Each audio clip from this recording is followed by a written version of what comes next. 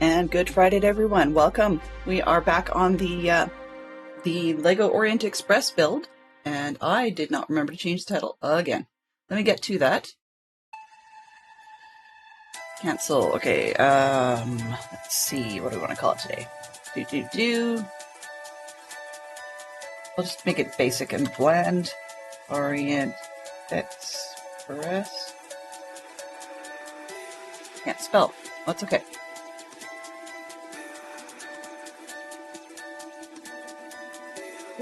I have to change topics because people get mad if I do Minecraft under the topic when I change the content. Close this one and that. There we go. All right, so we are changing it up. And it looks like that should be correct, crossing my fingers. Okay, so where we left off, I will give you guys a real quick overview of the pieces we have so far, excluding the track, because 46 inches is huge. So, start with the... Looks like we built the dining car first. Oh, upside down. Okay, need to change that. Overhead cam, where did it go? Lego. Hello. Transform, rotate 1E. There we go. All right. Hello, Fantastic Sherlock Fox. Good to see you. So, we have started with the Lego Express. We've got ourselves the restaurant that we began with.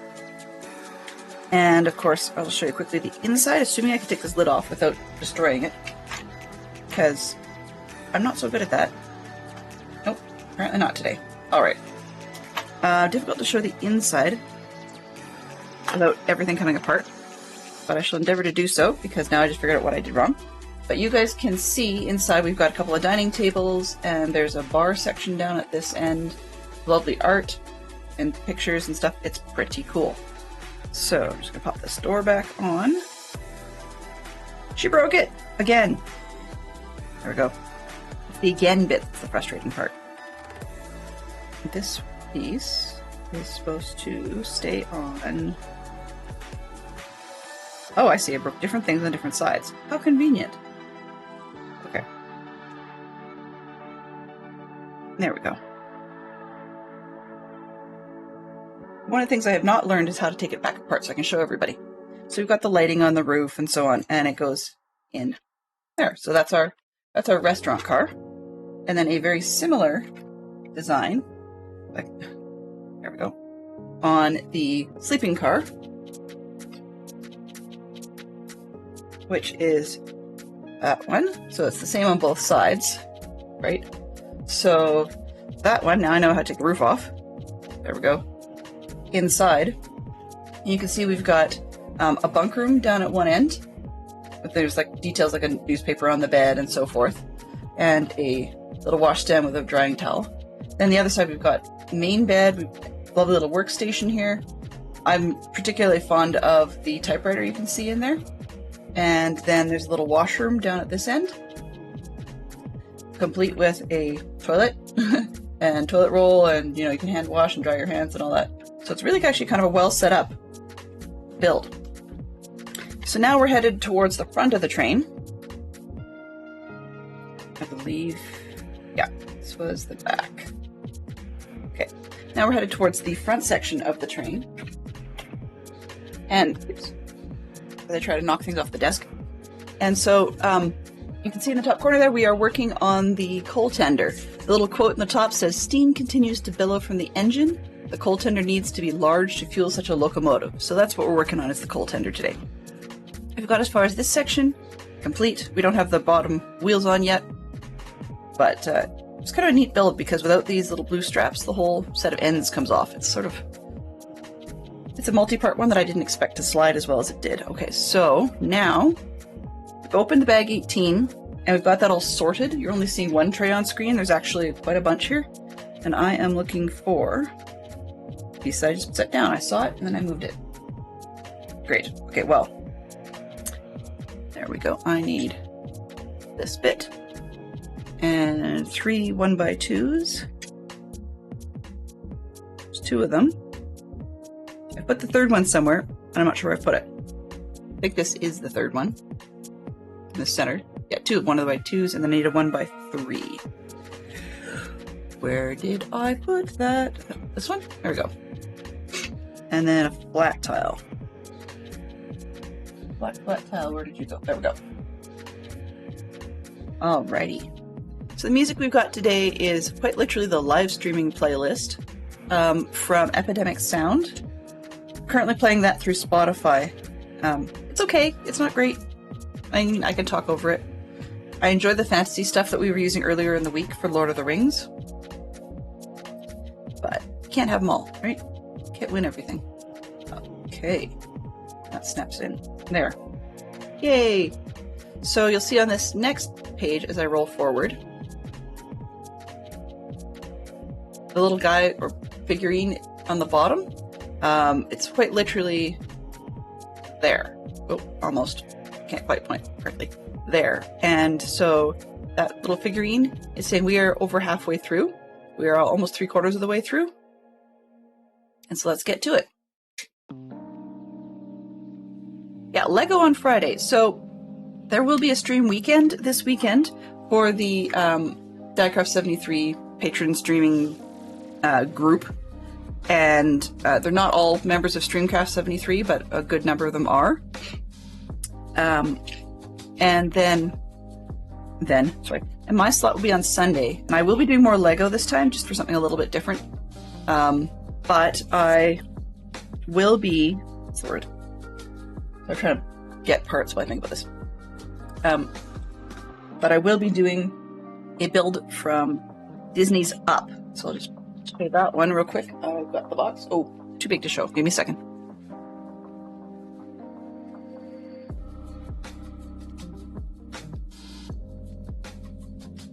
All right, so this is my plan for Sunday. And I don't think it's all going to fit on the screen. So we can start here. And yeah. So that's what we'll be pulling out for Stream Weekend. We'll be doing Up. And of course, Glenn Russell needs to build Russell, right? That's the key. No, just kidding. So we're going to build the house on Sunday and see how well that goes. All right. Today we're back to the train, working on the coal tender.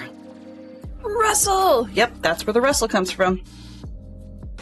All right, so we've got 1, 2, 3 for that one. I need one of these. 2 flats. Where did I put those? No. Okay, we'll get there when we get there, I guess. So step 1 is this one.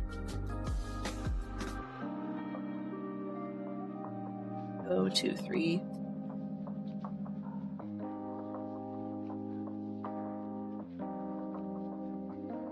And so I'm looking forward to that build on the weekend. I mean, I'm enjoying this one quite a lot, but I do need to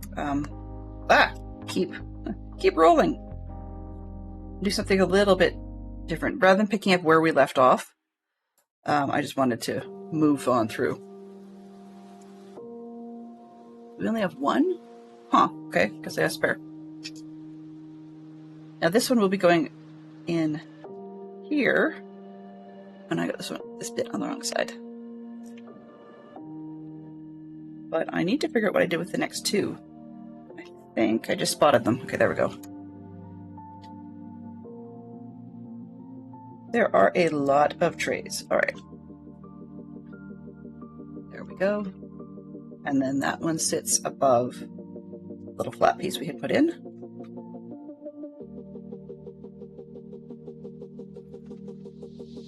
Does not feel very solid, so I'm hoping that we'll be able to improve that as we go. If you were expecting ASMR building, you know, with no sound interaction, unfortunately 'tis not to be. 1, 2, 4 of those, and 2 little teeny bits, 1 squares. The sound is good. Okay.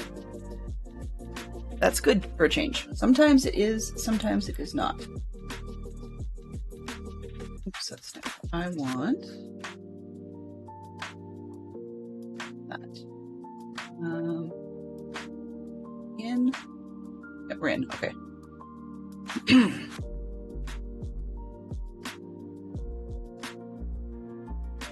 I have no idea where I just put that screen.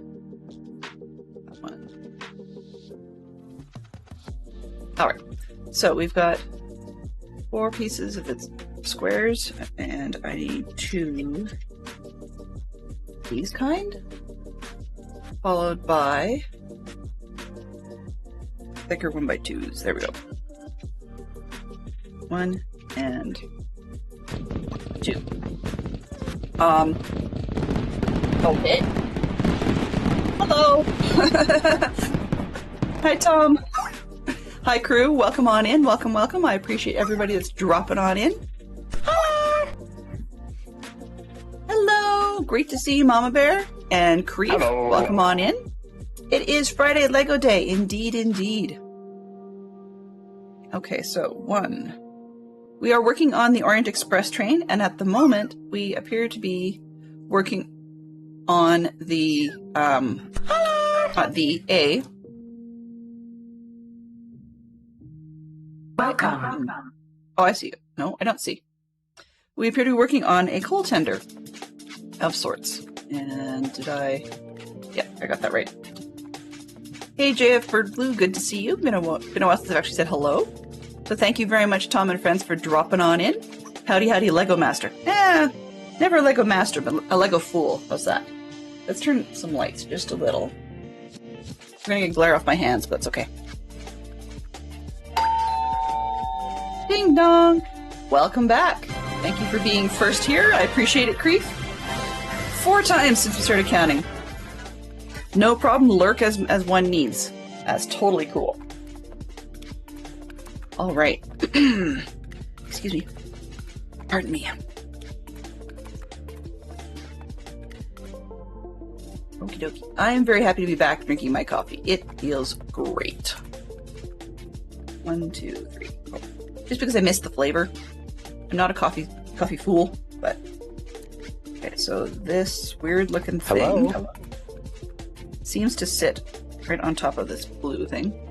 Hey Benson, good to see you. Hello.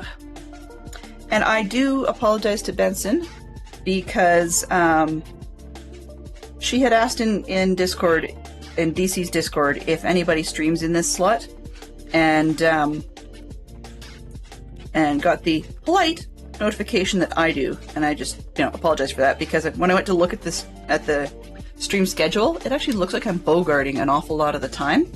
So do give Benson a follow. If we've got a shout out there, awesome. Do give Benson a follow, and if you see her go live, please, please, please do check her out. Her streaming is fantastic. She's really fun to watch, and if I could do 2 things at once, I would.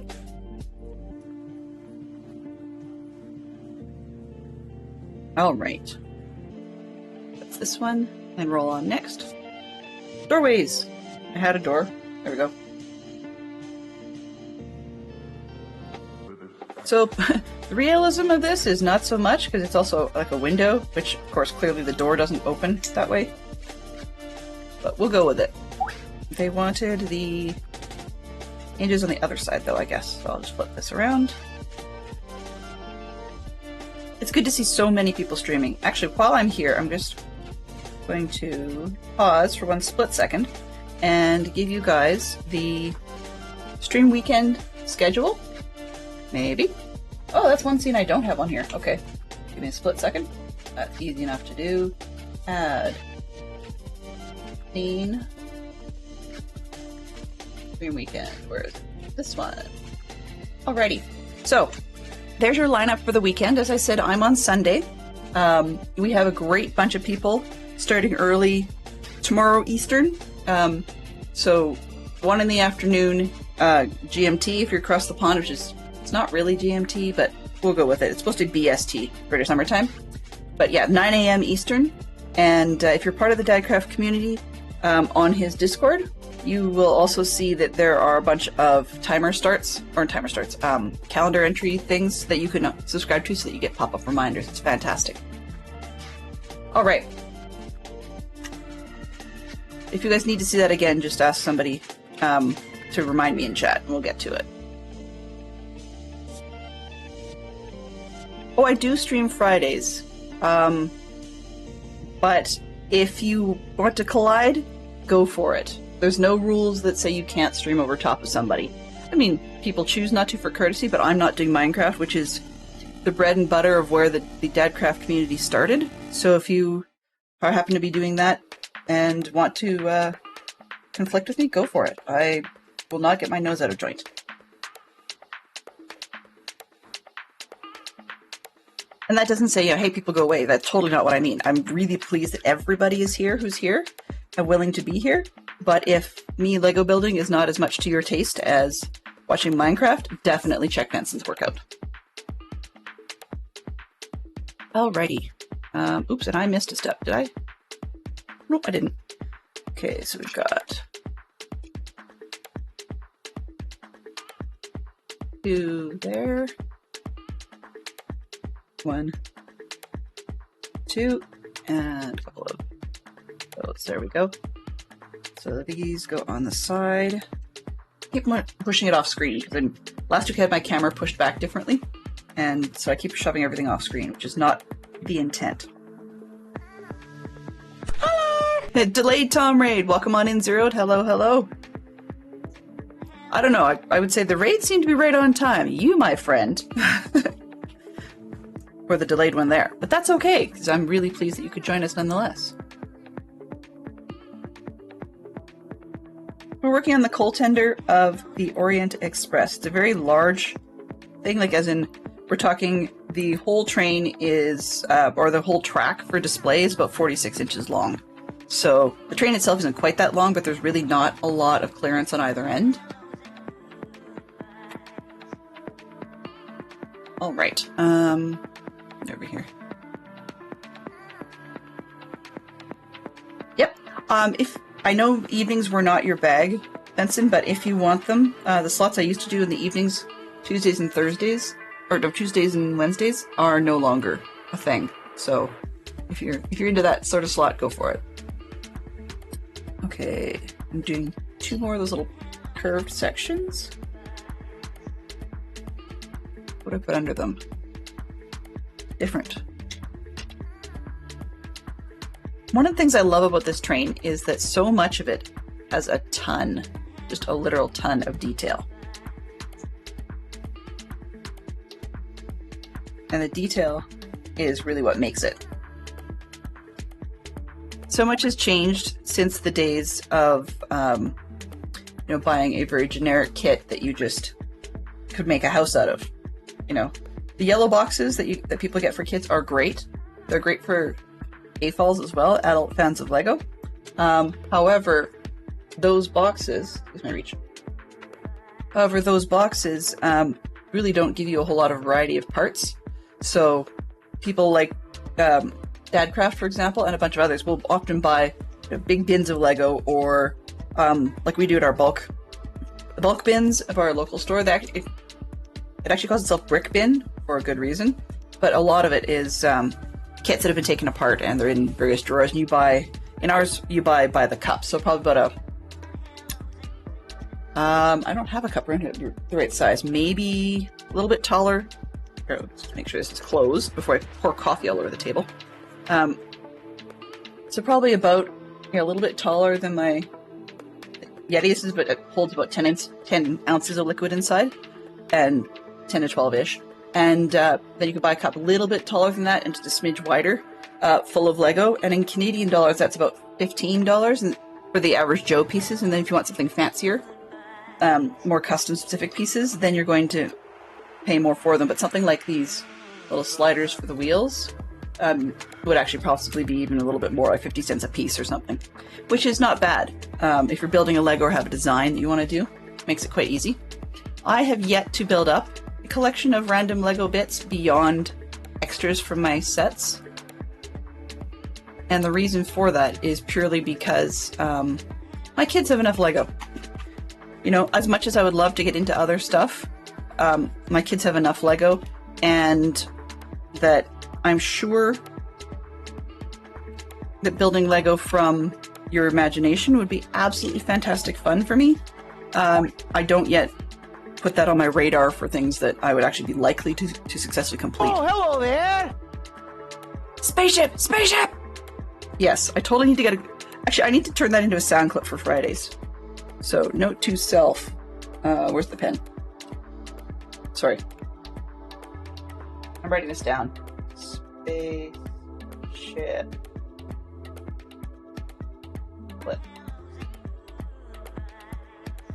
There we go. Quite literally just wrote myself a note on that one.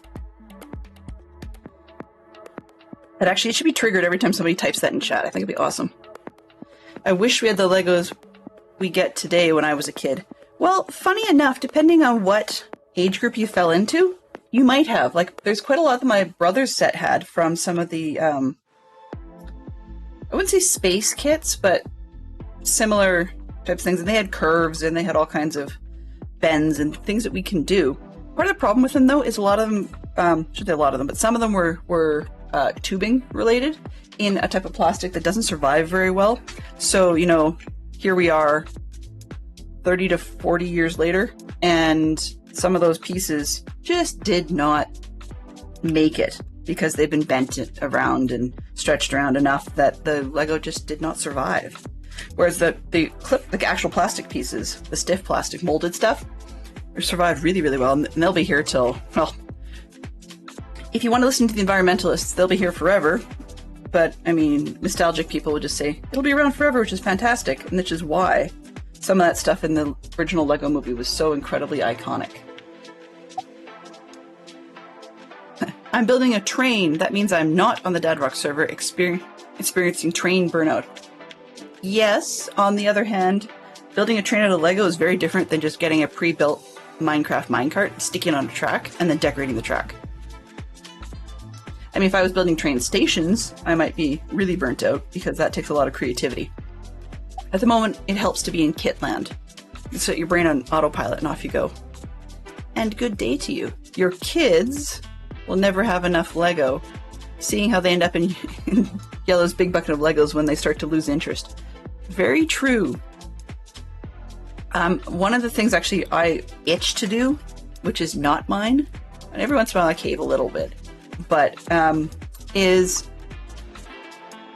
I'm not super organized in a lot of areas, but Lego pieces that are not currently being used, I'm very organized. And so it's one of the few areas that it drives me bananas when, I mean, the kids get new kits and stuff, but they want to build things themselves. Sort of like we see adults doing with no plan or whatever. Works fine. And that's what it's for. The problem is they go, I don't know if I can do it. Why? Because I don't have the right piece. Or they want to build an army of all the same color matched stuff, because that's as they do. And then they say, I can't find the right piece. It's like, well, do you actually not have it? Or is it possibly hiding in one of your unsorted bins? Well, I don't know.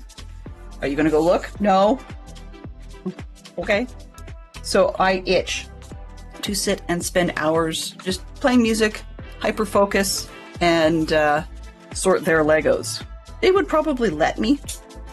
But then part of me goes, well, no, it's your Lego. It's not mine to build with. So you do it, or you do it with me. And yeah, well, that's not happening. Every once in a blue moon, my daughter will say, yeah, I'll sort with you, and do for a while. But then something else will get interesting before it comes time to put the bins away, in which case the bins are left all over the floor, and yeah. They don't get spilled. Their kids are good at that, but then they go, we don't have any place to play in the playroom that just has bins of Lego on the floor that can be picked up and put away like drawers.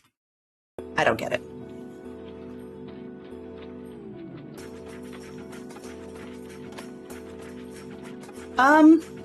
For the most part, I tend to organize by color as a default, because often I'll want to build a green whatever or a something whatever, like the color match. But the reason I don't do it by type is because I'd be tempted to do both.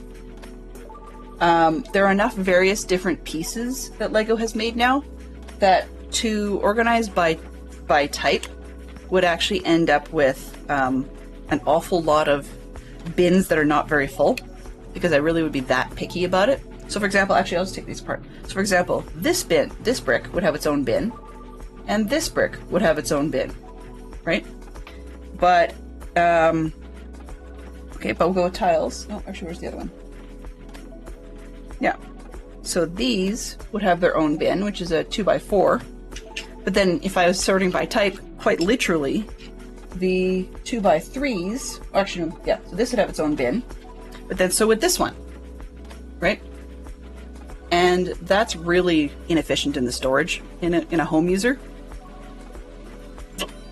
I am not President Business. There is no Craggle to be seen anywhere. But I definitely sort by color now. Though I will admit, in a smaller bin, like when I'm doing a build like this, if there's a lot of different pieces of the same shape, different colors, I will put them together. So I actually find it a lot easier when building a project to mix multiple different types. Sorry, pardon me, multiple different colors of the same type altogether. Because then it's a lot easier for me to see the piece I need in the background of the mixed colors. And it makes it far less tempting to dump the color bin on a surface in order to spread out and find the piece I'm looking for. How would, if Yellow was to sit down and sort all the Lego that ended up in the bin, how would you choose to sort it? I'm just curious. In the meantime, Fantastic Sherlock Fox says he misses some of the classic pieces like Space Police and Blacktron. You're right, there's a bunch that, those ones, if they're assembled, I don't want to pay the price for it, it's way up there. And if they're not assembled, and you're just buying individual parts, then the prices are still crazy. Like you wouldn't find a lot of those Blacktron parts or Space Police parts in some of the bulk bins. They would be set aside in the more expensive bins. I mean, we have some bulk bins, but often the more expensive bulk bins are either, as I said, the more custom pieces, or pardon me, lesser seen pieces, or they're the ones that are done in lesser printed colors. So, for example, you'll get these, these are navy blue, right? And they've got the studs on the top and on the side. And in a lot of builds, I tend to see these more in a light gray color, or because I'm into the Harry Potter Hogwarts Lego, you see a lot of these in almost a sand color now. And so that means that the blue ones might be less common, hypothetically. I have never checked to find out. I'm looking for, there we go.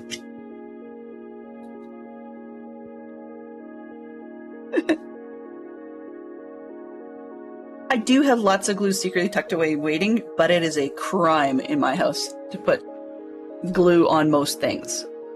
And I say that rather intently because one of the other things I used to enjoy was doing puzzles, as in jigsaw puzzles. And I wanted to put those, or would like to put those up on the wall. Obviously, I don't have enough wall space. Nobody does. But just about everywhere you read, people say, oh, if you're going to mount this on the wall, then you're going to need to glue it to the board. Excuse me, what? And they even make special glues for doing so, and I just, no, that's a crime. You don't do that. But, hey, no accounting for individual people's taste. All right. Well, funny you should mention that, Creef. It is, actually.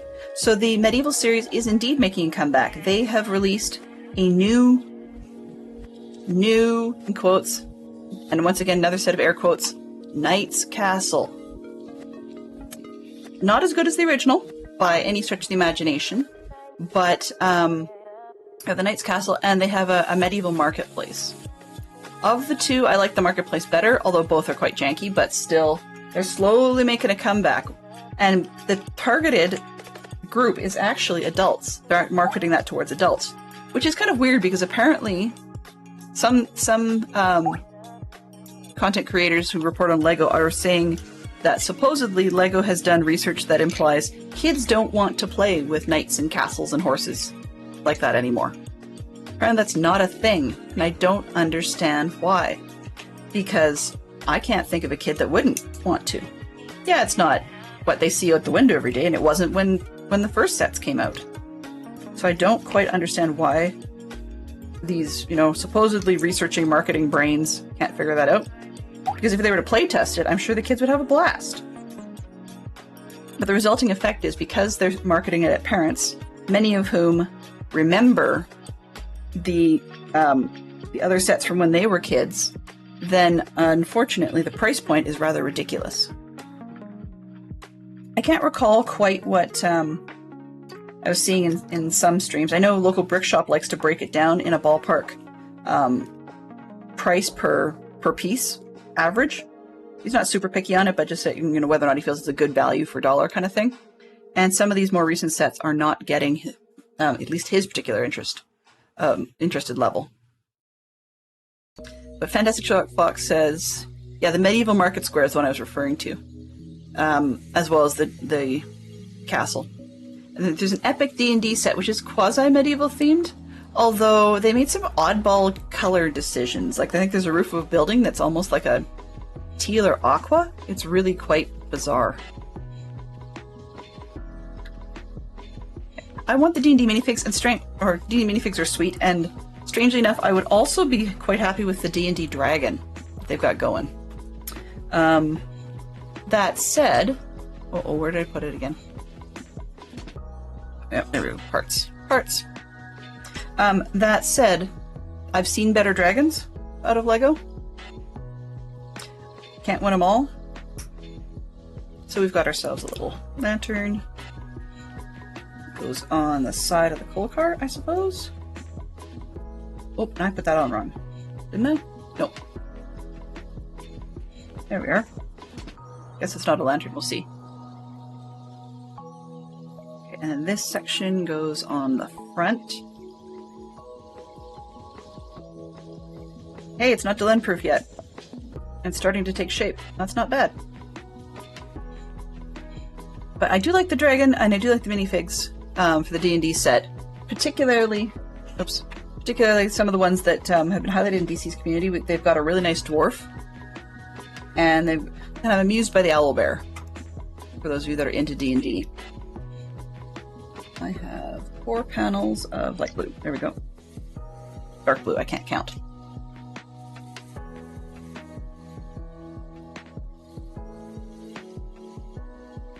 The favorite, let's see, Zero says, I think my favorite set I have is the Space Police Lockup Isolation Base. That's one I missed. I put it back together a few years ago, but it sits mostly in the bins. Since become kind of obsessed with the Harry Potter sets.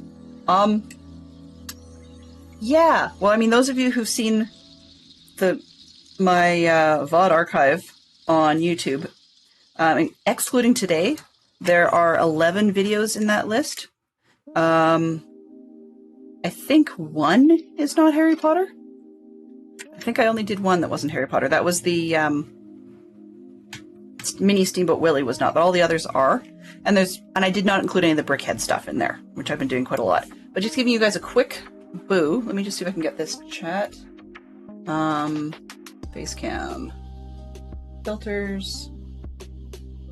Turn off this one. You're going to see a bit of a change just for a split second. So this is my very messy room. And you can see there's Lego and cameras, but almost... I've got 2 of the Squishmallows sitting in there because you can't actually see what's to the right under the hat. But that whole set of shelf, that is all... Bad hair day.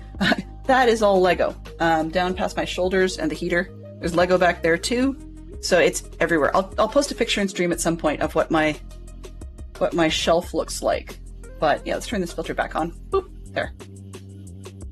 And go back to the Lego. So there's just a bit. Camera doesn't catch the top shelf. Oh, okay. Give me a split sec on that one. Chat. Filters. Let's take that off again, and we'll go back to chat. You're right, it doesn't catch the top shelf. Give me a split second. So we can get that in there. So this, way up top. There we go. A little bit. So you can see up there, I've got some of the sets. Just a few. And then it goes all the way down. if I can close my preview, there we go, and turn a little bit to the other side. Yeah, so that we can't really see it too well, but there's some Lego sets in there. So yeah, I have just a bit of Lego that I like. So I'm a little bit of a Harry Potter nut. We have a few more sets, as you can see back there, that need to get built. Sitting to my side, so I'll show you one more time actually for those of you that came in, is for this stream weekend, my plan is non-Potter, which is nice, just for a change. I was going to keep working on the Hogwarts Express, but we'll see how it goes, how far we get today, and it's unlikely it'll be on the weekend. But for stream weekend, the plan is we're going to do Disney's Up House, the balloons, and we get all the way down to Carl and Russell. So yeah, and with Doug, you know, squirrel and all that, and yes, a squirrel. So that's the plan for my slot on stream weekend. Is we're going to build on this one. Only thing I might decide in advance, and I may open it up in advance, is just to do the first bag of sorting off camera, just so that we can jump right in. But sitting beside me, I have waiting 2 brick heads and a halfway through Harry Potter McGonagall, as well as I've got the Quidditch trunk. Not my favorite Quidditch set, but I'm really glad to have it because I really like the theme. And then I've got the Hogwarts Ministry of Magic, and the 2 unopened ones you saw on the back shelf. Just look over my shoulder. Okay, so we've got the Battle of Hogwarts and a Hedwig the Owl statue that's supposed to move. So when I finish the Orient Express, I'll probably put up a poll in my Discord just to say, hey, what Lego set do you want to see me start doing on Fridays? And mostly Fridays are going to be my Lego streams, but I will say in advance that some of them will get cancelled. Unfortunately, it's just a fact of life, because I enjoy being a scout leader for my kids, and we will have, you know, as the weather gets better and better in North America, we will start having camps for the kids coming up, and that just means that when I have to leave on a Friday, I don't really have the luxury of the time slot available for being able to do Lego. It's a shame, because that's really great for my sanity, particularly before I go out to a stressful event like leading a camp. But, you know, can't win them all, right? Okay, so oops, bit of dust. But that's what we're at with the Lego. I'm super enjoying it. One of the other things you probably couldn't see is I've got a shelf that's got some brick heads on it. I'll take some shots of that later. But it also has, I got from Fantastic Sherlock Fox, I was given one of the smaller rose sets for Valentine's Day, which was really awesome. And he 3D printed a vase for them, which was super cool, with a dual tone filament, so that when you rotate the filament, the vase changes color. So Creative Fox comes up with really awesome creative ideas. I build kits, you know, and I enjoy it, and that's the important part. I'm trying to grab the next part, but it's round, so it's kind of hard for me to get a good grip on. There we go.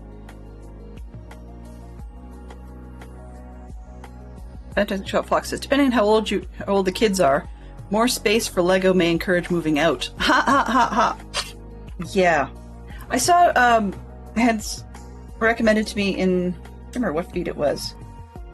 I have read offline stuff that's been stuck away for ages and ages, but because of what I read, I had recommended to me a quote-unquote article on some guy in the US that has bought one of those weird little, like, 100 square foot tiny houses to go in the backyard, and all it does, he completely gutted the whole thing, and all it does is have shelf after shelf where he can barely fit between them, to simply store his Lego collection. So that's probably what would end up happening in our house if we had to do too much more in the way of Lego storage, simply because we are starting to run out of walls where the Lego storage looks reasonable.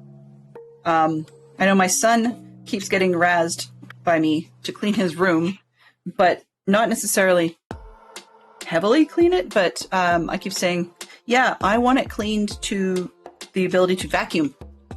And he cleans up enough that we can vacuum, but that's it. And part of the reason for that is just that he's just got so much Lego that it no longer fits on his shelves. Although I'll admit, sometimes he borrows pieces from his Lego, and then the partial chunks still sit on his shelves.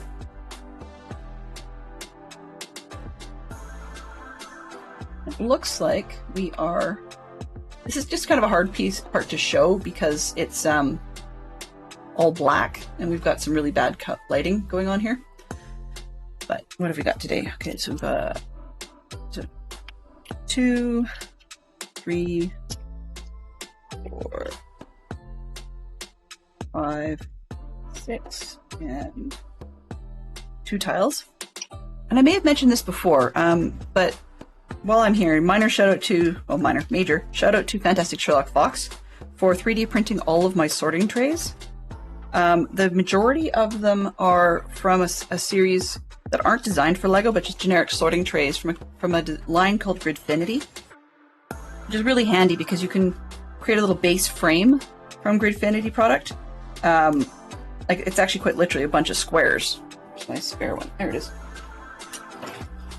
I didn't bother trimming this up nicely just because it's the base. But yeah, it's got little squares, which are about 1.5 inches, I guess. And then you can print a whole variety of different sizes of trays that fit in them. So like this one that you just see off the edge of the screen here, it's a nice little 3x3 that just sits in the tray so that they don't slide around. You can put magnets in the bottom of them. You can get solid bases here. You can put magnets and all kinds of stuff. But I find that helpful because it doesn't slide away. But we've got, like there's 3x3s. You know, I've got 2x2s that are shallower. I've got, 1x3s. So those are what I use most of the time. And then I've got some tiny ones. Let's just set that sideways.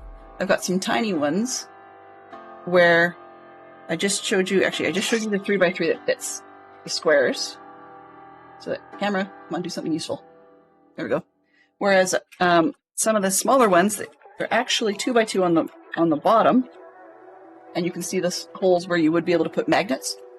But instead, they're smaller, right? And they can even stack to each other, which is kind of nice. So as I'm putting things away, I just, stack up the little trays. So it's kind of handy.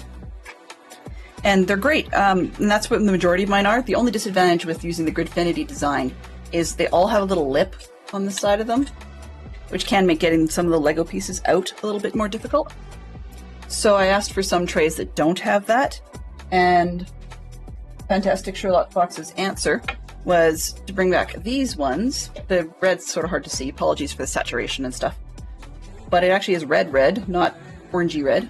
And those do not have a lip on them. And I'm careful with them because they're flat on the bottom, but they don't stack. As you can see, they don't have any ridges or whatever. But they're super, super helpful and super easy to do. So it's another one of those things that, those of us that are familiar with DC are aware that he 3D prints quite a lot of different things.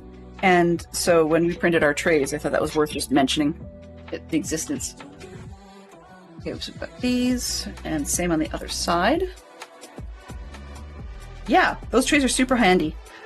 Prior to that, actually, for those that prefer to purchase things rather than print them, or you don't have access to a printer, my recommendation, and I'm just going to finish this step first before I pull up the next parts. My recommendation is actually to go to your local, it might be a Hobby Lobby, I don't know if they have them, or Joann's, I don't know if Joann's has them, but in Canada I like to go to Michael's, and in Michael's they have what they call photo organizers. You can usually get them in clear, but I also got 2 in, they're sparkle colors, just because I like the sparkles, and they were on sale at the time. But then it's just a photo organizer, and so if I end up with a big bulk thing, so if I'm going to do it open, I've got the 2 trays, right? But if I'm going to close it up, because I've got I'll do Friday stream, and then I would need to do something else in the afternoon and clean up, so I can just close them up. And they also, if you buy a whole set of them, a lot of them will stack. I mean, they have little ridges, so they can stack vertically, right? But they also will fit into a big drawer system. I only own these 2, but I bought some for Scouts we use for badges, where they fit into a big drawer system, so you can actually have a big carrier box for a whole bunch of these photo-sized ones. And what I mean by photo-sized is they're about 4x6, so you can put the old, dollar photo, not dollar photo, 1 hour photo type sizes in there. So that's super handy, and that's my recommendation if you're going to purchase. But also, I mean, do check out your dollar stores as well, because I had discovered that some of the cheaper embroidery thread sorting boxes, so they have about a 1x2, I guess, maybe, 1x2 inch slots to them that are unmovable, but those ones work really well. And I mean, people have said for years and years, they talk about the boxes at a hardware store. I've got one that I bought from a hardware store because I ended up with too many Harry Potter wands, if you'd believe that.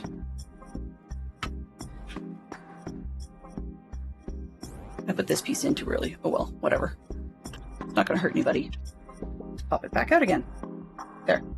But I bought one box from a hardware store because they had too many Harry Potter wands.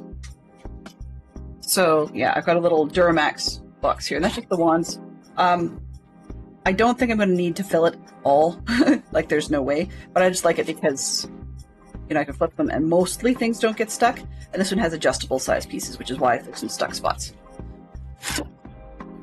But that's I collect it, store it. I've loaned things to Fox quite a bit when he was building his Stranger Things set. So the dollar store sized ones, like these were the embroidery ones I think I picked up at the hobby shop.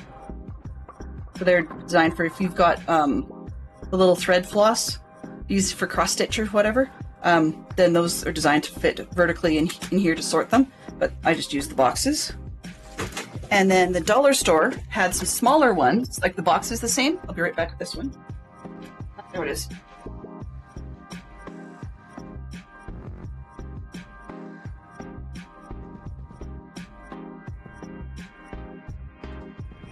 The dollar store had some where they're smaller and they're a little bit configurable. Once again, designed for embroidery thread based on the width. Come on, camera. There we go. But as you can see, I'm not hanging these, but as you can see, they're a great size for putting a minifig in. So I've got some that are sitting weird angles because of their hair and stuff, but if you take a look at, say, let's see, I have a full-size one. Okay, so I've got a Dumbledore in there. Right, that's your standard size minifig. I was going to pull out one of the Harry Potter kids, but often they have short legs, so that's not a good comparison. Actually, that one's not bad. The Cho Chang's pretty much the same size. So, that's not Cho Chang, that's Alicia, I think it was. Anyways, but they fit quite nicely. And what I mean by I didn't want to pull out a kid-sized one is, for those of you that are familiar with Harry Potter, Professor Flitwick is notably shorter, and so he fits in here beautifully, but then again, so does Dumbledore, so he just slides right in the slot. And that's really handy. The ones that don't fit are ones with crazy tall hats, so this McGonagall fits in a sitting position, but if I have her standing, she doesn't fit, right? I don't know why she has a bagel in her hand, that's just what she came with, so I was just going to go with it. I think it's part of a Hogwarts Feast reference. So, yeah. But those are the ones that I'd pick that up at quite literally the dollar store. In Canada, the one I was thinking of is Dollarama. And that's how I store some of the minifigs that would fall over on my shelves when I'm moving things. And I do intend to sort them at some point. But some of the minifigs are in here and some of them stayed with the sets that I built because they just diorama away and look great.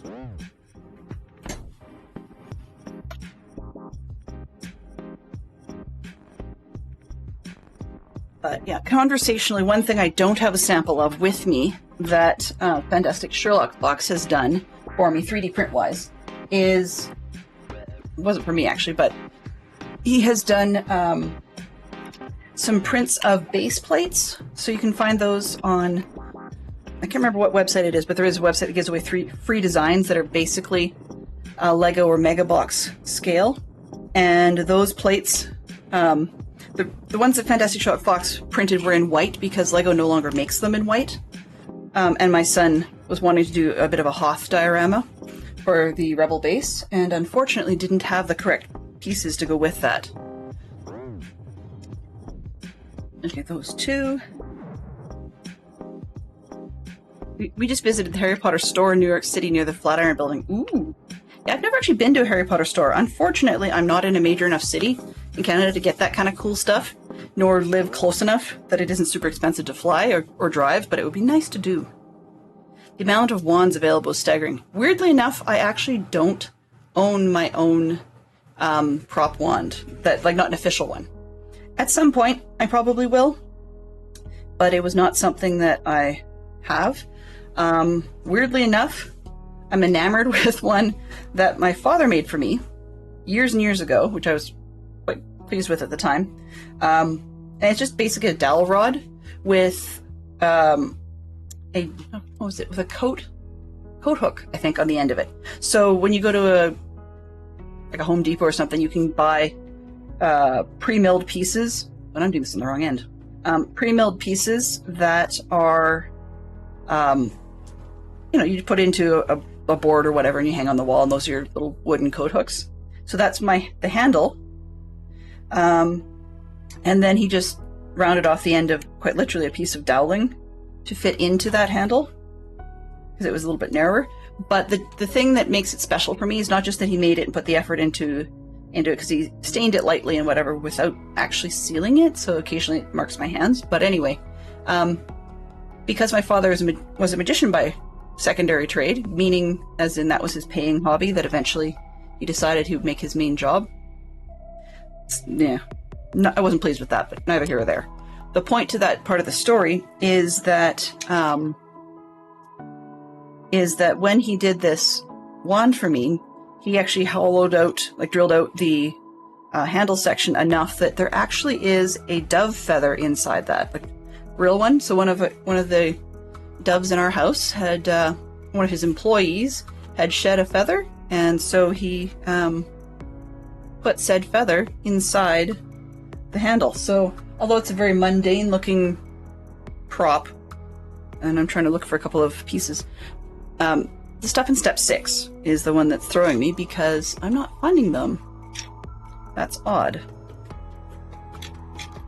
Anyhow, yeah, so that's my thing. But my absolute favorite character is McGonagall, so if I was to have one of the professional ones, it would probably be hers. Although Luna Lovegoods looks pretty cool. But my daughter was into that, and I think I bought one of those for her. I'm not sure where it got to. And if she ever decides she's totally not into that anymore, Mom wants it. Mom wants it back. There we go. Someday I will go to, I would love to go to, probably Orlando, I think, I've been there for Disney World, but I would love to go to Orlando at some point and see their version of the Harry Potter thing. What do you call it? Magical World of Harry Potter, I believe. However, that said, it's Florida, and I'm not particularly enamored with bits of Florida at the moment. And B, more importantly for me at least, that I want to hold off until Universal has finished their next expansion. They're working on Epic Universe at the Universal Orlando, and Epic Universe is going to have a world based on Ministry of Magic, and like the Harry Potter Mystery of Magic, and why am I forgetting it? Paris from Fantastic Beasts. So I'm looking forward to that. And I would love to visit that section as well. I mean, if you're going to do it, you make a whole theme out of it. But I mean, if I ever had oodles of money, which is, wishful thinking, I might go to England, and there are themed routes and tours you can do that are, Harry Potter themed, which would be great. I mean, that would be my thing. But also, I'm a huge fan of Sherlock Holmes, which means there is tons and tons and tons to do throughout England. And a little bit up into Scotland. Whether it be filming locations or whether it be story locations or whatever, there's a lot. Community meetup in Orlando. I don't know. I'm actually surprised we haven't had a sub-community meetup in California already, because, I mean, there's enough out there. Right? There's definitely enough of our fine friends in California. You've had lunch at Universal but never been to the park area. Oh, that's probably, yeah. Fox gets all the cool trips. I know it sounds weird to say that, but one of the trips I went to Disney World was because Fantastic Sherlock Fox was going down to a conference that they used to hold at I think it was at the Swan and Dolphin Hotel. It's a big conference center. And so they were having a security conference down there, and he was down for that. But it was convenient because, of course, Swan and Dolphin, although it's run by, or was at the time, I don't know if it still is, was run by Westin Properties, Westin Hotels.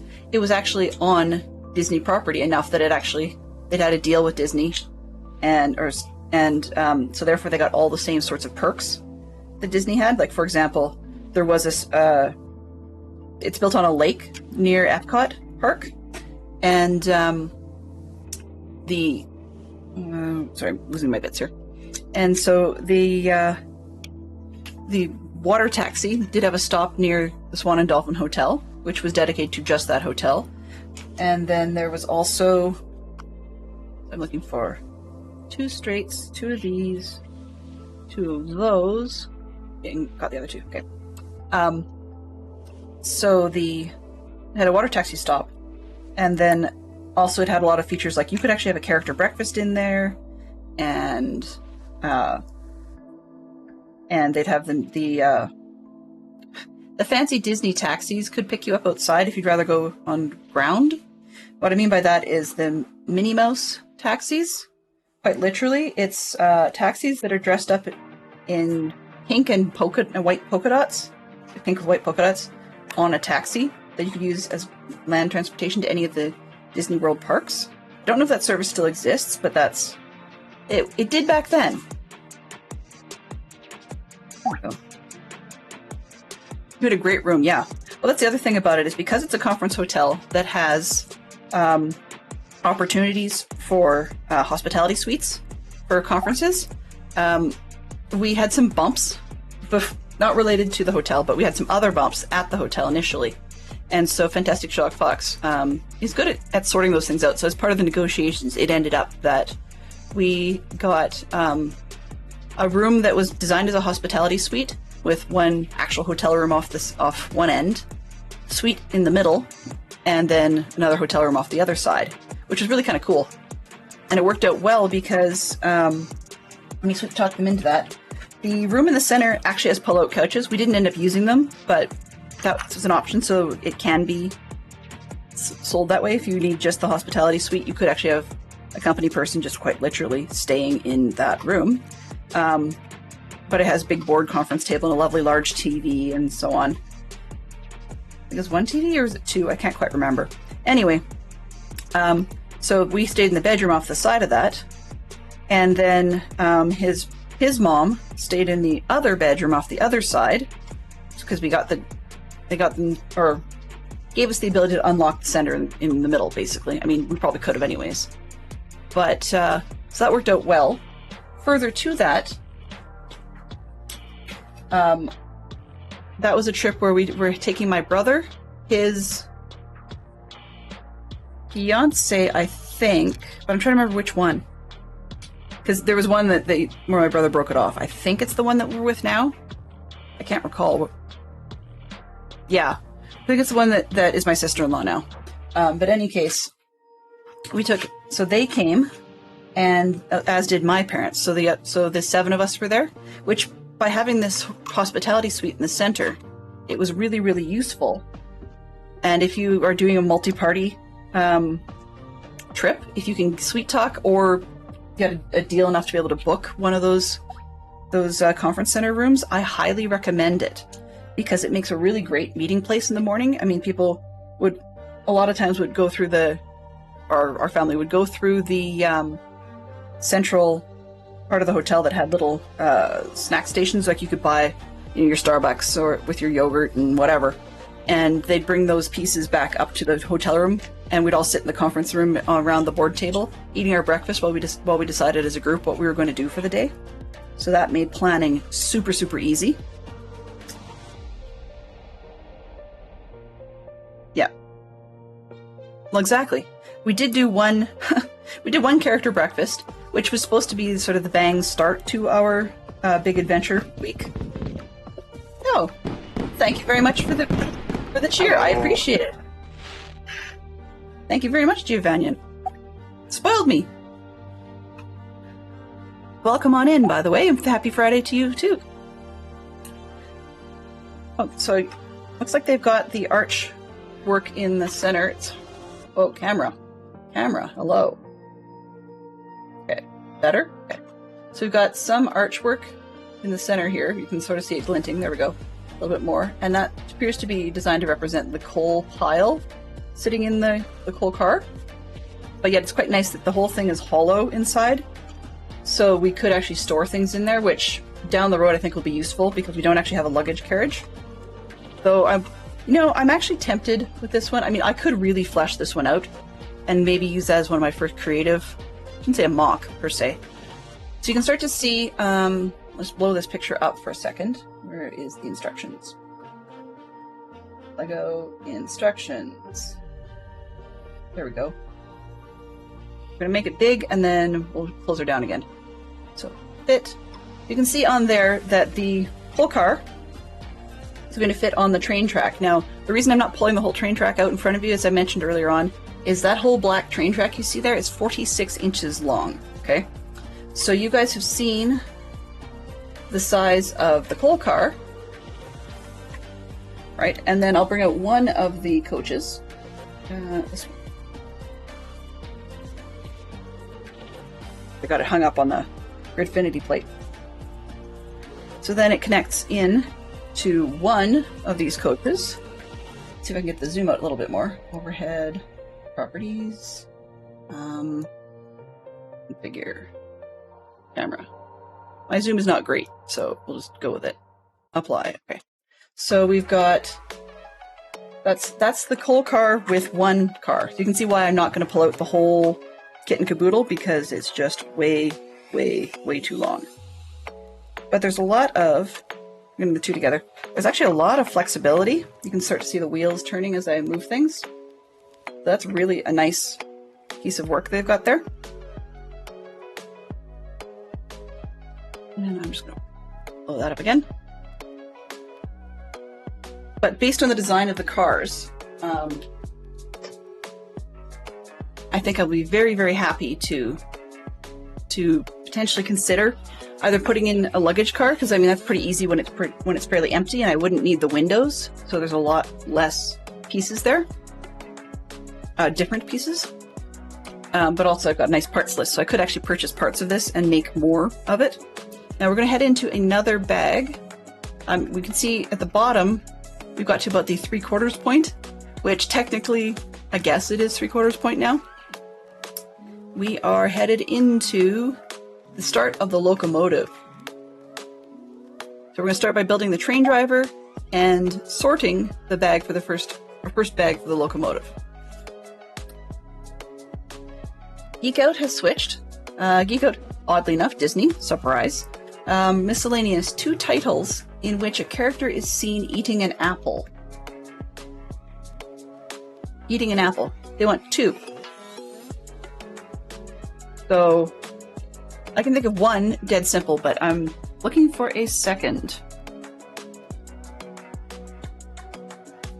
Bag number.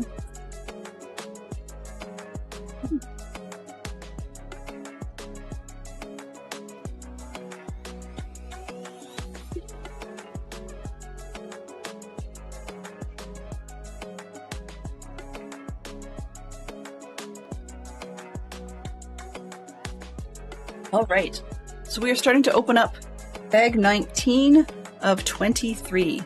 Tangled, that's the one I hadn't thought of.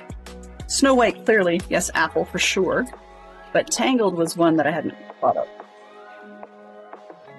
Sorry for all the ASMR noise. Apologies, floor.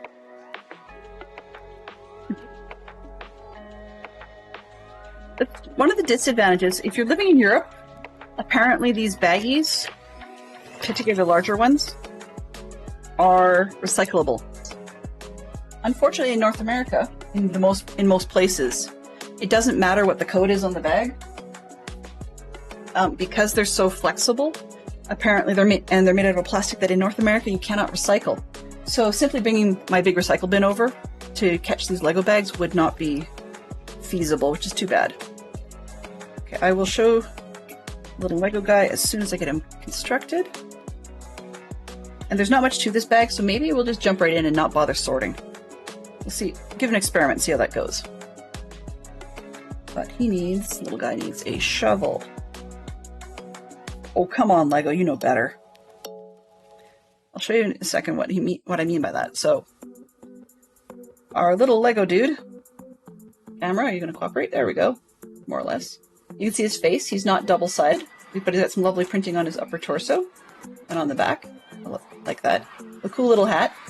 It's not quite the train hat we think of, but I'll give him credit for the print because they also use that same print with the conductors. Now, if I can get this to actually show again, or to properly focus again, maybe. Nope, guess not. Camera.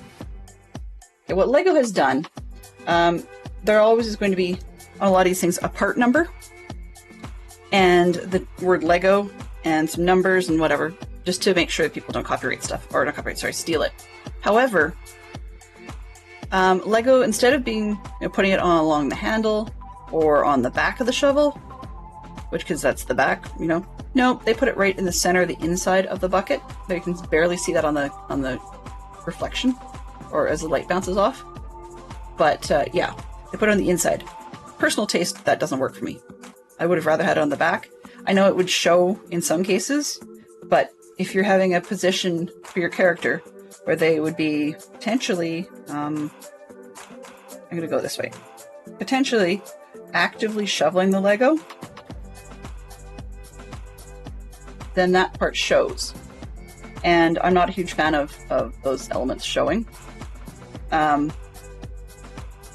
Often those spots are also in tandem with the little flaw you'll see on the back, because it's a injection molded print. They've got to have a spot where the plastic comes in. But that's okay. So this is our train driver, and it says in the little quote on the instructions, train driver stokes the fire and keeps the engine in fine health throughout our journey. All right, he'll join the other minifigs. Now, let's just sort this pile. Instead of digging, and I'm not going to put it away, I think. I'll just sort it so I can find parts. It shouldn't take very long. And sort the same sections over and over, because, I do. These plates. These I need to buy a whole ton more of. They often come with minifigures that are collectible. And, of course, you'd stand the minifigure in the center, and then they just work as little display pieces. That's not what this one is for. But I need to buy a bunch more of those, just because if I'm going to be using some of my minifigures in dioramas on the back shelf, I would like to be able to not have them fall over from time to time. It would be helpful. Alrighty. And that one's got holes with holes. Okay, mental note, give me a sec. I need to write down with holes.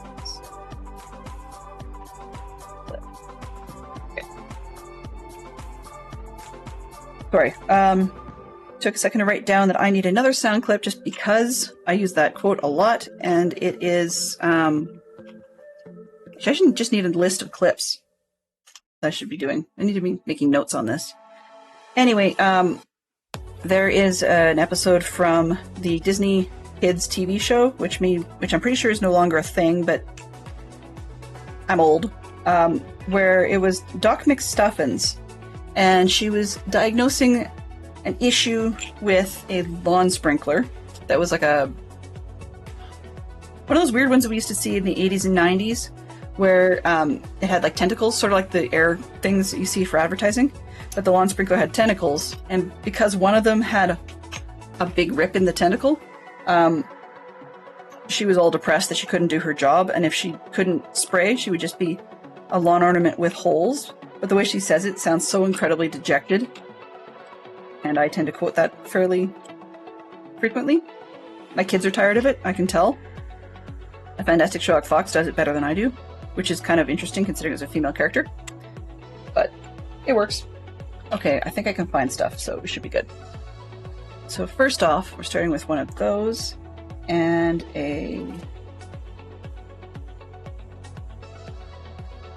the square with a hole in it. That's the thing. I'm finding squares. Oh, there. I didn't see it with the hole.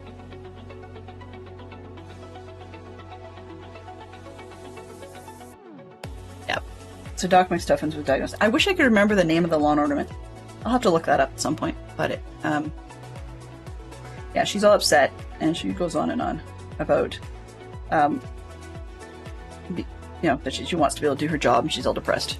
And so Doc McStuffin is trying to help her, but she says that she'd be a lawn ornament with holes.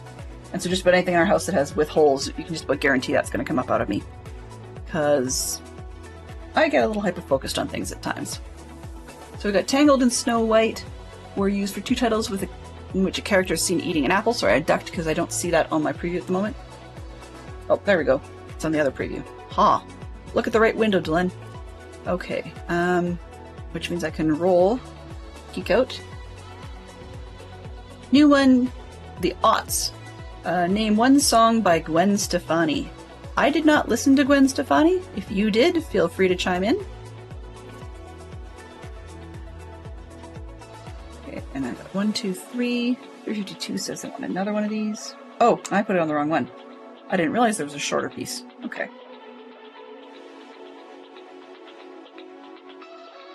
One step forward, 2 steps back. Now, how I should have known this, I'll show you real quick. Let's start where I put them. Oh. Normally I have living here my Lego measures, but I do not know where I put them. Anyways, easy way how these are measured is this one, I'll use the blue piece to show you, is quite literally how many bumps long is it? Right, so we've got 1, 2, 3, 4, 5, 6. Whereas if I had actually read the instructions properly, it says on the instructions, which you guys are having trouble seeing. Let's see. This one. So it says on the instructions right in the center that we've got a number 4. So it should have been a 4 stud long piece, which, grab this little one, and we can clearly see that it's 4 bumps long. There we go. So I should have used the 4 bump piece. But I actually have a Lego measurer that I can put these things up against. Fox printed 2 of them for me. It's just, I've got enough mess, as you could probably see from that chaos we showed earlier, that I'm not particularly sure where I've put those. Ah, there they are.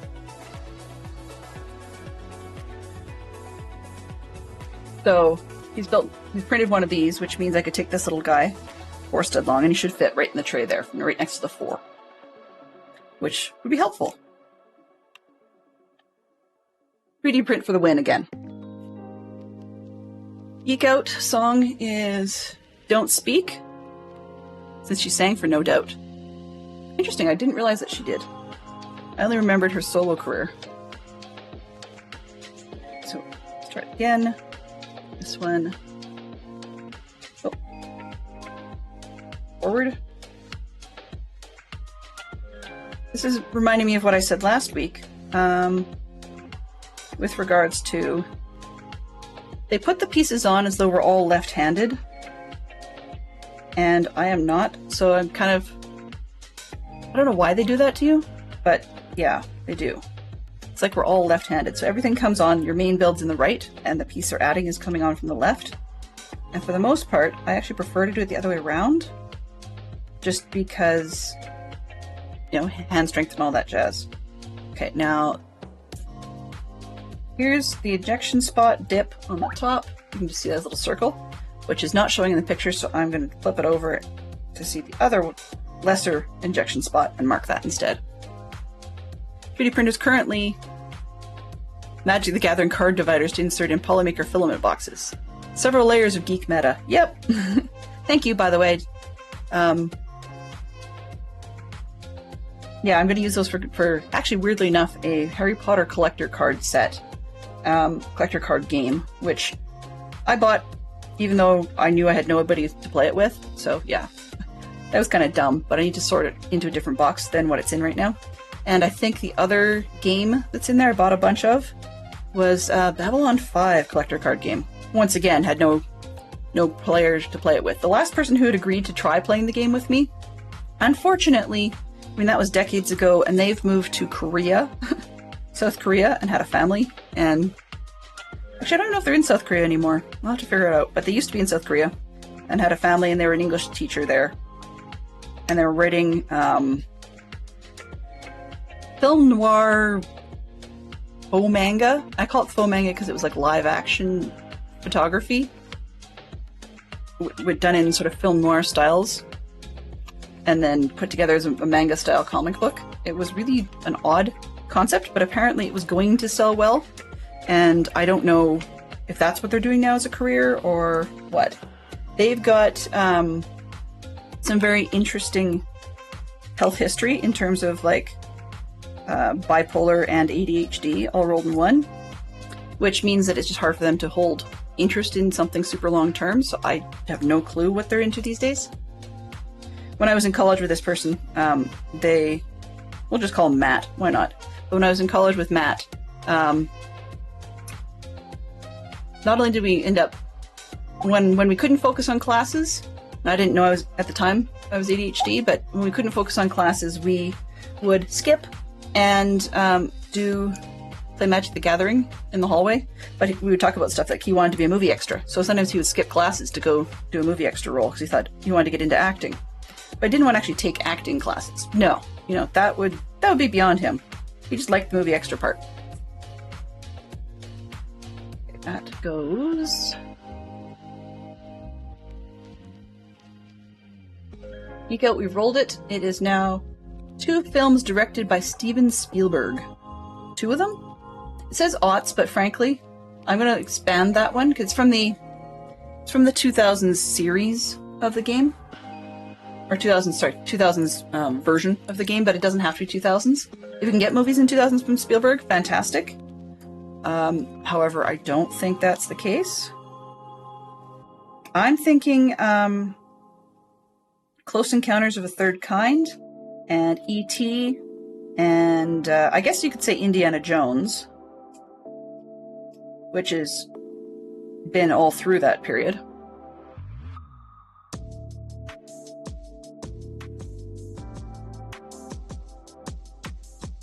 So, yeah. That one's been rolled, I guess. Good question. Good question. My dad used to be a super huge Spielberg fan, so maybe he was? I'm not really sure. Okay, 6. 6 blank. Stopper on, and a wheel, and another one of these for the center.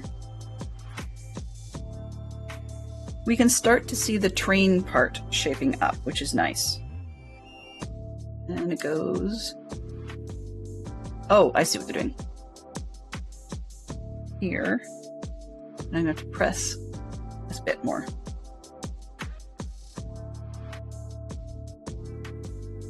There we go. The spinning wheels are on the opposite side.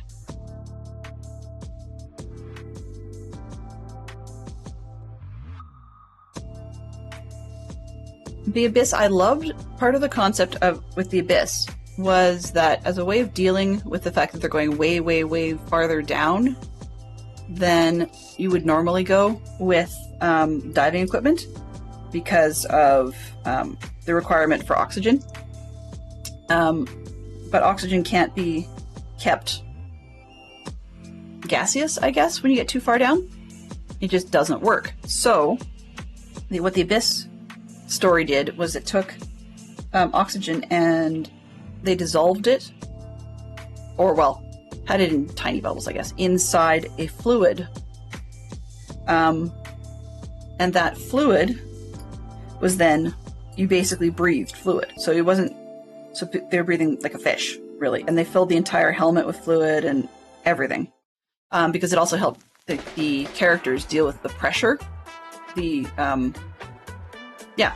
physical pressure of being way, way, way down deep. I think they're supposed to be exploring the Marianas Trench or something similar. Anyway, by doing that, but what I really liked about it was that I managed to pull it off when, as a fan of special effects, physical special effects, I know that definitely we can't breathe fluid, or at least we wouldn't be doing it for actors. Like, it's not the kind of thing you would do willy-nilly if that technology is a thing. So I was actually quite impressed with the way they did that, because it was crystal clear like you have inside a helmet, so they made sure it was never fogging. There was never any condensation on the inside of the helmet. But of course it would be all gooey when they took their helmet off. It would spill all over the place. And they'd have issues, coughing up the fluid as part of the character doing their thing on screen. And I was really impressed to see how the actors managed to put up with that, because that would drive me nuts.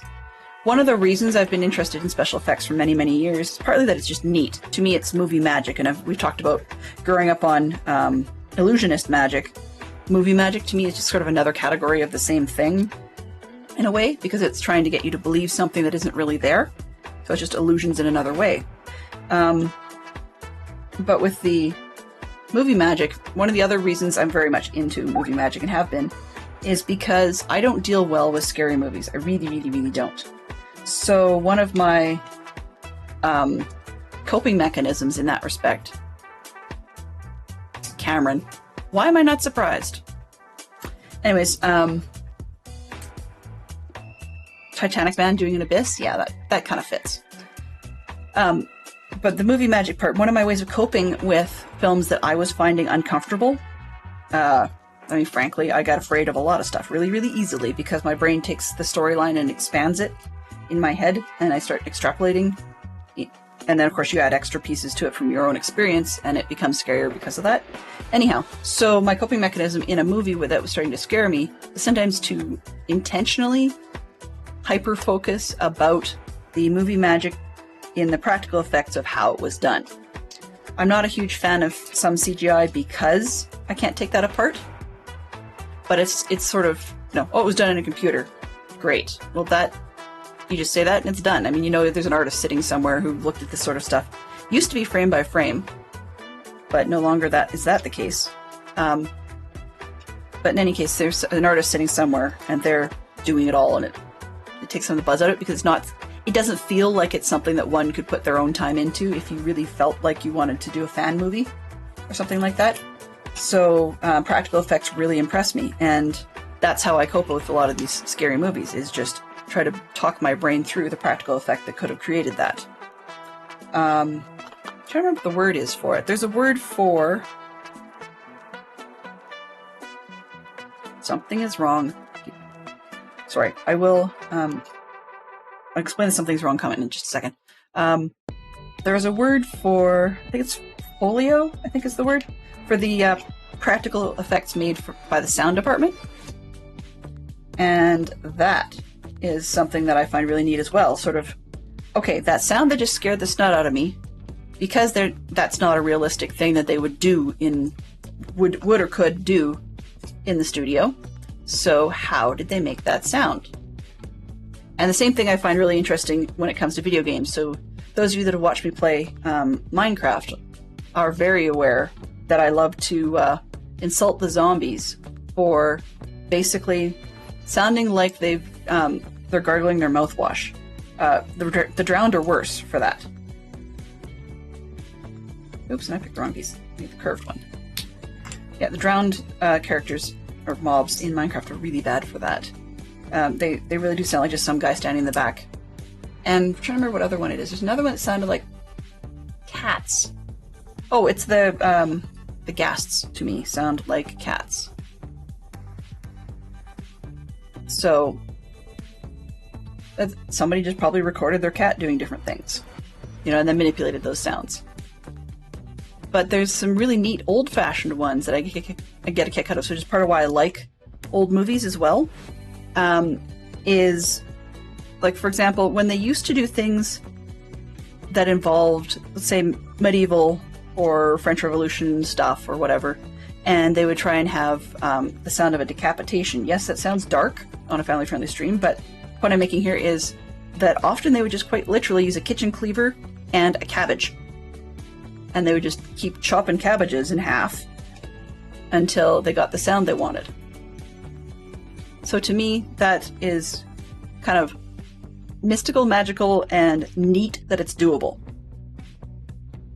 Part of the reason I turned my focus to that type of quote-unquote magic, I guess you could say, is also because I know a fair bit, not everything, but I know an awful lot about the how it's done in behind illusion magic.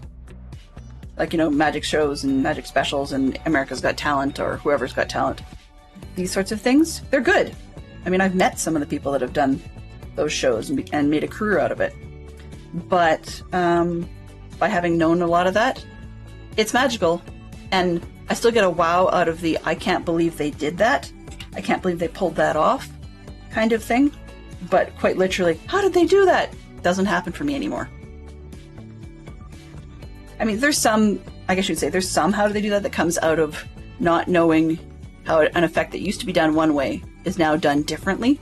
So if you watch something like old episodes of Fool Us on YouTube, you will see quite a lot of things where the boys or Penn and Teller will try to drop hints to the magician about how they think the trick was done. And then sometimes where the fooling comes in is related to the magician saying, yeah, while I agree that it could be done that way, that was not how I did it. And then they have sort of backroom proof. They have to write it down in a sealed envelope that sits in like a producer's studio in the back, so that if the boys disagree, they can get word from the back room that's where the guy will open up the envelope and be like, nope, actually quite literally, the magician is right. He didn't do it the way you thought he did. So that sort of thing intrigues me, because how people think things are done and how things are actually done are sometimes different. Let's see. Let's roll. So we talked about Spielberg movies. Next up, we have a live-action Disney theme. Name one title with a spooky theme. Really? Really? Spooky is all relative, but I would say supposedly Hocus Pocus, maybe? I'd love to hear more. I mean, live-action remake would be a version of Snow White. It's not really a spooky theme, but the idea is that the queen wants to kill Snow White, so no spoiler. If you haven't figured that one out by now, then I don't know how old you are. But I'd say that's kind of a spooky theme. Doesn't even have to be, as I say, doesn't even have to be for kids, but being Disney. Now in this case, it would be Disney proper, not the other properties they owned. We've talked about this before, but I'm not familiar with all the other companies that they have produced under, but I think Miramax was one of them for sure. And so stuff like that. I mean, they can do a lot of other things with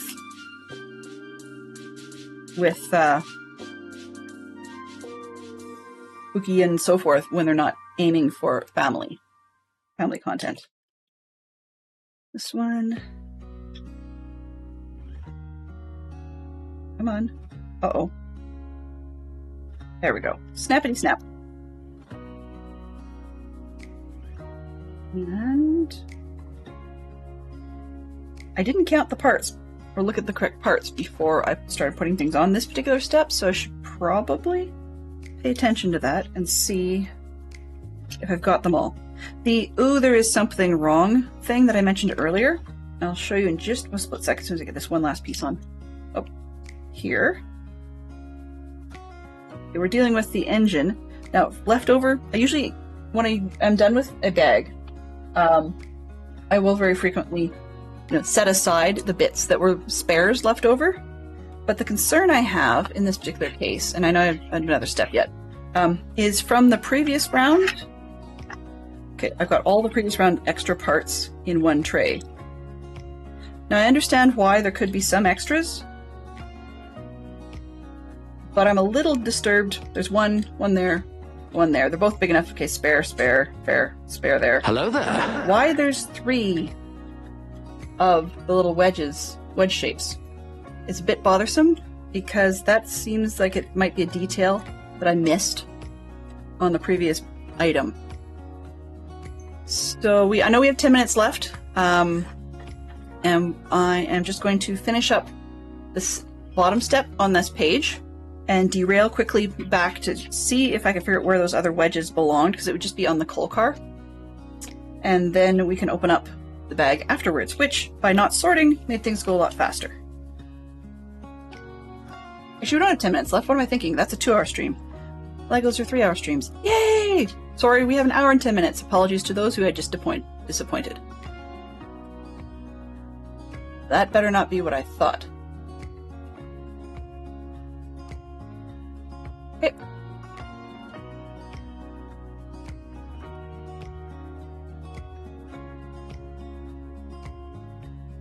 Hey, Lyric.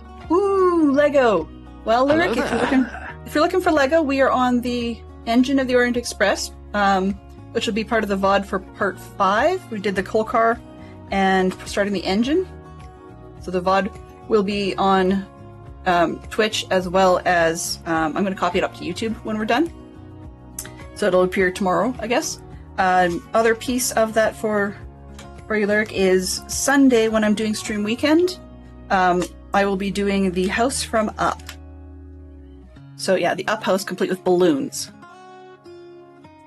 Yeah, the autofocus is a bit janky. Today it's working. I'm actually pleased with the coloring. My face is a bit weird. Let's turn up this one. Let's overflood me a little bit more. There, at least we compensate for the table. A bit more orange. And now I can look like a Cheeto. Ah. Shazam. Yeah, we can go overlit in general. Alright, so, but yeah, I will be doing the house from Up on Sunday as part of the community stream weekend. So that'll be a good one. I'm looking forward to that. Yep, there's a stream weekend this weekend. If you've been watching the bingo competition, there's a bingo semi-final this evening. And then tomorrow, starting at 9 a.m. Eastern, is the stream weekend of the usual crew. And then there's a whole bunch of reminders if you only are able to catch specific ones.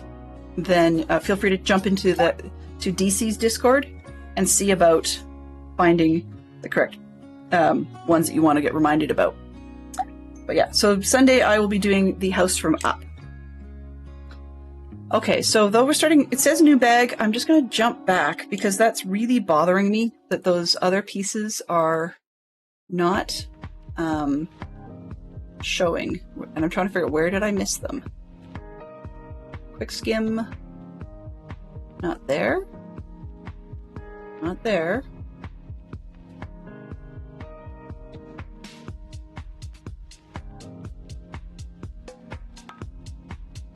Backwards? Let's go. Oh. Nope, looks good. Oh. Really? Oh, okay. Easily recoverable. That's fine. So, yeah, okay, I see it. Part of this stuff shouldn't stick because of what I did. Alright. So we've got 3 pieces.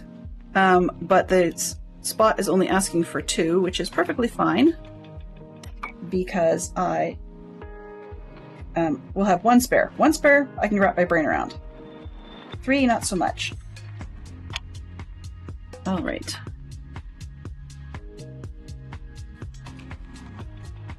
Go this one and that one. Okay, perfect. Now I'm happy. Gotta get this thing put back together, which is a different kettle of fish.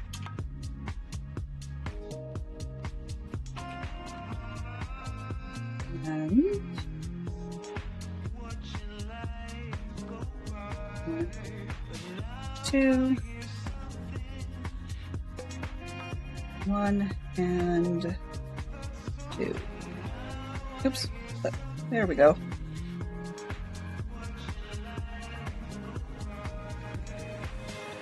Which one?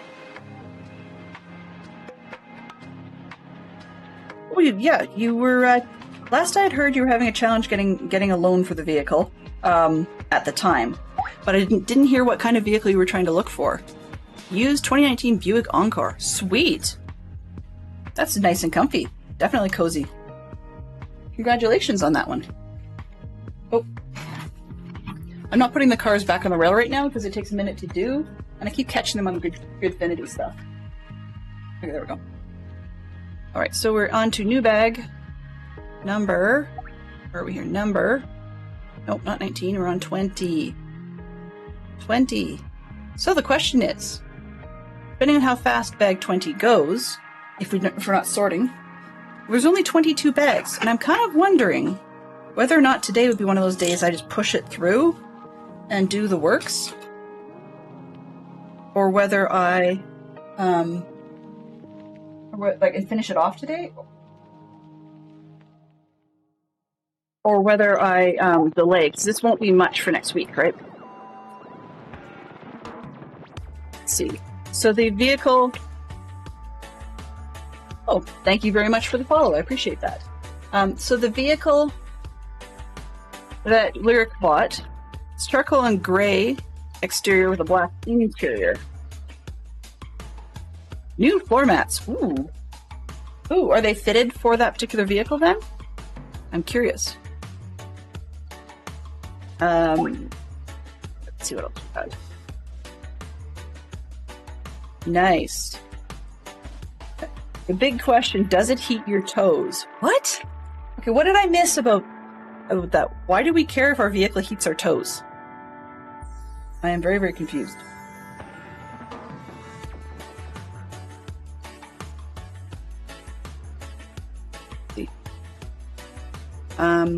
Fantastic Sherlock Fox. And I bought a heater, or I thought the heater in your Jeep wasn't working well from comments made about sitting out in the cold watching stream. Oh, gotcha. Gotcha. Took me a second. I was like, what? So once again, we're just going to sort the pile a little bit so it makes it a bit easier to dig through. That'll speed up everything. Ooh, that'll be interesting. So this is, we're building the locomotive. However, I'm really interested to see this part because normally this part would be used for something along the lines of like a rotor blade for a helicopter or a side on a spaceship or something. So I'm actually quite curious to see what happens with those ones.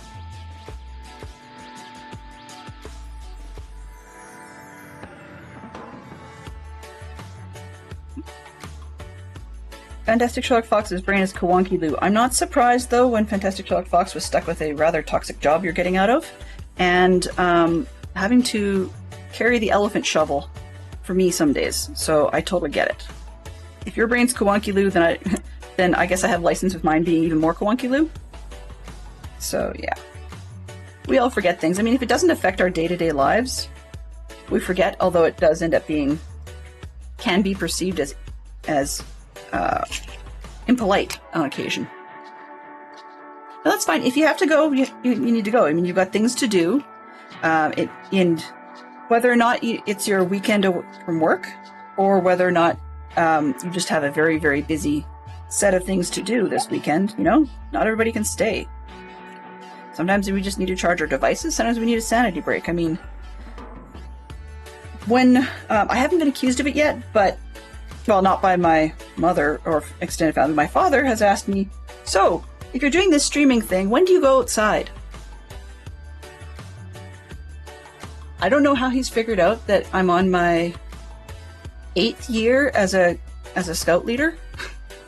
I don't know how he just missed that, you know. I go outside a good bit.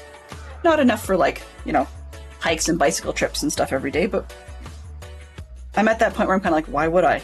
I should do it more, though. Not about touching grass per se, more about I shouldn't say starting, but yeah, starting from zero, practicing getting comfortable with more steps per day, simply because in July I'm going to be really, really feeling it when I, you know, have to scrape now for like $5,000 in steps per day, and in July I'll be doing working with our group as part of a Scout Youth Jamboree with, thousands and thousands of youth and large activities and stuff, and the guesstimate is 20 to 30,000 steps a day. So, needless to say, one of my first aid prep things that I'm very carefully researching and experimenting with in advance is foot care of various sorts, whether it be sock changes or anti-blister creams or whatever. So I will be digging in with some of the community who I know also hike as a hobby, and I will ask them for their favorite tips and tricks. So yeah, if you happen to have that sort of thing, favorite tips and tricks about, chafing and blister prevention and heat moderation, please do let me know, because I have a feeling that it's going to come in very, very handy for at least myself, if not a few more. Photos of new vehicle will be in DC's Discord eventually. Just got to get the ones I'm comfortable sharing. That's fine. That's totally cool. That's totally cool.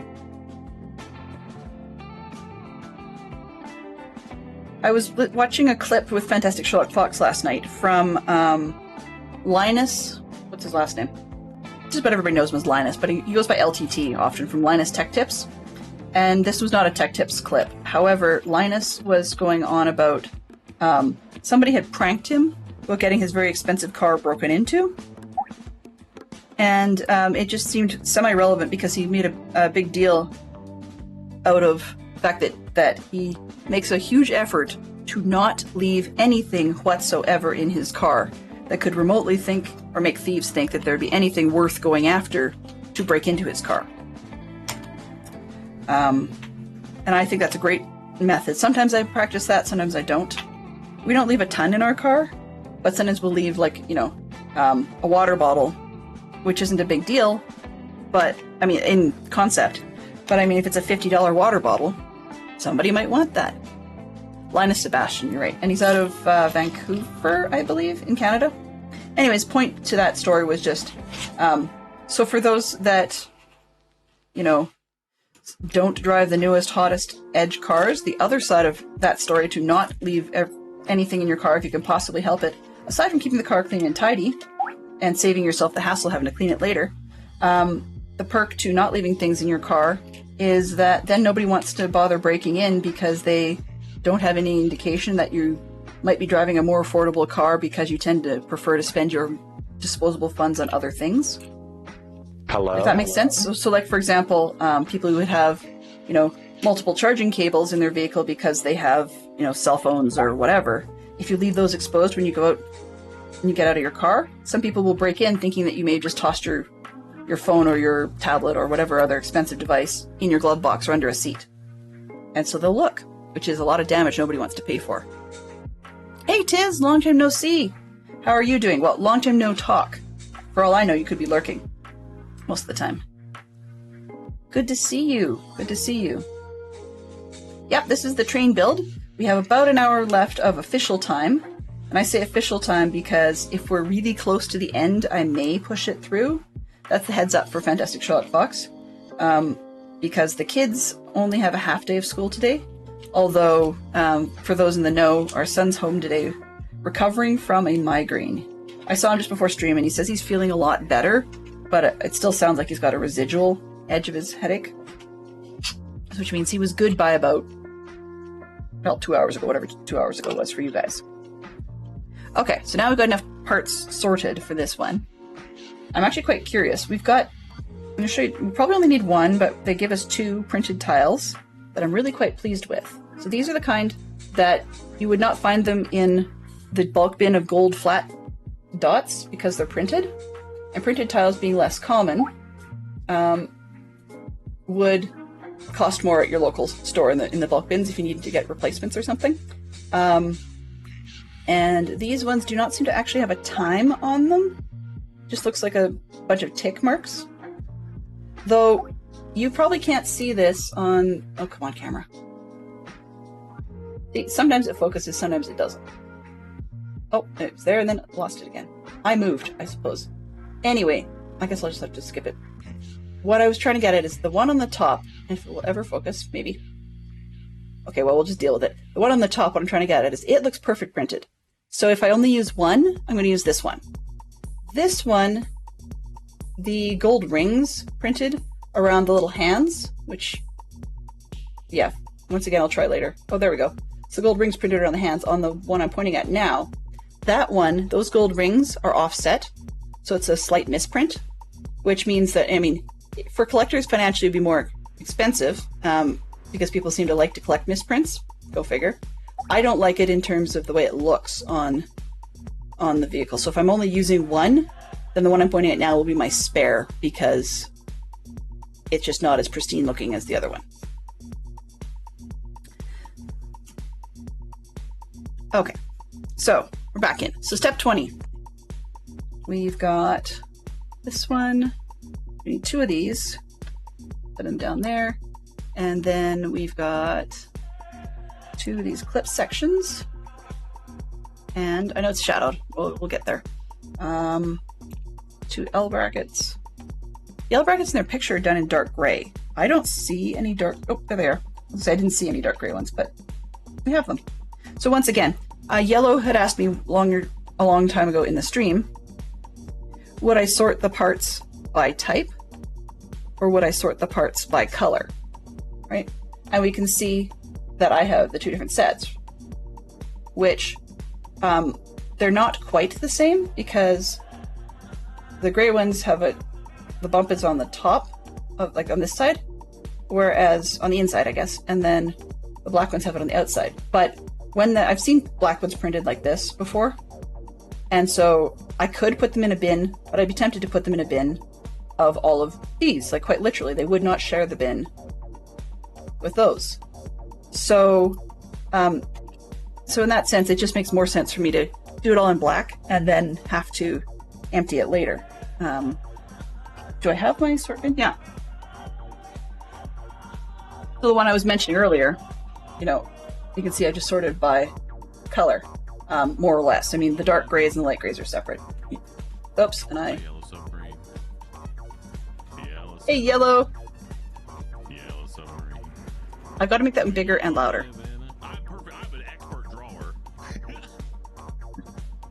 He's an expert drawer.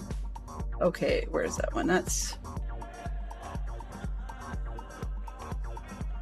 I'll have to figure out what line that's on and actually get that one cranked up. Let me just see if I can do that. Y-E. Go sound clips. What are we playing?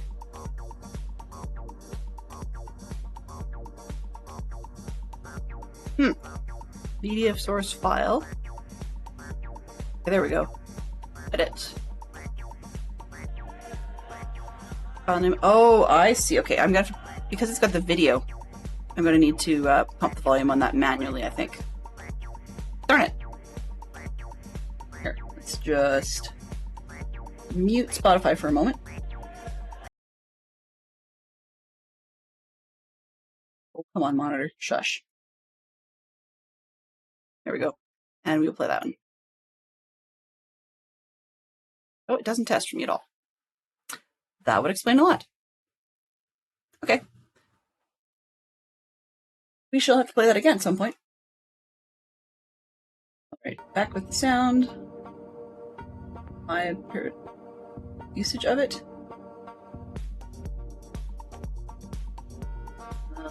Filters. Do I have that one turned down? Limiter. Compressor. Nope, weird. It's not even ducking things, so I really need to get other stuff to duck that. All right, well, anyways, the point being was, yeah, I was sorting things by color. But yellow doesn't go in with the gold and so on. So, I mean, a little fussier on the colors. Okay. Yeah. That's bugging me, but that's okay. I'll sort that after stream. Okay, where were we? Oh, thank you very much for the new follow. I appreciate that. Your lack of sorting drives me nuts. Actually, oddly, Fox, when you were doing your kit for the Stranger Things set, you sorted well. It did not bother me in the slightest. Frankly put, I don't... I sort, but I don't knoll, if that makes any sense. So, for those people that are unfamiliar with that concept, Knolling is, it's sorting, but it's sorting in the extreme where... Hello? Hello. Interesting way to introduce yourself. It's sorting in the extreme where you actually attach things together. So for example, if I was to knoll these 4 pieces, okay, I would either stack them quite literally together this way, or often for grip reasons just offset them a little bit, right? So that also helps me remember that it's individual pieces. So if for some reason it got put down this way, I would not get these ones confused with, say, something like these that don't have the bumps on the backside, right? But I'm not a knoller because A, it takes too much time, and B, it looks to me really, I apologize for the phrasing, but it looks to me really quite retentive, I guess. I don't, I was gonna say I don't diss those that do it, but no, I don't tell those that do it that they're wrong, because there is no wrong way to play your Lego.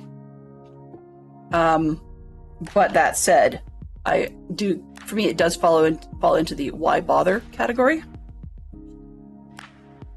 That said, for people who are doing a lot of work where you're setting it down, picking it up, setting it down, picking it up, I tend to prefer sorting trays to knolling. I mean, for example, like how does one knoll these, right? You don't. There's no bumps for them to connect to. So you gotta have them put in something somewhere. So I'd end up with trays and big sticks of pieces that are cumbersome for me to store. And if something's gonna be this big, like in a length, I'll just, put a bunch of the smaller pieces in a tray, because I got lucky. I got a tray that it fits. But something like this, not so much. So different people have their different styles. That said, the other thing about these trays is if I was to be building, what do you call it? Like actually having a lot of my own Legos. So like Dadcraft has got bins after bins after bins of sorting to do. And I'm not quite sure what his sorting method is. I'm actually really curious to ask, and it has never occurred to me to actually ask. Shame on me. But to ask him what he sorts by, because some of the stuff in the bins he's got right now is semi-sorted, but it's not detail sorted. So I would be curious. But a lot of that also has to do with what's your storage situation like? How much do you actually have? So, for example, if one is willing to print a bazillion trays, great, but you still got to find a place to store them. Right? And storing doesn't always work out. Okay, this is not the same level, so what did I do? What did I miss?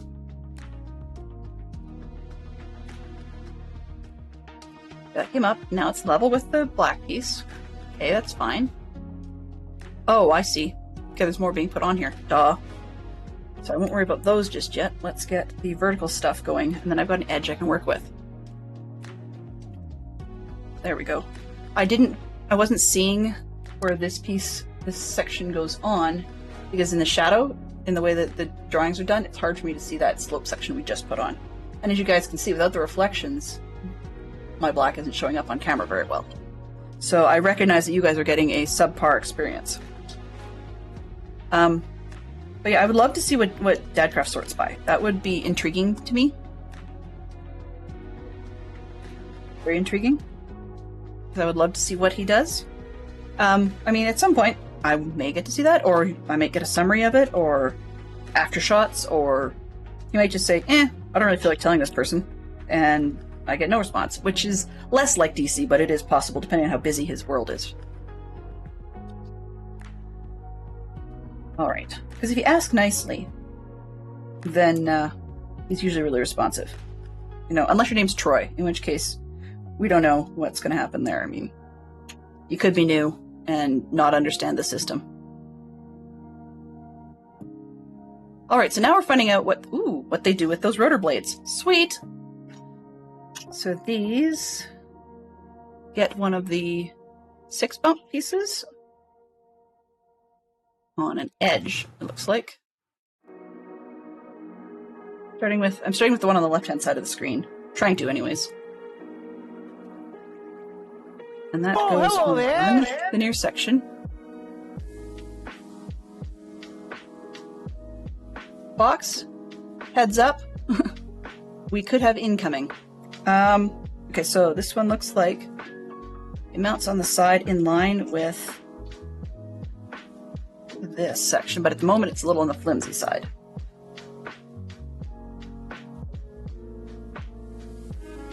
Yep, got it. It's one of the things that Fantastic Sherlock Fox and I will need to sort out fairly soon is just discussing with me a little bit more about contingency plans, because he's, with his new job, he will not be able to be as responsive in stream in a lot of cases, which just means I need to be on it, as he put it. Which isn't a bad thing, but just because having a pool of mods is fantastic, except when people are busy with real life because of the time slots I stream in and aren't able to always jump in and stuff. So, you know, we're going to get people that, bots that lurk in stream and stuff like that, because I won't be able to see it. And there's the odd one. There was one that showed up the other day that I took out after the fact, just because there was a lot of indicators that the individual was not there for any other reason than purely to troll me and get their rather inappropriate name set on screen, which unfortunately I fell for. I didn't actually say it, but it ended up in the credits and stuff, and that was a mistake on my part. You know, I look at streaming as you're always learning, right? You're always learning. These reds are neat, okay? And it sounds funny, but if you take a look, a standard height brick, okay, is notably taller. Yeah, I'll use one of these blue ones just because it illustrates better. So this, let's go with something easy to pull off. Go. This isn't what it's supposed to do, but it has to be pulled apart. So a standard height, you usually get two different heights that we're looking at, right? You get that thick one, or you get the thin one. The light blue and the dark blue are usually the thicknesses you see. That said, I love these red ones. They're a little less common because they're sort of 2/3 of the height. Whereas in a lot of sets, you'll actually just be asked, and I'm going to do it null style. Yeah, there we go. Okay, so to get the same sort of height as that 2/3 brick, we often get asked to do things something like, where's my other one? Sure, blue will work, or black will work. But for illustration purposes, we often get asked to put two of the thin ones together to get the same height. But the fact that they printed a solid one is kind of neat. I don't know if that would be a special print or if it's actually used in something that I'm not aware of. It'd be interesting to check with the people who do Lego all the time and see what they do. Mod love went out to Fantastic Sherlock Fox. Amazing. Thank you. Thank you, Tiz. I appreciate that. I'm sure he does too. I just heard a lot of crashing and banging going upstairs, so I suspect my daughter has arrived home from her half day and has not brought any friend with her because I'm not hearing any extra noise, which is good. But when she crashes through the door, usually it means that she's come home from school in such a rush that she needs the washroom. All right. So we're into finish 374. We're on to step 375, which is the bottom left corner there. On camera, let's give a bit of a better angle to people. This way, turn it a little bit more. I don't want my lap showing. Eek, awful chunky sweater. Let's go back up that way because there's the keyboard. There. It's a bit more of an angle, so we can work a bit more up here. You guys get to see a smidge more angle. Enter that? There we go. All right. So, we're on 375, and I can start with the pieces I just stuck together. The other reason I don't like knolling is that usually that works fine, but if I was knolling like when I had the thin pieces stuck together, if I had actually not offset them, they become far more difficult to pull apart, and I spend so much time, or I would spend far more time struggling to get those pieces apart rather than enjoying just going ahead and building. Whereas I don't mind digging around in a tray because that really doesn't take a whole lot of extra effort.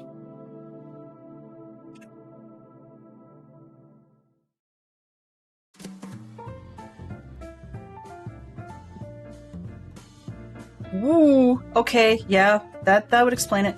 So Fox is out for a little bit. Our daughter knows what to do because unfortunately she's had enough nosebleeds that it's kind of old hat. That doesn't necessarily mean that anybody wants to have that happen. I'm just hoping for her sake that she wasn't wearing anything that she really likes and was able to miss the clothing. Fox has been actually really, really good. Fantastic Sherlock Fox. My mother-in-law is incredibly domestic. It's great. Like, she can be domestic to the point of annoying at times. However, she's great with fabrics, having been a trained seamstress. Like, she's definitely trained as that, even though it wasn't. She worked as her own business, not for somebody. That said, Fantastic Sherlock Fox has picked up all kinds of tips and tricks and little things to look for and stuff over the time. Between his own vision challenges and tips from her and so on, and just life experience of actually having to have dress shirts and stuff that are clean and look sharp, that he's far better when it comes to stains on things than I am. We actually have a bin in the bathroom of things that are stains that I thought I got washed out. I thought was okay. I couldn't find them even though I had air dried the piece of clothing. And then I washed it and threw it through the dryer, and we all know that bakes a stain in. So yeah, there's a bin of stuff that there are supposedly tips and tricks about being able to revive a set-in stain such that it should be removable, and that's becoming a bit of my someday bin. Really, the truth of the someday bin is more that once I get the courage to actually give up some of the clothing that was some of my favorites, then the someday bin will probably become, auto rags and that sort of thing. I think there's a pair of shorts in there that doesn't fit either of our kids anymore, but it was in the bin because we were in Walt Disney World, and you take a marker and a little book, as you do for autographs and such. But unfortunately, the marker we had was Sharpies. You can start to see where this one's going. But they were the click top Sharpies because we didn't want anybody to worry about losing caps and things. And my son shoved his Sharpie in his pocket, which was fine. Then he went to do something, I guess, and the pen got clicked open. And so it leaked into his pocket of his tan shorts, black Sharpie. And that was the end of those shorts. Oops. So I was debating, playing around with, seeing it, could I just bleach it so that it would just be a half decent, wear around the yard to play type of shorts. And it wasn't that I never got around to it, it was that it turned out really oddly horrible, so I got frustrated and threw it in the bin, which was not the trash bin or the recycle bin or the compost bin. It was in the should be dealt with later bin, which then subsequently got buried by a number of shirts that I have ruined because in my forgetfulness, absent-mindedness, distractedness, take your pick, the things that I'm learning to no longer be as upset for myself for, aside from just in the moment disappointment, I am really bad at spilling things. Spilling things on me in shirts and things frequently, or splashing. So you end up with little greasy oil salad dressing marks, or you go to take a bite of the thing and just Murphy's Law, that one little bit of whatever it is slips off and hits your shirt. And being a chick, unfortunately, one of my gut reactions to doing that is to lean back and stick my chest out a bit more. Well, of course, then there's stuff in the way, right? It doesn't bounce off and not leave a mark. Or if it does bounce off, it still doesn't. Yeah, it ruins your clothing. So, oops, did I miss anything? Or is it actually hollow? Nope, it's hollow. Okay. So I have a number of shirts in the bin that I would love to try and revive the grease mark and see what I can do about it so that I can use it as camp wear. I don't want to use it around the house. I mean, some shirts might be comfortable around the house when I'm never going anywhere and gets put on after stream because you guys would never need to see it. But there's a number of shirts that, yeah, they made it in the bin for that reason. Partly because I hate shopping. Absolutely hate shopping. And I hate laundry. So, I own far more shirts than I need, but the vast majority of them are so out of date, it's not funny. Like, yeah. It's not like we can say, you know, that went out of style last year. We're at the point where we can say that went out of style yesteryear. However, I said that, and then I got myself all wound up. Or not wound up, confused. However, you know, they live in the bin, and at some point I'll need to turn them into house rags. I'm not looking forward to it, but it's a necessity. Because we could use the bin back. Food greases and tomato sauce, and yeah. So permanent marker is indeed pretty much impossible to remove. And that was really, I knew it was impossible to remove in the actual removal sense. Particularly brands that are designed to be unremovable. I mean, that's kind of the point of a Sharpie marker. So I totally see that. But I just wanted, as I said, if I could use it for, you know, when he was the age for it, if I could use it for play clothes around the yard or around the house or something. You know, when the kid goes to get wet in the backyard, it really doesn't matter if he's got a Sharpie marker in his pocket. Because it wasn't... The other part of it is it stayed off to the side. It wasn't like it went towards the zipper, so we were good. Good there. Tiz says, I had a vehicle where a young child drew all over the back seat area. Ooh. Eventually the sun bleached most of it out, but otherwise nothing would get it out. What color was your vehicle? And what sort of marker color did they get? I had one vehicle I grew up in. We had a similar issue with a grease problem because my parents were all about fabric vehicles and they used to get it all, what do we call it now, Scotch guarded, but you know, stain resistant spray. But I guess that part had broken down and needed to be refreshed and we didn't know it.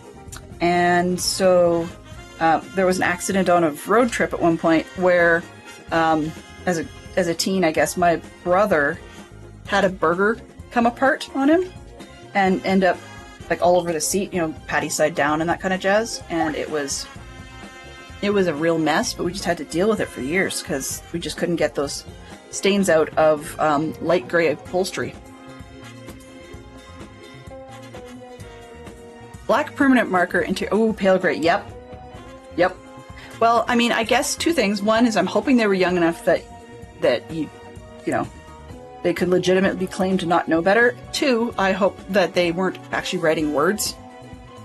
One of our scout youth, unfortunately, has a vehicle where this youth has some developmental challenges, not badly, but just like they're on the spectrum, I guess. And for some reason that boggles their parents' mind and mine too when I heard about the story, was that they had doodled on their vehicle seat, like the back of the seat in front of them. But they had doodled on it. And part of the reason it was such a big deal was that they wrote things. They're not crude things, but just little things like Sunshine Happy Puppy, which we have no idea why that would be there, but okay, that kid wrote that, sure. It's just odd, and that sort of thing would kind of bug me for a long time. I mean, if it's cute stuff, maybe Sunshine Happy Puppy wouldn't be too bad. I mean, that probably wasn't specifically what they wrote. Ooh, stickers. Sorry, squirrel. Yeah. But, and I said squirrel when I had a button for that. Yeah. I hate squirrels! So, that one's gonna come up on Sunday, by the way. But anyways, they doodled all over it. And I mean, if it was cute, I probably wouldn't be as upset. I mean, because you're stuck with it. But at the same time, it's not, you know, something crude you don't want people to see. This is... I have stickers. Stickers to do. They want you to put the sticker on before... Where'd this go? 52. And where did my nose? I was just asking myself where this... whatever they call it. Take-apart tool? There is a name for it. But I know... I use this to put the stickers on because then my chunky fingers aren't in the way. But apparently, if you get a sticker crooked and need to peel it off, apparently using the edge of this backing sheet is supposed to work wonders. I've never had luck getting it underneath because I didn't find it was sharp enough, but I guess local brick shop was demonstrating on his stream not too long ago. Which way? 52 is this way on, okay. On the edge. Tiz says, we do like squirrels here. We do indeed. Brick separator, thank you. See, there is a word for these things. Okay, I'm trying to get enough reflection light that I can see what I want to do. And the left to right angle. We shall go with this. Yeah, too far to one end. A little too far to the right. But I think it's good enough. I'm going to leave it because it's not actually crooked in a big visible way. It's just very slightly offset. So one of the things that confused people in a conversation in Dadcraft stream the other day when discussing Lego, there we go, was Fantastic Sherlock Fox mentioned frames. So frames is a concept that the Lego designers get. Frames refers to, basically it's kind of like number of custom pieces, I guess is probably a better way of putting it. And the Lego designer teams get designed or get allocated a set number of frames per year. So in all the projects they're working on and get produced, they have a set number of frames they can ask for per year. So those are used for custom things like, frequently, like printing, you know, the little clock thing here. Usually it's printed pieces. Not always, but usually it's printed pieces. Sometimes you'll get it being a custom molded piece, which I can't seem to find one at the moment. But I mean, let's hypothetically say this buckety shape was a custom molded piece. At some point it would have been a frame, the first time it was made. And they have to spend that. And the teams will apparently negotiate with each other so they can trade around frames, kind of like a currency within the teams, or like between teams. And then turn this around. We're doing the other side. So that said, so for a piece to have printing on it, the team needs to spend a frame, right? Pretty straightforward. So what happens is, as they start to run out of frames towards the end of the year, they need to start doing more and more as stickers. Okay, so for things where, like the 52 we just did, it's a sticker because basically they thought it would be, you know, in essence harmless. There's no real point in spending a frame. It means then that the part that they custom printed would go into, you know, like it has more value and such. So it can affect the cost of creating their design. I like that they discourage custom pieces. I don't mind, like, custom printings. I'm kind of on the fence about. Custom pieces outright, I sometimes like because people have been able over the years to find some really creative ways to do neat things with them. For example, if you... who is it? Spit Bricks, I think it is. That does... 52's on the top, okay. So I can put the blank one on the bottom. Spit Bricks does a little series about X number of IQ Lego builds. And so you got, you know, 0 IQ Lego builds, which are really, you wonder who on earth came up with that one kind of thing. And some of the other ones, though, as he goes up in hundreds, then he'll do a video of some of the little things you can do with bricks in ways you didn't necessarily think of that seem extra smart. And I'm just going to pause while I put this one on. See how close do I want it to the left-hand end. Okay, I think I can guesstimate that. Too far again. Oh well, go with it. Too far up. This is the other reason why I like to use the brick separator. There we go. Yeah, it's still too far to the right. I left too much space. Again. Oh well. Let's see. For curiosity's sake, does this actually work as a trick? Set it on here so I've got some stiffness. The brain's like going, how do I do this? Nope, don't learn this thing live on stream. That's a lesson I've just learned. Nope, I'll have to watch the clip, but that's okay. This one is not going to look that bad on the side of the train, being a little shifted, so I'm not too bothered. You know what? Nope, about the same error on both sides, no worries. Okay, where was I going? This one. There. So now we've got 52 on there. A nice little curves. Where was I going with this? Oh, so yeah, so they would have had to spend a frame on the strips. Now, it doesn't necessarily mean that it's towards the end of the year, therefore not printed, but, so LEGO chose, I'll give you one quick example of the frames thing. So for example, LEGO chose when doing this train, so these are printed. We've got printing there, printing for the numbers, printing for all the lettering on the top here, and yet this is a sticker, you know, as is the one on the opposite end, right? And then we've got the stickers for the 52. However, I'm not sure if all stickers are, what do you call it? I'm trying to remember what the word I was looking for is. Easy, I guess, not like low end. It's not super low end. I mean, that I'd print. But some of the ones they've done in here, where's the restaurant car? Yes. Nope, wrong one. So in the restaurant car, I'll show you on the bar side. This one, take the right part off. So on the bar side here, we have a couple of interesting stickers. So one is just a a mirror. So it's a mirrored piece of this sheet of reflective foil. Nothing too exciting there. However, you can see this big square cutout? That actually had a white printed design on top of the mirrored reflective, which you can, oops. There we go. Which you can kind of see in the side of the train there. So it does have the mirrored stuff underneath, which you can see, but then there's that white printed art. So as the sticker goes, I don't know if they have a limited set of stickers or not that they're allowed to do, but I would not have been surprised if that was required to be qualified as a second or third level sticker because of the extra design required.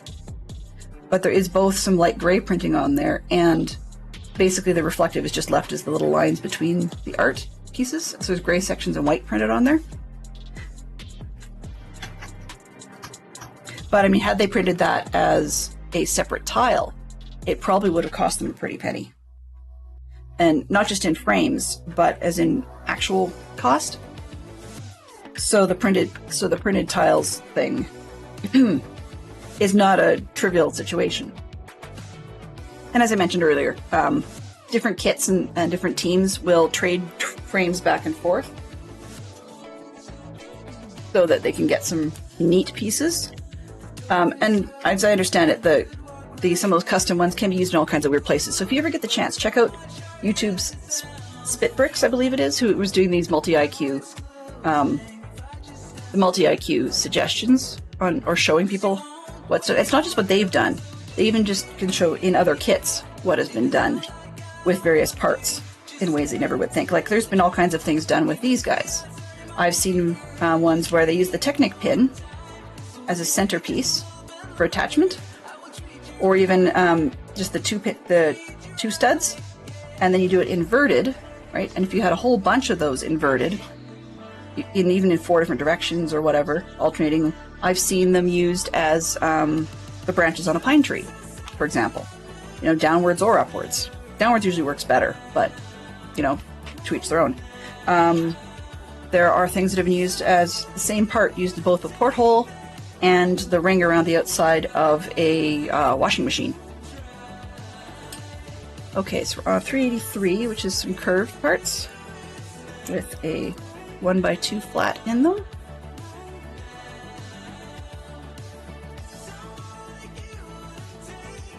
Yeah, you're right. Super custom parts are discouraged to encourage creativity, and yet it's interesting to see what sort of creativity various parts that were once custom are now being used for.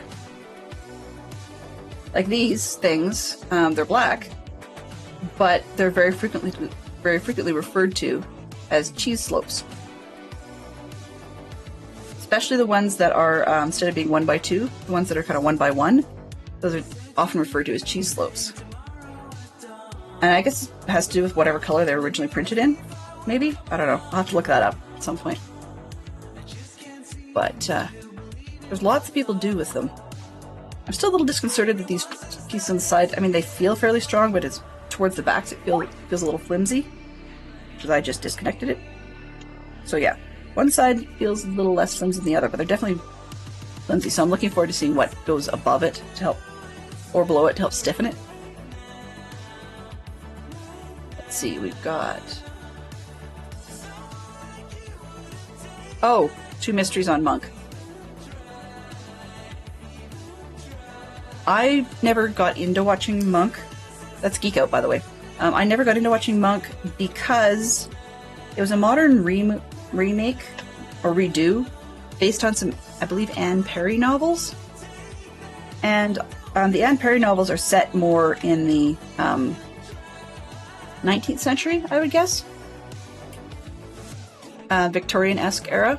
Possibly her father's era, Edwardian, I believe. But, so I preferred the original.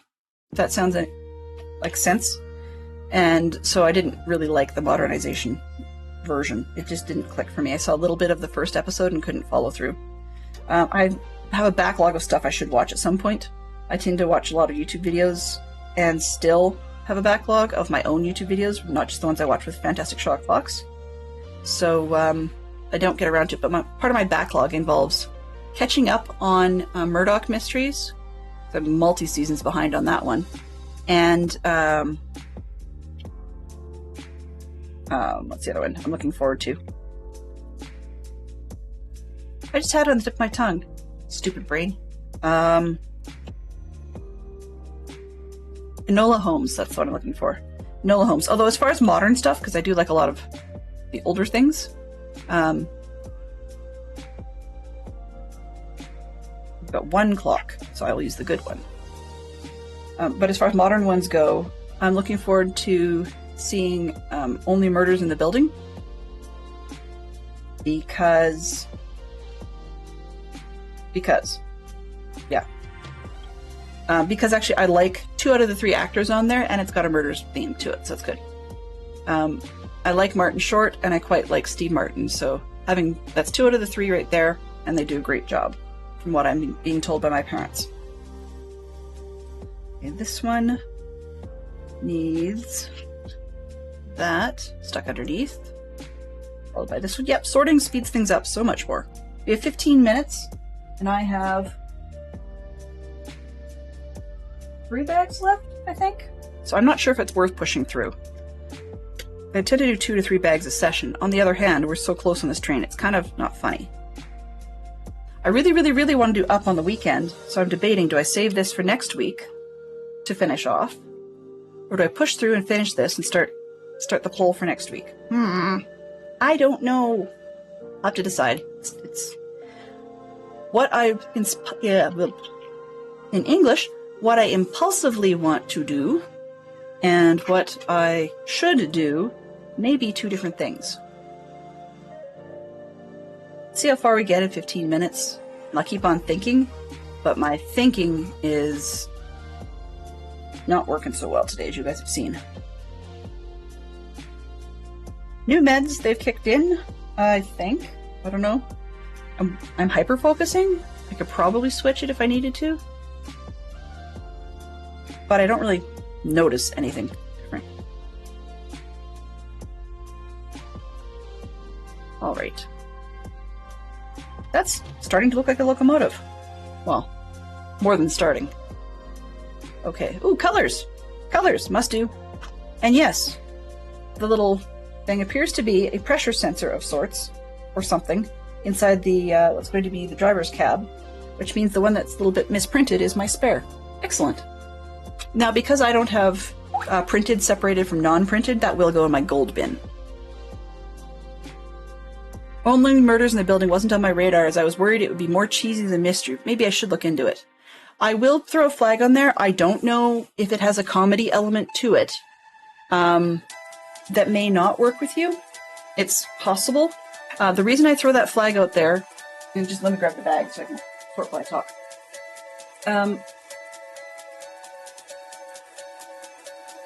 noise. The reason I flagged that one is that while I like some of the more serious work that each of those has done, I am very familiar with Steve Martin doing, like banjo crazy stuff. He ages ago, he used to bill himself as a wild and crazy guy. Go figure. These are stripes, but I'm not seeing instructions for putting on this. Oh! Okay. So I came up, I saw these. I'm like, where's the stickers? That doesn't make sense. We have gold stripes here. But talking about frames and printing. So there is a chance on these ones, though, that we may find some crooked ones. Apparently some of the trains got printed where their gold stripes were a little bit off. And that was some of the early sets. And given that I have an embargo box still, Fantastic Sherlock Fox was kind enough to take up the cashier's offer. Because when they found out it was for a Christmas gift, he managed to get one that's got the embargo box on it. There's 3 stripes per side. There's 5. There's one more. Oh, no, that's clear. This one? Yes. Okay, so, which means this last one doesn't have any. Right? Yeah. But anyways, where I was going with the silliness was to say that I'm familiar with Steve Martin's work when he was doing some of his old banjo stuff.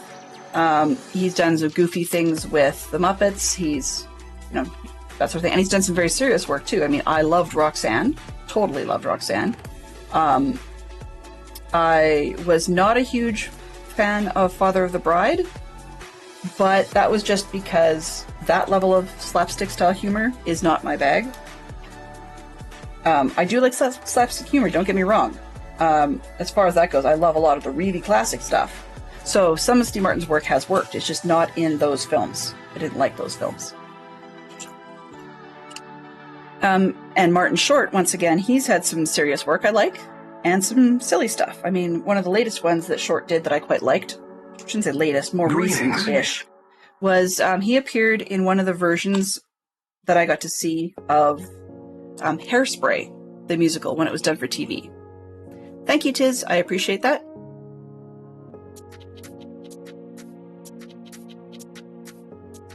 Huh. Interesting.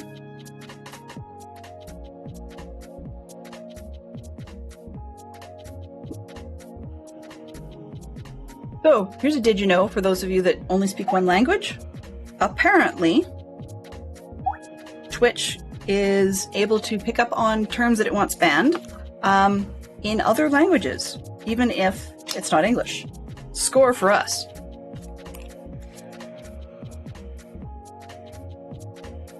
Alrighty. So, yeah, so I do like the stuff from Martin Short, and I would recommend it. I mean, seeing the two of them play against each other would be great.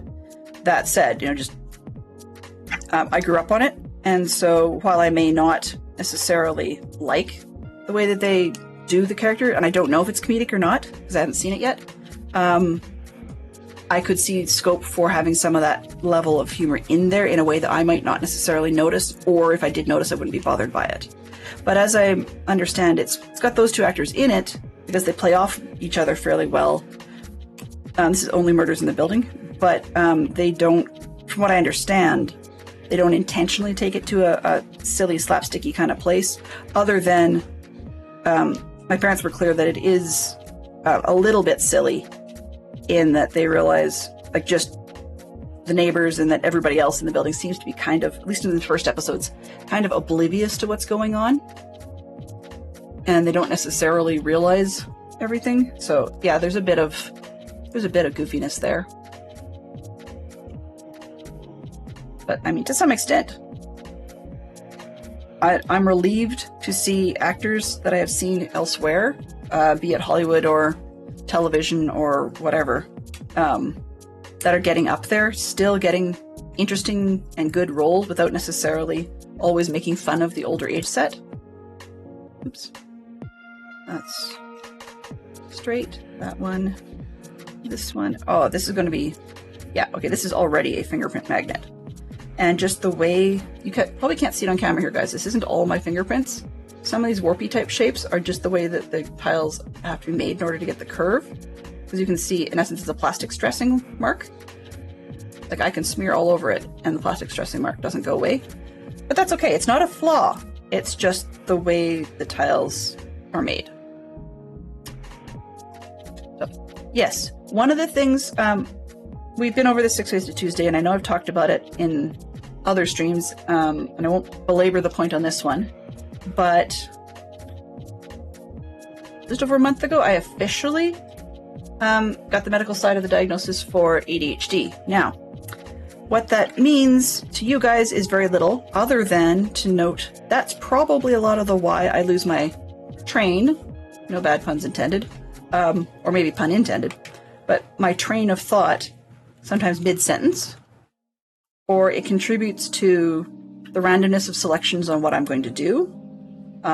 It contributes to me changing track, mid-sentence, I think I said that already. It contributes to the selection of what I'm going to stream in any particular day. So that's it. Oh, and it also contributes to the fact that Delen's standard time is never standard. You know, that's another piece it contributes to. So I'm not going to make a big deal out of it beyond that sort of thing, like just to say that. But I'm mentioning it because there's a little bit of the whys behind it, but also, words are hard. I don't always pick up on or say the real word, just because my brain briefly will blank on what that real word should be, and I don't know. But yeah, it's things that I used to beat myself up a lot for. I'm learning now not to, so hopefully you'll get streams that are slightly less depressed than they used to be. But yeah.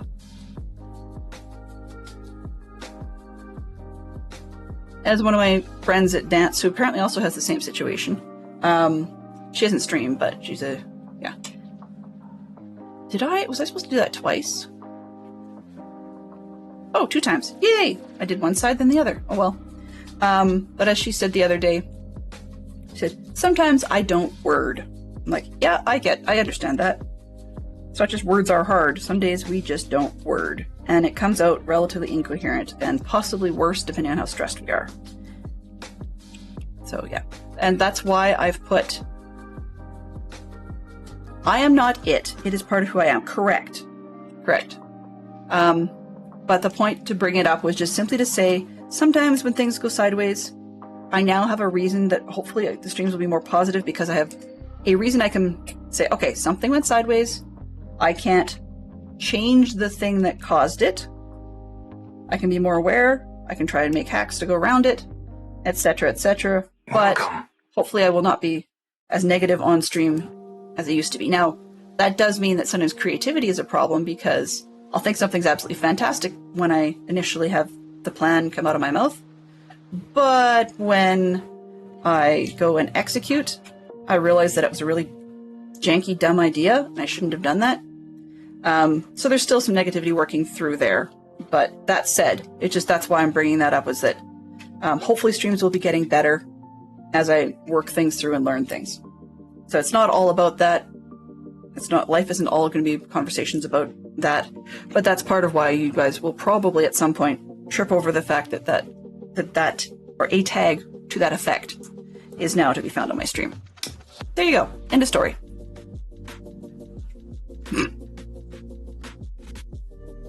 This looks fun, not gonna lie. It is fun, and sometimes it's just what the doctor ordered, no bad puns intended. It's just what my brain wants to do. I love Lego, but the thing I like about it is not necessarily the repetitiveness, but occasionally when I have trouble making decisions, which we just kind of covered, when I have trouble making decisions, Lego is a fantastic thing to do when it comes to Lego kit building, because I don't have to decide what piece comes next. I don't have to, well, I'm not in a way that's material to anything. You know, I don't have to decide that I'm going to, I don't know, build a thing, I don't know. Like in Minecraft, I decide, okay, today I'm going to work on chicken farm. Or I decide today I'm going to chase rabbits. Or I decide, whatever. And so Lego's great when I don't want to do deciding. There's a line from the musical Mrs. Santa Claus, where we've got a lady by the name of Mrs. Brandenheim, German gal who's doing her laundry, and they're trying to convince her to vote or to support people in a rally to fight for American women's right to vote. It's set in 1910. And so they say, well, don't you decide how many eggs to buy? Well, don't you decide how much money goes in the cookie jar? Don't you decide what day of the week to do the washing? And she's like, yeah, I do that. And yeah, I do that. And then at one point she goes, all this deciding, it wears me out. And frankly, that's a reality, right? So Lego is great in that respect. As much as I would love to be creative on the Lego front, when the deciding just isn't happening, then kits are where it's at. Okay, and I did that nearly off camera. Apologies. So we've got rods that are going across the top now. And it looks like they just go one at a time. They're not connected as such. Eka we've rolled. Tis for Truth says, I have another friend that has that. He's used it to come up with ideas for startup businesses, hyper-focusing on it, building it up to a profitable level, then selling the business. Congratulations to being able to get that far. There are a lot of people that can get that far, and I envy them. So I haven't. I will be frank. One of the reasons I'm available to do this, it turns out to be because of that element of my personality. In that,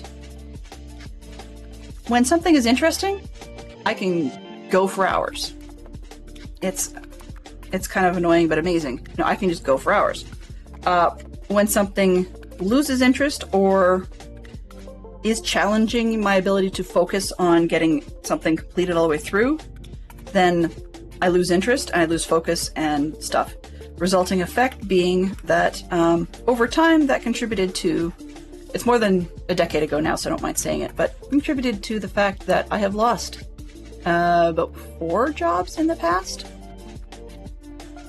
And it's not just for time insensitivities. Occasionally that was related, but it's also for things like inability to complete projects related to being not fired up about them, or being fired up and then running into a snag and not being able to, having difficulty communicating what the real problem was, because for one, I didn't know, but also what the real problem was with that specific situation, why I needed additional help. I don't like a lot of telephone-related stuff, so that was why one of them went south, was that I got stuck on a project that not only did I just not like because of the telephone stuff, it was difficult because they put me on a research project. Not an actual research, but as in like go and phone people and find out who the principals are at the top of this person's business. And it was, because more than a decade ago, it was one of those things where that was not always common to have, your top principals posted easily on the web. It wasn't about contacting them, although that was the other part. I was supposed to figure out how to contact these people. And some businesses said no.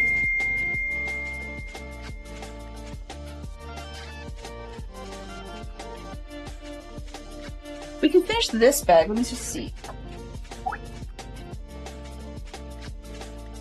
Looks like we're all into the details, which is not enough for a stream in itself. So, while I finish this one, or while I finish off the bag that's open here, let me just throw up a really quick poll on that. And yes, I know we're talking about decisions and I'm dodging. That's partially intentional. Add.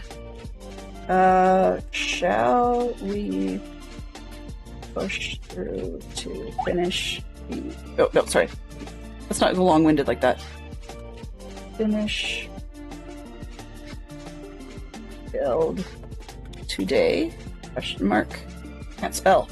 Sorry, guys. Apologies for the arms. And then choices, of course.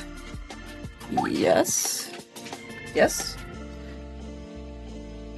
Add. No. Save it. Add. And let's go with What do we figure? This is going to take another 5 minutes.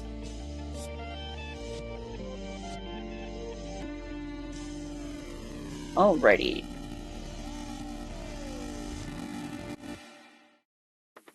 Okay, so poll exists. Let me just see if I can get it to show on this one.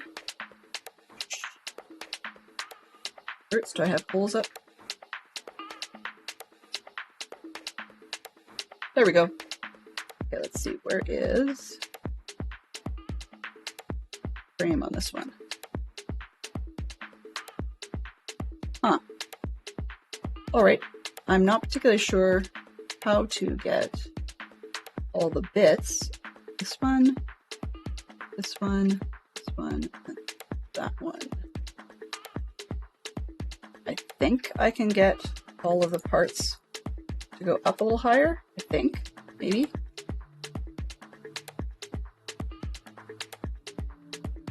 I honestly don't know, actually. Can I move them all upwards? Yes, we get a bit higher. Not perfect. It's a bit higher. We go up there. Yeah, that'll do.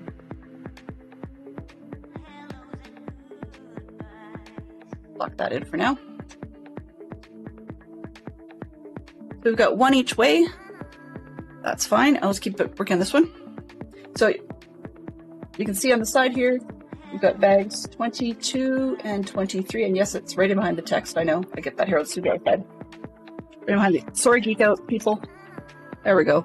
We've got bags 22 and 23. And that's the end of this build. So you can see what they've got. And I will just finish up on this one. Okay, so back end here, we have got 2. But yeah, I mean, so to get up and say, hey, I'm going to do Lego today, that was an easy decision. I did realize that I had actually forgotten to readjust what my schedule usually is for this one. So normally all my streams start at noon Eastern. Usually that's a pretty good time for me because even if I sleep in late, it actually, where I am, I'm in Mountain, so it's not horribly bad. Not ideal, but it's not horribly bad. So it can run fairly well. A lot of days I just go 2 hours on this, but Lego I can do 3, usually because we don't have anything major going on in the afternoon. But because Lego is sort of my sanity break when the instructions are telling me what to do, I can just rant about just about anything. And it lets me, what do I do with it? Oh, I must have tucked one of these under. These are whistle parts. Yeah, there we go. I think I've tucked one of these under the bag, so I'll get to it in a minute. But it's an easy one to decide because I don't have to worry about thinking about what am I going to do on stream today. So a lot of the other ones I do Minecraft Lego for those of you that, Minecraft Lego, in English, Minecraft Java style on a Dadcraft 73 server for Patreon members, so people who support Dadcraft through Patreon get access to his servers, and there's 5 of them, I think, now. Really, most people only use up to 4, but there's 5 of them, and you get that for a really decent price. I can't remember what he's currently got it at. Someone will have to fill me in. I think it used to be $5 US, but I mean, being in Canada, I just don't pay attention. I just get Patreon going. Okay, so we are into the next one. Let's see, what did I have for timers on that? That's still going. Refresh. Okie dokie, so far we have ourselves 2 for yes, let's go ahead. And nobody for saving it, so I'm going to just pause for 1 split second and grab a quick sip of coffee, and we'll run a quick Champion of the Hill while we're there.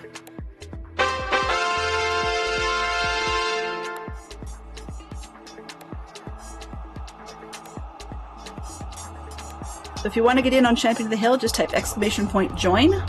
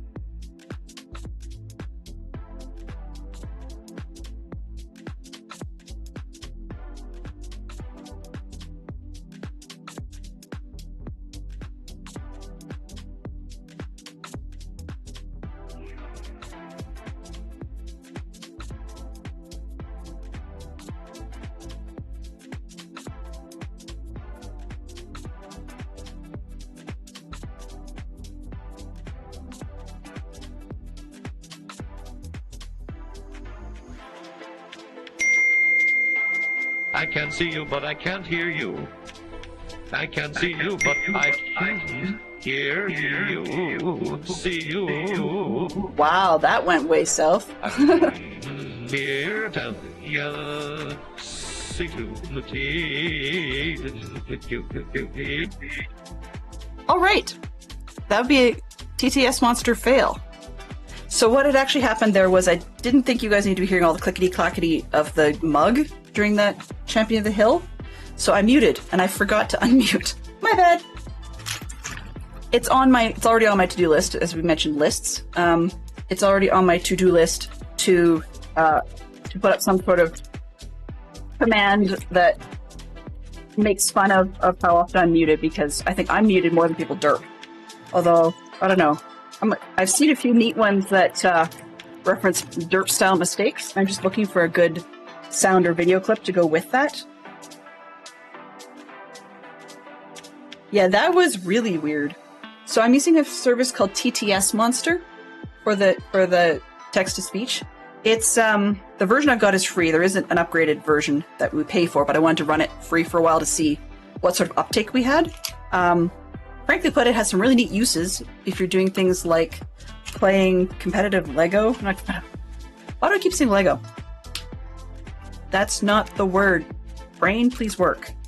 Competitive bingo, Minecraft bingo, for example. If you're not paying attention to what chat has to say, then it's really helpful when somebody does a text-to-speech redeem and turns the whatever their comment is, aloud, so that I can't ignore it, which is really, really helpful. I'm hearing little whoop noises, which is interesting because I don't... Odd. I don't know where they're coming from.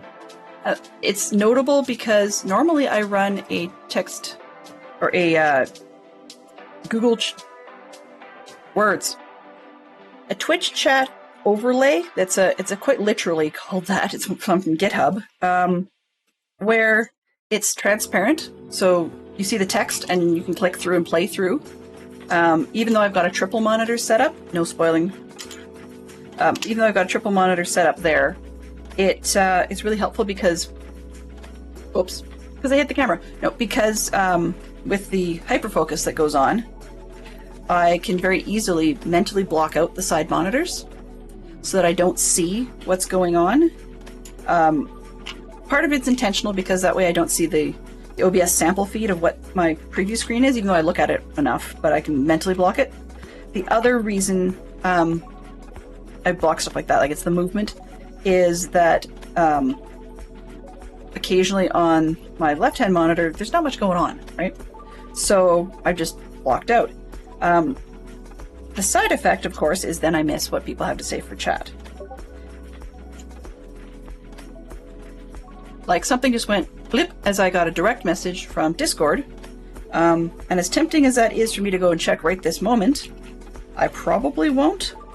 However, yeah. However, that would be sensible. Because I just realized the channel it could be in that I'm sitting on is most likely info from the mods. Nope, it wasn't them.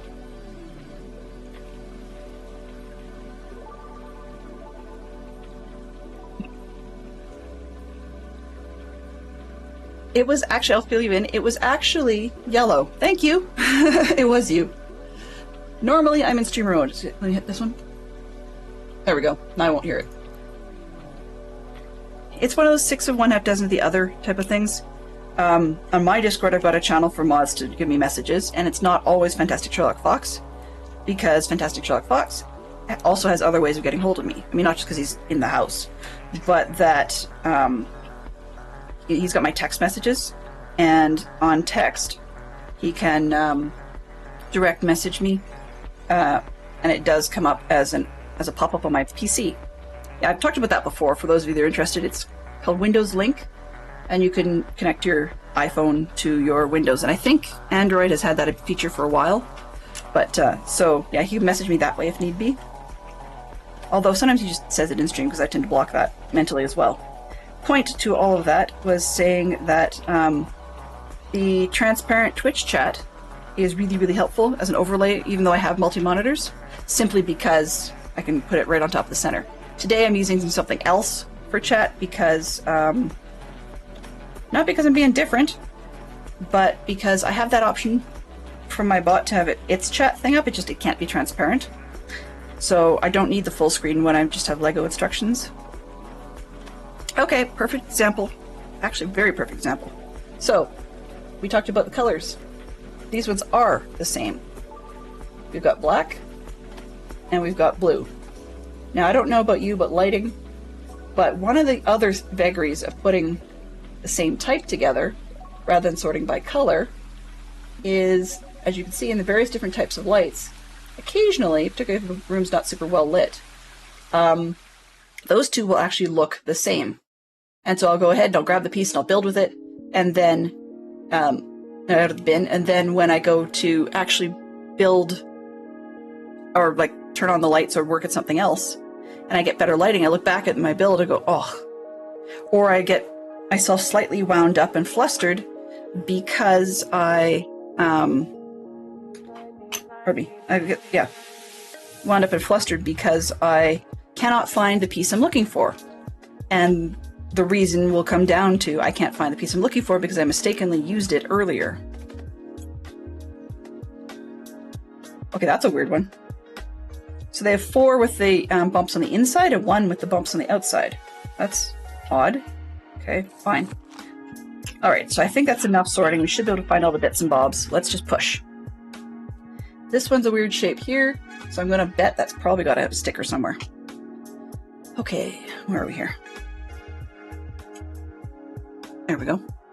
Hey, as long as the tunes are good, then I'm happy. I could build Lego all day. I mean, like, if I wasn't doing this for you guys, I was really, really excited to build this one when I got it for a Christmas gift. Very, very, yeah, I said that enough, really excited. And so I wanted to build it soon. But one of the reasons I did not go ahead with that, that's a weird, where are the half circles? There's one. But one of the reasons I didn't go ahead and build it is because I knew that I would want to over a day or maybe 2, just sit and do the whole thing end to end. So rather than it being, this is session 5 in a 2 to 3 hour stint.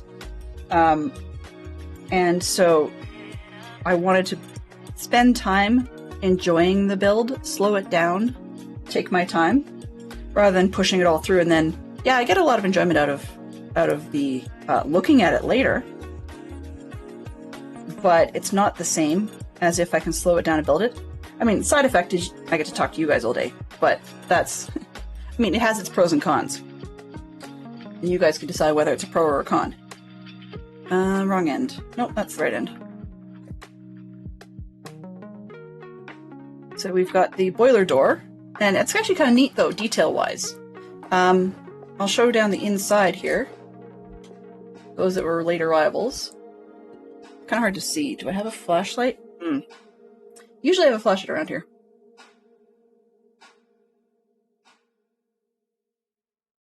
Ooh, I know I do. Just give me just 1 second.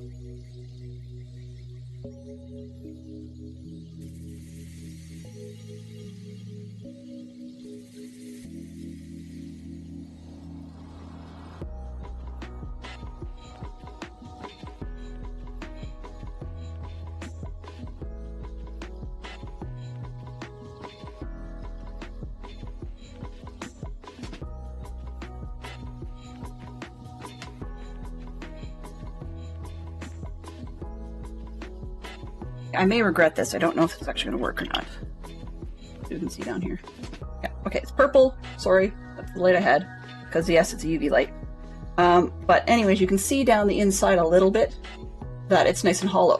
Which I love that detail because we're just putting the boiler door on. So it's like we've got the firebox and a boiler. So there's actually some level of realism to it. And if I can get this to fit... you know you haven't quite lined the pieces up right when... There we go. Okay, Dylan, let's not drop it in the frame. There we go. That's better. Yeah, so you can still sort of see down the inside. I'm sure the next steps are probably going to block that up. You can sort of see down the inside that it's hollow, which is really kind of cool. And yeah, this is my UV pen that goes with a little marker. So I can't remember where my kids got these, but they got a whole bunch of them, and I hadn't used mine. So somewhere on the floor in that mess of plastic right now is the little pull tab for the batteries. Actually, I'm going to have to do a couple tests to see if this particular UV pen happens to be permanent. If not, I'll buy a permanent one. Because in addition to marking up some of my stuff for Jamboree this year, for gear, there's some things I would like to put more identifying information on so I can figure out who it belongs to. That isn't necessarily something I want spread around. Okay. There we go. So we have a gold piece. So we have a gold crowbar, so that's another one of those unusual pieces because you don't often get the crowbars done in gold. Usually you'll get them in black or gray because I think they were first first made for the Lego City sets, but I'll have to look into the history of that. It makes sense because a lot of people picked them up with, the crooks in the Lego City sets had them. And it's ubiquitous enough that when you play the Lego City video games, that they actually have those in it. But then this, once again, is a creative usage because we can stick that on this side, and then this becomes one of our control rods or brake handles, or, you've got control over the steam and whatnot.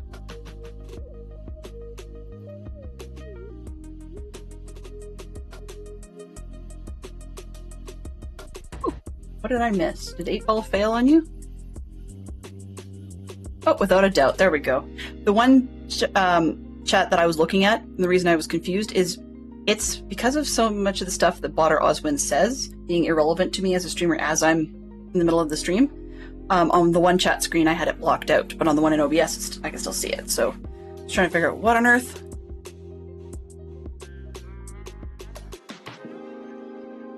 Where are we here? Is today going to be a good day? And it is looking good so far, for sure. Today is going to be an excellent day for us because I am looking forward to Fantastic Sherlock Fox having a stress-free evening and a stress-low-ish weekend, or stress-reduced weekend, just because I am very, very glad that he is getting out of his current job. It's not the be-all and end-all. I mean, having a job is very important, no arguments with that, but this one was eating him up pretty good, so I'm very, very glad that we are in the countdown hours of this particular one taking a hike. Okay, there I keep grabbing the wrong one. These little wedge shapes. Of course, we've got one that goes one way and one that goes the other way, and I keep putting them down and picking up the wrong one. We got to play Lego. It has to be a good day. Indeed. And hey, if we end up with dead time later in the evening, we'll see how the kids are feeling. Maybe in and around everything else we're doing, I might be able to sucker them into a game of either Magic the Gathering or Minecraft Bingo. We'll see. I mean, they probably will have plans for themselves. It is Friday, so for all I know, there's probably a Splatoon event that I haven't looked up. Okay, we're on sub-step 6. This one.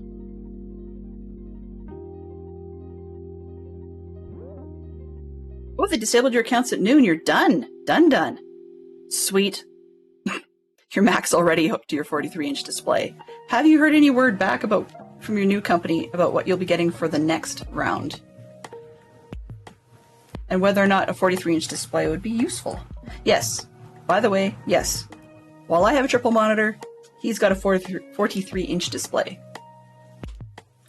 It is not a TV, because, I mean, that would be, a lot of people's first thought. It is not a TV. It is actually quite literally 43-inch display. Technically said, it's like four panels together, I guess. Not sure what size that would be. My math is just out. That's one of the other things I get about this is I'm very good at spatial, except in guesstimation of size. So spatial doesn't work when it comes that way. There, we've got two more of our controls. That's actually quite detailed considering, yeah. Pixel size. Okay, so about 427-inch monitors with no bezel in between. So as though it's all, well, not as though, it is. It's all one big panel. So it, so when he goes to snap things together, like you can span things across and get very large text and stuff if that's your gig. But you can also have multiple different things going on it. I have no idea, to be perfectly honest with you, what it would look like if I was to stream with a panel like that. That would actually be really... I'm curious, but not that I actually want to try it. I think I enjoy my 3 physical monitors. But yeah, I've got one of those weird monster things that has two, like it's a monitor stand with 2 swing arms on the side. And then it's got, I've got lights above the top. So of course we've got the webcam that sits in the center. The lovely overlighting me at the moment, key light, cause you do, you know? Throw that away. Wow. Interesting. I've never had it up. Oh god. There's delay. Okay. I didn't realize there was that much delay.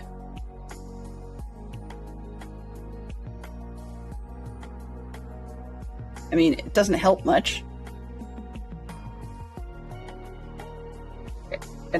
Yeah, I'm overlit, but it's because the desk is so lit. and you can see it's reflecting on everything. But in any case, yeah, he's got a lovely setup there. And he used to use it for conference calls and things, which makes a lot of sense to be able to have multiple different things going, especially when you're actually working on paperwork on one side of the screen while you're trying to have a conference call. Having things that close together, one of the bonuses is that you can actually get things done or refer to your notes or whatever without looking as far off the screen as you really are. Like, for example, you guys can easily see I'm looking down at the instructions.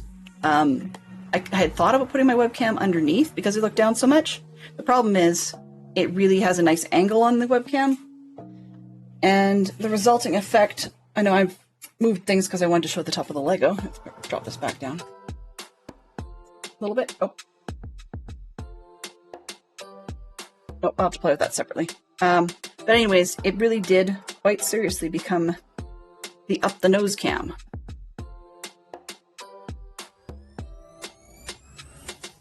Oh, I missed a bunch. Here I go, doing the thing on the other side when I missed a bunch by not reading the instructions. Stay on the side we were on.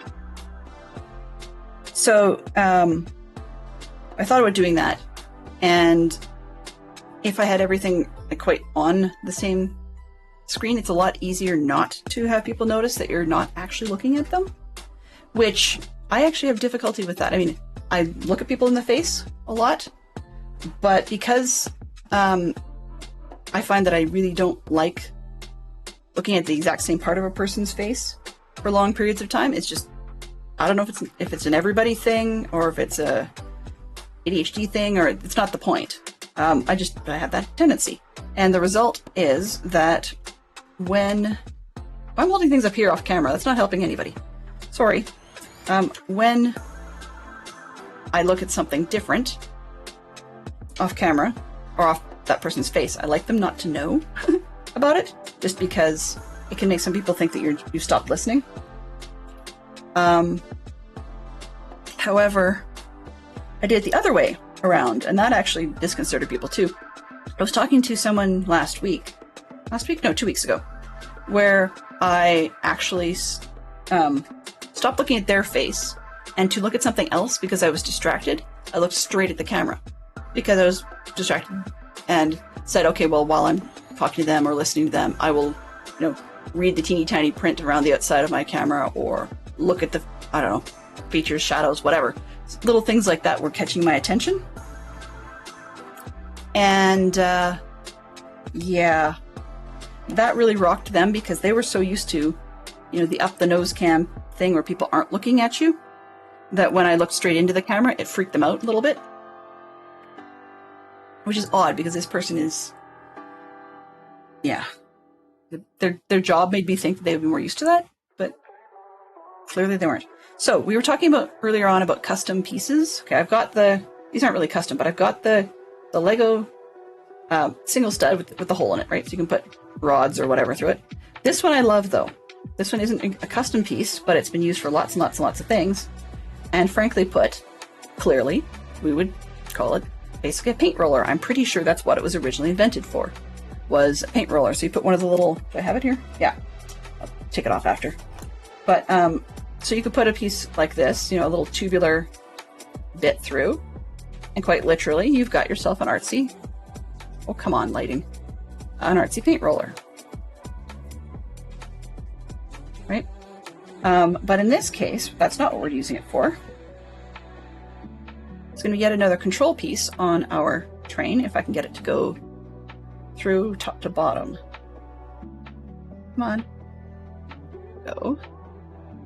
And it does stick off a bit, so I push the gold all the way up. And they want me to stick it in these little clips on the side here. Just in the top one, I suppose. There we go. So it's got some sort of control that we can do. Train buffs will have to fill me in for what a lot of these are for, because I would really like to know. With the number of Lego trains created, actually, I'm really surprised when our local heritage town, we actually call it Heritage Park, when our local heritage park has their annual train days, I'm actually quite surprised. They've invited people from some of the local model railroad societies to do a display, and they usually do, I think they're N-gauge trains usually. And with those N-gauge trains and stuff, I'm actually quite surprised that they haven't invited people to do a Lego-sized train display, because they make a big deal in these model train days, or not model trains, sorry, in train days, of showing off the full-size steam locomotives, and then the you know, you've got little N-gauge size ones, right, from the model club, but they make a big deal out of it being a very family event. Nothing wrong with that, but just like by making it such a family event, I think if they had a Lego display of people doing, it doesn't have to be steam, it could be the more modern, I want to call it light rail transit, but like subways or monorails or something along those lines. Those types of trains. Oh, shoot. How much do I care? What I'm looking at is just the way these are made. There's a little flaw line, because I told you I like to hide the flaw lines. And I've got, this one's got a scratch on one of its sides. So I'm trying to take it off. The problem is, okay, let's see if I can do this safely. Yeah, okay, there we go. The problem is sometimes if you can't get leverage on it, you can't use the claw part to pull it off because, oh, there we go, there's the inside. Oh, that's not it, because it has to face a certain direction. Okay. Yeah, if you don't get it, the problem is that the claws can break. They're not super fragile, but I know my son's had a few over the years where the claw part had broken open. Yeah, sorry about this black on black. It's really hard to show on this. I'll have to see what I can find out from some of the other Lego creators I watch on how they light their desks so they can actually do that better. Because I will not be a Lego all the time channel, but as we've talked about, Lego breaks from Minecraft really do help me, so I'm just going to go with that. Sometimes you'll get off Friday things, as I'll do Lego other days of the week, partly because if I had a reason to cancel and then I miss, like I feel like I missed the stream and it really throws me, I guess. So I'll do a catch-up, or if I'm really just not feeling Minecraft that day, I have tried other games, and sometimes that works, and most of the time it doesn't, but Lego seems to be a little more popular. Yes, ma'am, gave a follow. I did see that come through. I appreciate it. Thank you ever so much.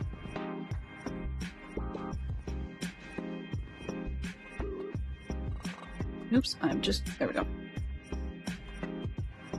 There we go that way. You've got the click. Next page. Sticker time! Woohoo! Which ones are these? This says... Ooh, lovely. It's got a name. Okay, so these, I'll show you up close. It says, oh, there we go, Sapphire Star. We get to put the Sapphire Star sticker on. Now let's see if I can get this one on any better than I did the previous ones. I think the short side didn't work. So let's try and stick it on the long side, on the end, and see if I can get it to go a little bit more centered. So we're on the edge of this brick's top now. I need to somewhat center. Now I've got shadows that I'm working with, which is not ideal. Go with that. There. I think that looks good enough. So it's the Sapphire Star engine. Lovely. Right, and now we're putting on windows. Yippee skippy! I'm fussy on the windows as well, as we talked about. So these windows do have a correct side and a wrong side. And it looks like they want the side that shows more of the glass pane to be on the outside, which I can deal with. But once again, I look at where the Lego markings are from making it and the number piece and so on, which side of that, and I try and hide that in the center of the frame. It's a thing. Oh. I do have a lot of products. Like, it's not just Lego. If there are other things where they have a notable direction, then I try not to. And I just went and smeared a whole lot of finger oil over that. Shoot. Oh well. I'm not usually finger oils fussy when it comes to my Lego. I just, when it's really bad, like it is on Windows, then I'm a little picky. Come on, window. There we go. That's a good solid snap. I've got these two. I appreciate the follow, yeah. One of the big things about this one, I don't think I have the work lurk tag on there. Can't remember why I pulled it. I think I needed it for something else, as in like the space. But that said, I usually have a work lurk tag on there, so if people are working and lurking or doing what they need to do, going about their day, they can do that. I don't mind being, I'm not ASMR, but I don't mind being wallpaper. Or the equivalency thereof. I love the fact that we've got these little things going like steps. The problem is nobody's ever going to be able to use them as such. But I like the look. Okay, can this please attach? Ooh. Okay, so what did I push in the way? So we have this little section at the bottom, right by my thumb, is the only stuff that's going to connect onto those dots there. And, pardon me, if I'm not lining it up quite right, it just does not want to go on.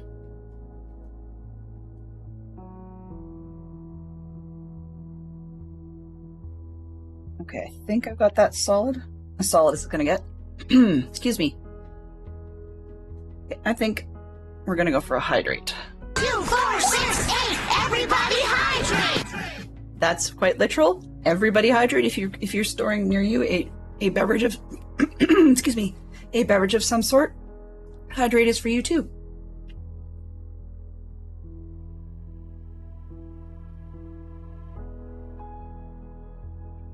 Excuse me. There we go. I think I can wash the frog out. We'll see. All right, so I'm a step ahead on this side, unfortunately, because I didn't read the instructions.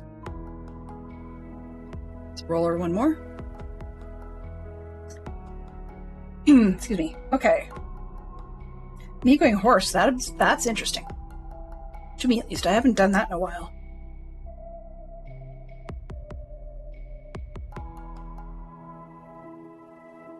Actually, I'm gonna blame the little bit I was at Scouts last night. Excuse me, sorry. I apologize for not muting the mic for that. What am I looking for? This one? And the gold top. Flip it over. There we go. Okay, it's another lantern. My phone knows I'm not normally streaming at this hour, so it's talking to me and giving me all kinds of notices. Focus. Streaming. Thank you. No. There we go.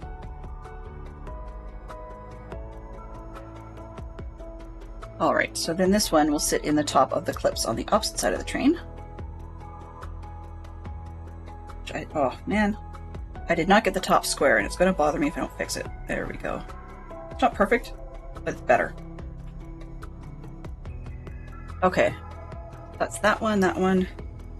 This one, oddly enough, I have seen it in many, many places.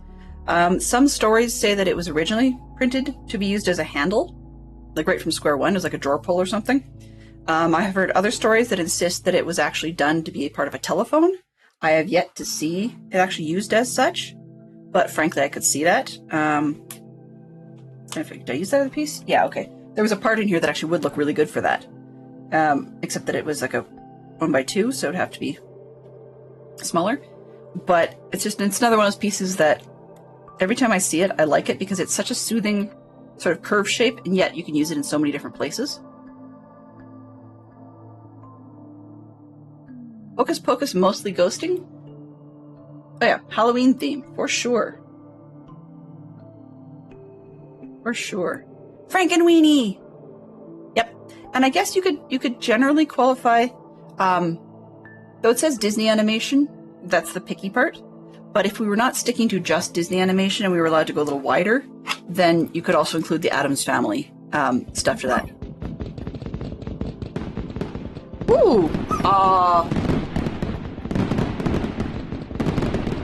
Fantastic Hello. Sherlock Fox, if you were involved, you're in trouble. Howdy. Welcome on in. Welcome, welcome, everybody. And hello, local and crew. Good to see you. Lots and lots of people dropping in, and we have plenty to say hello to. Let's see, what have we got? I'm just going to scroll this up. Local brick shop raid. Lego news, sorting finds and building other fun. What is that? Oh, the freaks are coming through. Hello. Okay. Sure. Hello, everybody. Welcome on in. Thank you for dropping by. And yes, that's a horribly bad pun. Howdy. For those of you that are very familiar with local stream with the parachutes, we have the parachutes here. They trigger as part of a raid, but they also can be triggered manually. We use the word drop. So let's get through here and say hello to everybody. Welcome local directly. Thank you for bringing your crew by. I really do appreciate it. And thank you. Welcome in. Oh boy. Hammond Transit. Yes. Lightning Builder. Cyber. I'll leave it at that. Cyber CHP. Local himself. Very, very pleased. Sunny. Hello. And Orsiniquan. What else we got? Ooh, Rex is a dinosaur. Yay. Hello there. I think that's it. Yeah. So, for those of you who don't know me, my name is Delenn, and that blurb is a little bit out of. It's not up to date. Put it that way. And it's great to see you could make. Oh hi. Oh boy. Hyrax? I will admit I love local streams and I sit in there, but 99% of the time I've got no clue what some of these names are, just because they don't stick. Okay?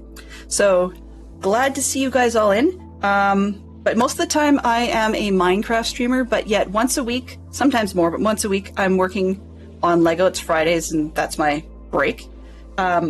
This time we are working on, as you can cut. Ooh, do I have? Wow, I didn't even know that the leaves were a thing. Cool, that looks awesome, Astro. Amazing. So I'm just going to. Where's my clear drop? There we go. Reset drop. As you can see at the bottom, we've got the Orient Express going. That is the train that we are working on. We are on the final 2 bags, and we're working on the locomotive. It looks absolutely amazing. I'm not going to pull out the entire train for the rest of it because it's huge. Huge. Fantastic Sherlock Fox. Yeah, I will. I'll get there. If you could catch the string because I'm sure there's going to be a bunch. The string of shoutouts, as time permits, that would be very much appreciated. I don't have the queue set up for that currently. Okay, so we've got a partial on the engine. I'll just set that aside for a second. Hello there. Normally I sort into trays, but I just said last couple boxes, let's just YOLO and run. But I'm going to zoom out briefly, if I can figure out where I put that part. Overhead cam, properties. Oh, no, not that one. Where did I put that? Yeah, configure video. Where'd you go? I hid that one. Okay, that's fine. Aha. So let's zoom this back out just a bit. And we're going to show the first section. So we started at the back of the train. And the first piece they had you build was the restaurant car. If I can read right on it. There you go. The restaurant car. And I loved it because we've got this back end of the train where you can actually see quite into it. It's got a lot of really nice detail. I'm going to open just a couple of doors here. And the doors, with this detail aside. Okay, that's not helpful. Cameras. It's a lot of neat detail in here. As you can see, we've got some art paintings and stuff like that. And so that's kind of neat. You know, you can see right through and so forth. Nothing too exciting there. They actually, I don't think I have them, do I? Maybe. They actually had some really neat design on this restaurant car because on the inside, the camera will actually focus today, maybe kind of, sort of. Okay, you get the point. There's a lot of little restaurant seats, and we all have camera problems some days. My old hand, there we go. Get it better? No. Okay, then I'll bring it up. But then we've got neat stickers like that sort of art going on, printed pieces like the lime slice and so forth. So that one came out really neatly. And you can see more of the art on this side. One of the things that was discussed quite a while ago, and I know that's been brought up on local stream, was that there were errors made. So let's see if I can find it. I think I still have the bag. Where'd I put it? I had it there. Well, in any case, there were errors made where they misprinted some of the tiles. There it is. Found it. And it's not easy to see in this one, but for those of you who are into the spelling, we actually had a couple of errors that Fantastic Sherlock Fox had to go and order new tiles. Oh, that's the same one. This one. There we go. Which we had to take 2 runs at because we didn't actually quite understand how they laid out the orders. So, on the car itself, I'll see if I can get that zoom back. It's probably easier. Yeah. So on the car itself, you see Paris and Munchen's kind of harder to see, but it's missing an umlaut on the original tile that came with it. So, I mean, that's not a huge one. I could have gone at that with gold paint. However, farther down, we had a second misprint. Now, while it may not look a whole lot different, if you take a look at the spelling, the word got a totally different letter. It was Bucharesti instead of Bucuresti. And yes, I'm mispronouncing that, so apologies to anyone who knows the language. But in any case, so we had to replace all those pieces, which was kind of fun. Yeah, the first time he ordered the wrong one. Also misunderstood about the history of LEGO's awareness of the problem, which I was not entirely clear on initially either. But one of the other known problems with it was in some of the early sets, they had misprinted some of the stickers. So you'd have to order a new sticker sheet. However, turns out that was caught before shipping. So I didn't end up with that problem, but we had misunderstood and ordered the shipping stickers as well. So yeah, that's the restaurant car. And then the outside, of course, is very similar on the sleeping car, which we've got like a fully articulated base on both. And there goes the camera again. Today camera, please. Let's see what we can do. So this one, inside the sleeping car, there we go. So we've got bunk beds down at this end with like details like a newspaper and so forth. And they got their own little wash stand. It's got a double-sized bed in there, little couch. I love the office suite, really works for me, with a little typewriter, because we're talking like 1930s. So I love the printed tile on that one. There goes one good frame usage. And then inside, they actually have a full-on bathroom with toilet roll and a wash sink and stuff, which is pretty cool. Needless to say, scale would be incorrect for an actual train car, but I'm not going for scale today. It is really good. I got spoiled as well. Not only did I get this for Christmas, Fantastic Sherlock Fox had a great conversation with the person behind the counter, so I am also the owner of the brown embargo box, with complete with the little sticker that says cannot be put on the shelf before such and such a date. So that's a good piece I like. There's also been one or two other very tiny misprints. So they've got what have we got on the end of this one? Okay, so we've got a little meter here, right? Like a pressure sensor or something. I forgot to turn those off. Thanks, Bree. Pressure sensor, and then in the spare one they sent, and please tell me I didn't do what I thought I did. Give me a second. Yep, I did exactly what I said I didn't want to do. One of them has, it's really hard to see, so I can't show you on camera all that easily. There we go.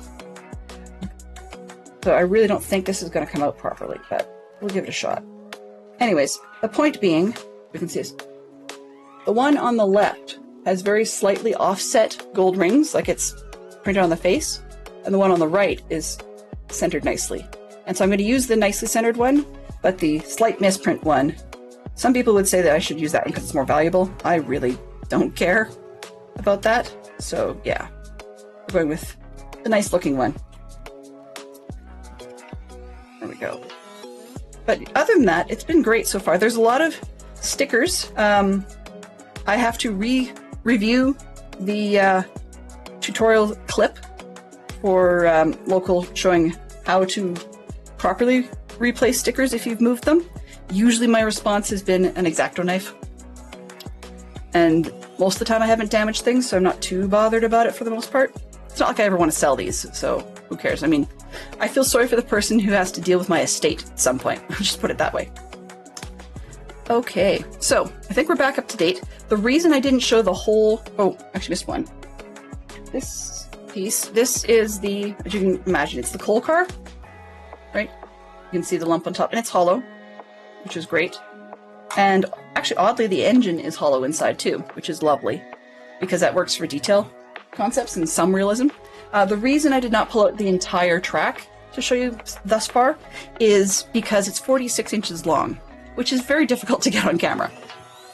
For those of you that are interested or curious about what I normally get into, let's see if we've got this one. I'm just going to shut off the background of my blur.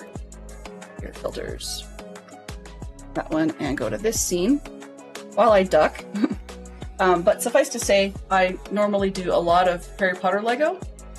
I do like other things. I've got some roses and stuff hiding back in there.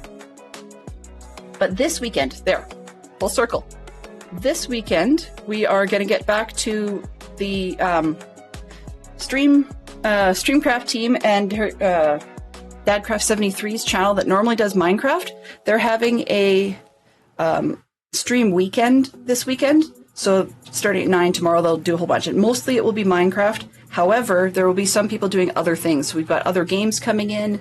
We've got other activities. There might be some crafts like book nooks, sort of bookend things. I myself will be doing Lego on Sunday. And I've decided I'm going to build the Disney's Up house, which my lovely purchaser, Fantastic Sherlock Fox, had picked up. And yeah, so that's our build. One of the theme reasons for it actually is, as you guys can see, my name is Delenn Russell on here. This is the source of Russell. So yeah, partly because I love the character. It's just an amazing character and a really nice movie. But the other reason behind it is, outside of this, I'm a leader with Scouts Canada. So there's a lot of that outdoor connection involved. Okay, did I finish this step? I think I did. Thank you very much for all the follows coming in. I do appreciate that. This is always a channel where you're welcome to work, lurk, drop in, drop out, etc. We are family friendly, sometimes to a painful point. So for those of you that are familiar with a little bit more fun cavalierness in some of the other channels, just letting you know that while we are not likely to, jump down anybody's throat for it, one of the rules of being a part of the Streamcraft team is that we stay family friendly at all times. And I myself have made mistakes. I don't, drop swears or something like that in 99% of the cases, but the mistakes are that, something that can be misconstrued when it's out of context, that type of mistake, that's where I usually get myself caught.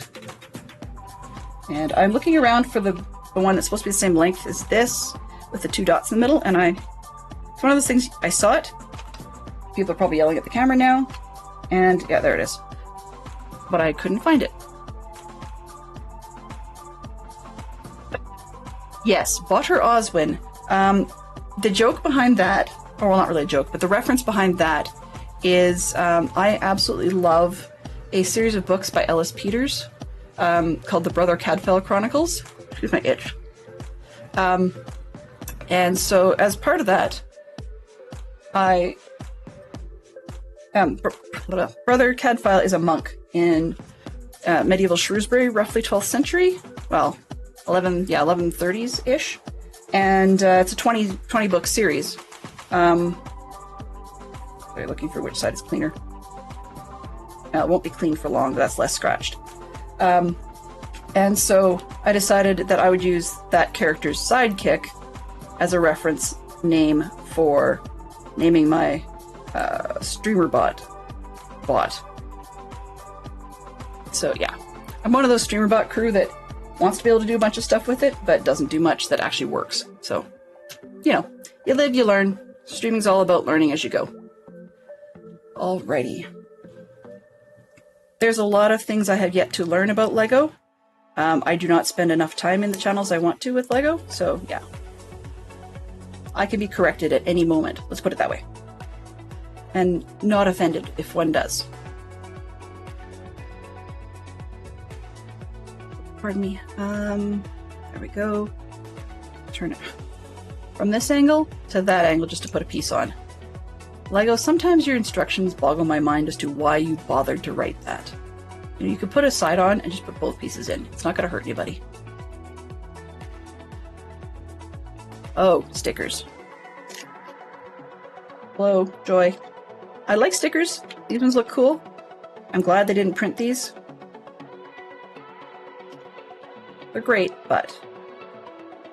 Okay, let's see if I can do this without shaking. Because I've got a bunch of shadowing at the moment. And see if I can want to get it where I'm happy with.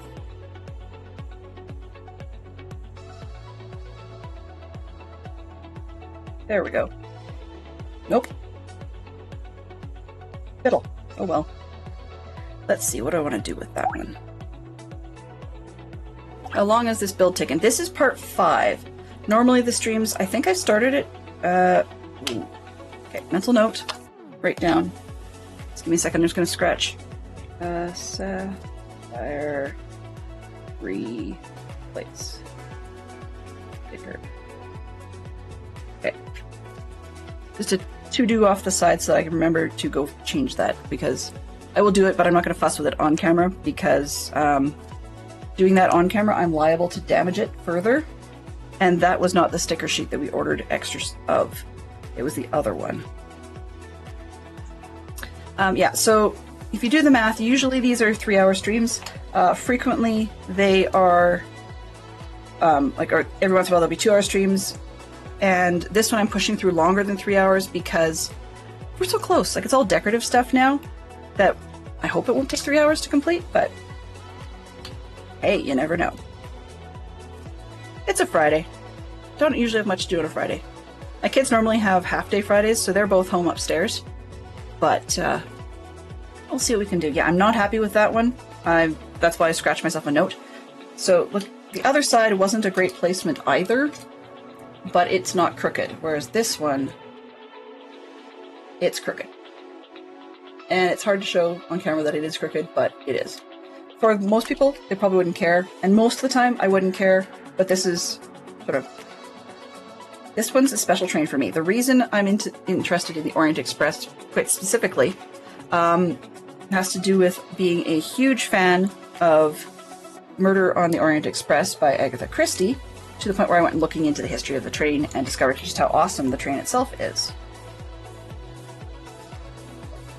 And last season, so I guess calendar-wise last year now, they're not all year related, but last season I did a version of the Orient Express in Minecraft.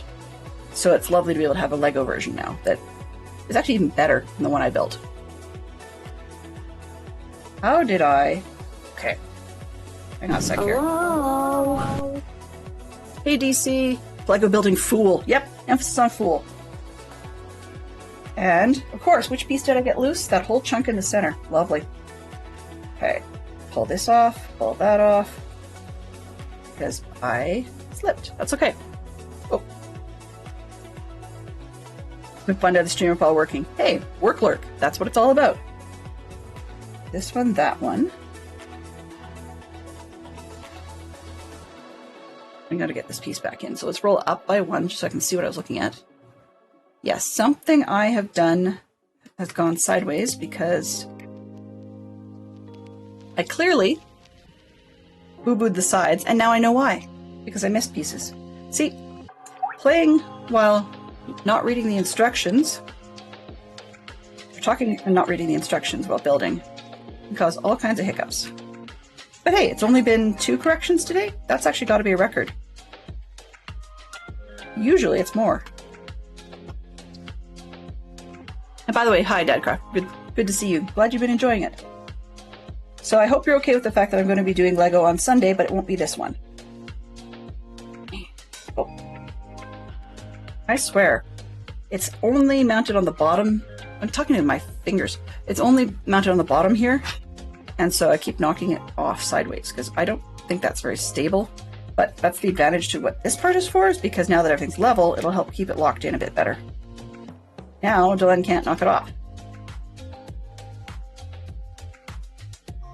DC's got the Lego bug too. So, I was wanting to know if DC has time to chat, and if he doesn't, that's okay, feel free to ignore it.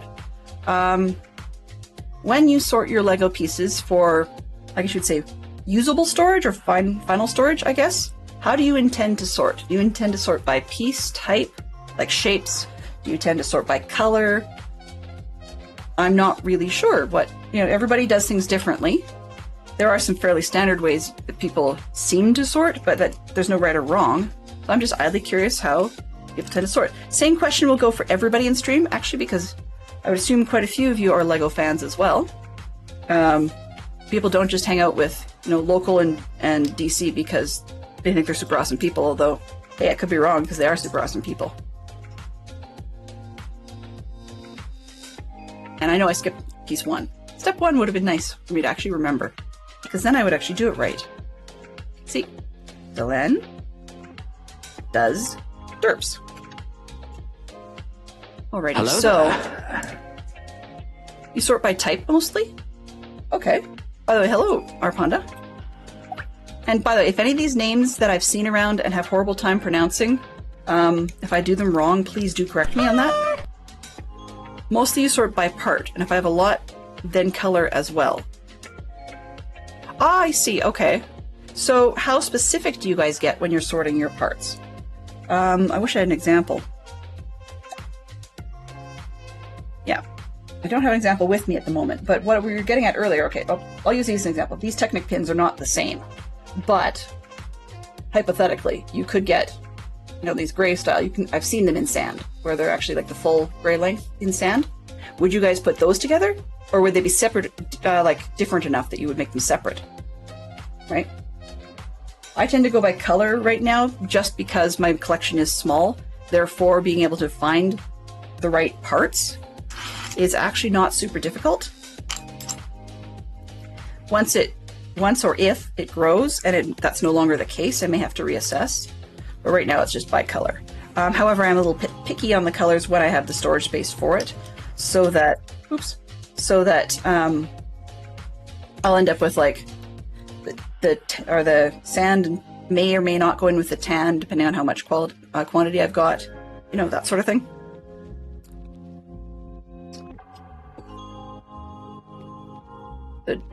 Dadcraft says pieces and then by color, and then consolidate based on count. So if I have 25 brackets total, there's no need to sort by color too. Okay, very specific for small parts, less for big parts together, unless I have a ton of them. Definitely separate as I have a lot of Technic. Okay, yeah, that makes sense. So it seems like we have a variety going on, and that makes sense. I mean, right now, as I said, I just do it all by color, but it's just because I don't have the quantities for it. If I had the quantities for it, I don't know if I'd sort by color or by piece, because I guess maybe by color, but more by habit. So what I mean is, like, when we go to our local brick bin type shop here, I'm out west in Alberta, in Canada, and it's as specific as I think I'm going to get. Actually, we're in Calgary, I guess, but we have ours out here. We call it local, or it's not called local. It's called brick bin, and they're great, but their general bulk stuff is all purely by color. That's it.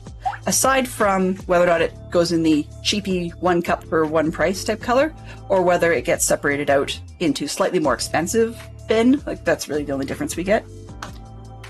Wheels. Aha, where did I see those?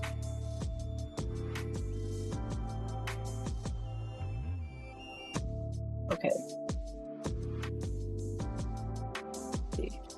There's so many parts to sort, Dell, it's overwhelming. You know, I half wish I could be at your place in spirit, DC, because I would absolutely love that. I was mentioning earlier on in stream, and which you may or may not have heard, but I actually would love to, at some point, you know, attack my kids' Lego collection and sort all their bins for them. I mean, they have some where it's sorted, and some where it's just chunks of previous builds in a bucket. And those need to be sorted at some point, because every once in a while they can't find the part they're looking for. And they don't say, hey mom, please help. They just say, I don't think I can build this, or I don't think I can build it the color I want, or you know, I don't question them on the colors they use, but sometimes my daughter or son will volunteer that fact. So it's like, I wanted to make it such and such color, but I couldn't find the part. I'm pretty sure they have it somewhere. Can't win them all. Okay, this, I think, has this piece on the underside. Yeah, okay. I want a gray one on this one. I find that the sorting comforting. It's weird because a lot of people, you know, can't focus on repetitive tasks and find it really, really underwhelming. I actually don't find that super repetitive, because with the distraction level and the noticing of things, yeah, that I'm of late a noticer, then every single part is different. Whether it would be having, there we go, okay. Whether it would be having the parts, why can't I think today? Whether it be having the parts scratched, or whether it be, oh, that one's all oily, or whether it be, oh, I guess the dog chewed that one, or, you know, a million other different things, or even the, that must have been from a different print lot because the dye color is very slightly different. Like, those sorts of noticing things are where my brain goes. I turn it over. Oh, okay. So I need to, did this one, aha, I lucked out. So this side worked out down there. So apparently it's a big deal to get them lined up just right. Not particularly sure why they're being so fussy that way. But hey, if that's what the thing wants to do, that's what the thing wants to do. Eric says, I was lucky and got a lot of the multi-drawer storage units, so I have over 300 drawers to sort most parts in. Yeah, I don't actually have more than that. I've got one of the, 2, I guess, of the 6-drawer plastic ones, where the lower 3 are deep drawers, and the upper 3 are more shallow ones. I've reconfigured them so that we have all deeps together and all shallows, but it's not holding Lego. Frankly, I'm one of those people that has, you know, flavor of the month kind of hobbies. And I usually cycle around to the hobby I've had before, so they do come back. But that said, oh, I see. Okay, that's interesting.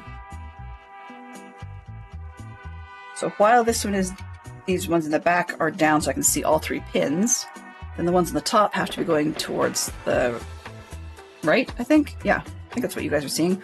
I try not to mirror my streams, so it is the right for you as well. DC says, it's all used. I've got most of it washed now. At least bricks and plates are washed. I'm scared to go through the bins that I sorted all the one-by-one parts in, though. Yeah, well, that's the other thing is, I've never bought used Lego other than stuff that's been from a shop where it's generally been pre-washed. Uh-oh, come on. There we go. That said, I bought Duplo at one point, but because Duplo being Duplo and kids being kids, I didn't mind it back then throwing it in a sweater bag with a zipper and throwing it in the washing machine. We didn't put it in the dryer. We did air dry it, but, you know, and that's Duplo. Like, Duplo's kind of, I don't know, it's just not super exciting. I'm not super careful with it.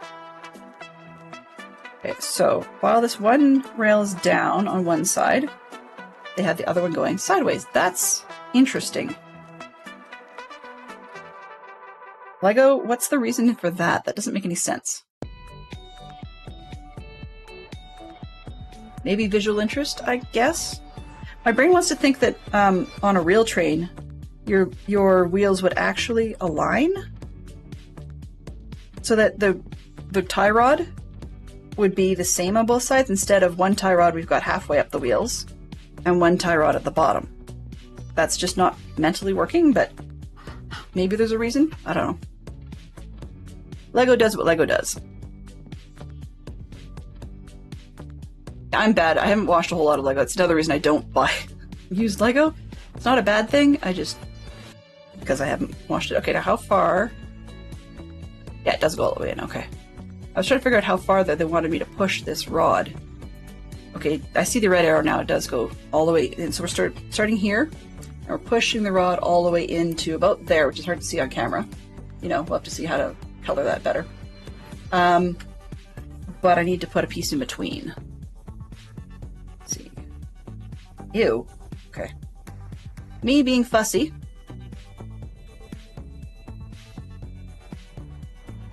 This way. I don't know if you guys are like that too. The other thing I'm fussy about is the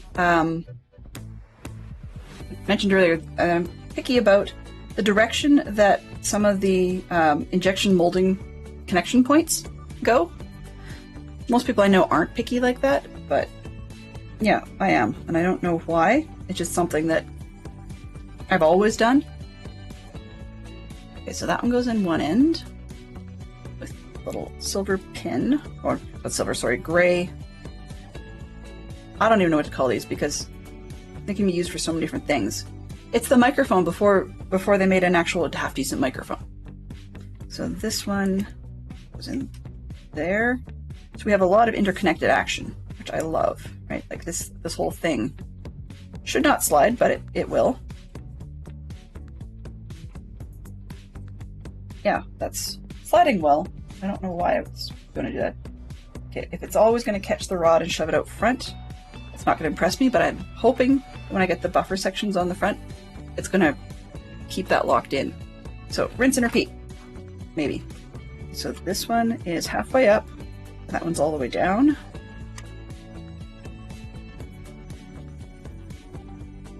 Alrighty. Why did I do that again? Go through.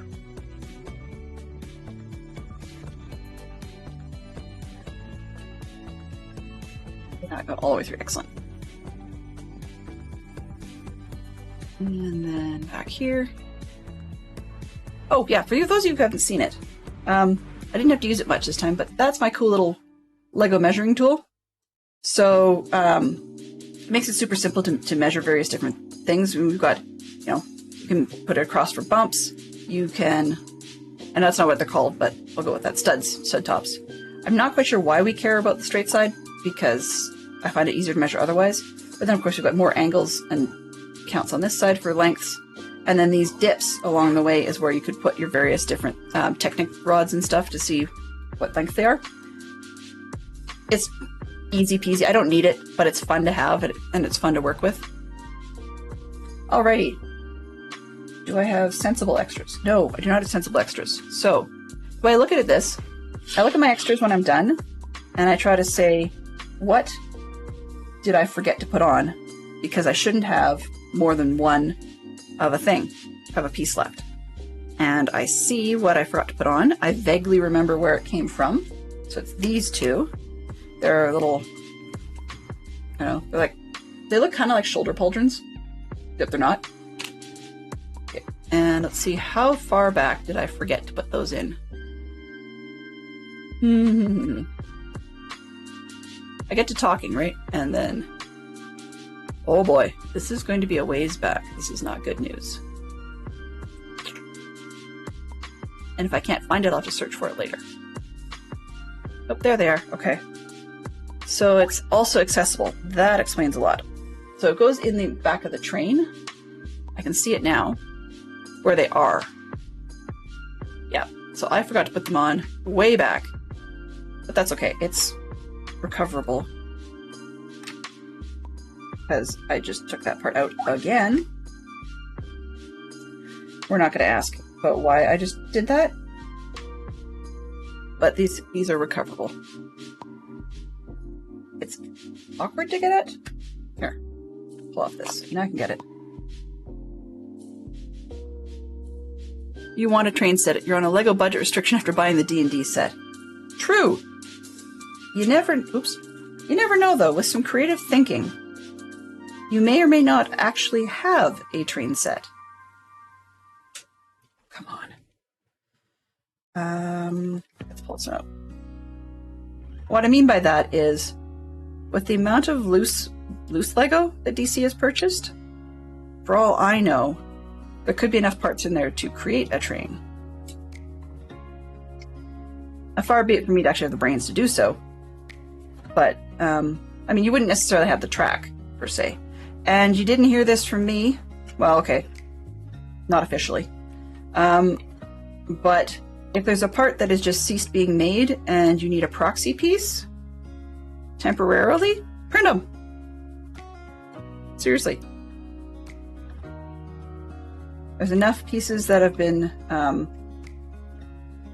modeled that it's easily doable.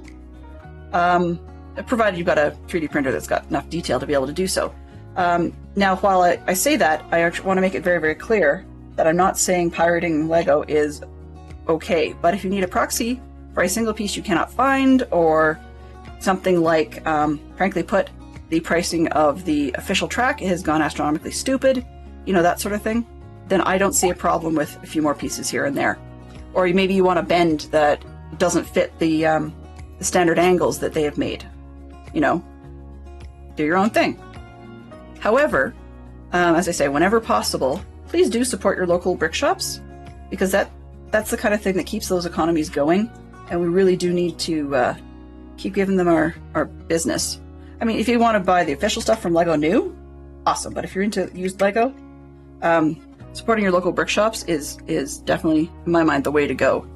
It helps keep the community alive, and people can go there. And when I've been in some of them, there's people standing there looking for various parts for a build, and they're just shooting the breeze with each other, and it's a great social place to get together, kind of like a coffee shop without coffee. But I'm looking forward to the D&D big series coming out as well. There's some really neat ones. And those will be actually the dig fees. The D&D figures will be ones that will be fun to get multiples of, I think, because then it allows you to accessorize your D&D characters to be a little bit more of what your particular taste would be for the character. Okay, now that I've got those, I now have singles left of all these parts, which is fine by me because that would make sense for extras. Now, I did not do the tie rod on the backside, which is silly Delenn, and we'll get back there and finish that tie rod. Because I got this far, and I didn't do the other piece. Like, I saw the bit coming up below on the next page for the new box. Hello! Welcome on in, Barnes Mama. Oh boy. Barnsama? I apologize. I butchered that. I know I butchered that. I looked at this part and didn't actually do it. Didn't actually put things on.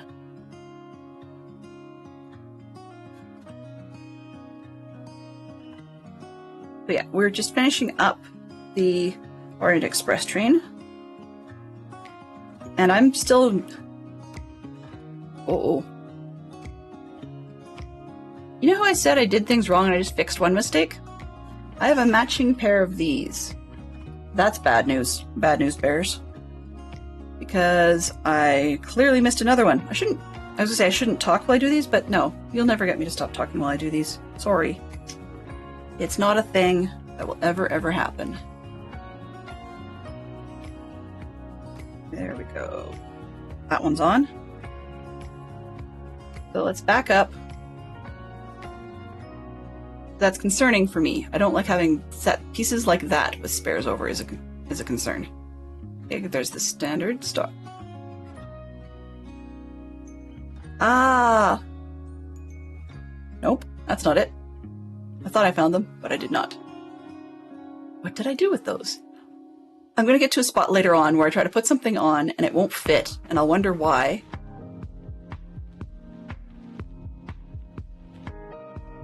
Oh, decorative detail. Okay. That's easy peasy. So these, I didn't put a layer in between.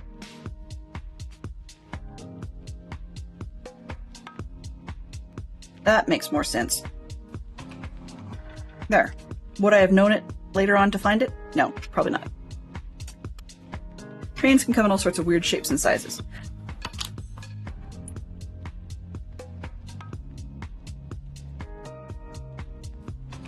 So at this point, I was saying earlier, my personal Lego collection is really small, although technically I probably have call on just about all of it in the house, because Fantastic Sherlock Fox had purchased most of it, you know, including the kids' Lego when they're uninterested in stuff. That said, I've only actually ever snagged a piece or two from them once or twice, and although our kids chose to pool their Lego between the two of them, and I mean, maturity-wise, that's great for increasing the pool so they can both come up with their own plans. I didn't want to mix in my minor bit, which is just purely the leftover bits and bobs from building parts, or building collections. And, so mine still fits in one, embroidery thread sorting box. Mostly. Like the extras. Okay, we're down to the last bag. Yes, lots of noise. Maybe I should use that crinkle as a sound. It's kind of hard to copyright the sound of that crinkling bag, because every crinkle will be mathematically different. It may not be unique, but it's likely to be different. You know, statistics people would have fun with that one. And if anybody has clout with the powers that be across the planet, particularly in North America, sorry, block it out, then please do encourage them to figure out how on earth to recycle these Lego bags. Or, truth be told, I would not be upset if Lego gave up on the cardboard boxes. Not the cardboard boxes, sorry, keep the box. That's recyclable. But if they gave up on the plastic bags inside the cardboard boxes, and they went instead over to little paper pouches, paper sachets. Is it in here? Yeah. So in the mic arm I'm using for the camera you see right up above, you know, they've got all the little random bits and bobs and whatever, but they're inside little plastic paper envelopes. You know, and I've seen bigger versions of doing this on plenty of other companies, and it's one of those things where it's like, okay, maybe the manufacturing would be there, but I've wrinkled and scrunched and crunched this thing, and actually usually I fold it up and it sits inside a hollow in my mic arm, because I don't need it all for the cable. That's where the clink clank is coming from. Oops. If I don't put the cable back in, though, it doesn't fit. There we go. And all that to say that I could see Lego getting away with something like that. Oh, there we go. In the future. And I bumped the camera again. Like, why do we need the plastic bags? Maybe we shouldn't have to figure out how to recycle them. Maybe we should just figure out how to stop using them. This is a neat one. I love these legs because although they're not printed, per se, they're dual molded. And I actually half expected when I saw them on the box for this character. I actually have expected that they would come in 2 separate parts and that we'd have to snap them together. I've had that sort of thing in other types of toys before, but I think it's really neat. Okay, which one are you referring to? Because I use 2 different ones. The one I have right here, this one, it's actually just standing on a Elgato low-profile mic arm, but this camera right here that you're seeing me pointing at is a Logitech C920, I believe. I used to have a C900, but I burnt it out, and the only difference, I kid you not, between the C900 and the C920, there's absolutely nothing hardware different about it, other than it comes with a stupid little snap-on lens cover that you can flip over. Beyond that, the one I use for the face cam is, it's an Anker something, I think it's 300? C300, I think? Or is it C300 or is it 300? I can't recall, but anyways, I debated using them either way, like interchangeably. I did not end up actually swapping the Anker one down for a Lego cam, because the Anker has some features available to it that work better for a face cam.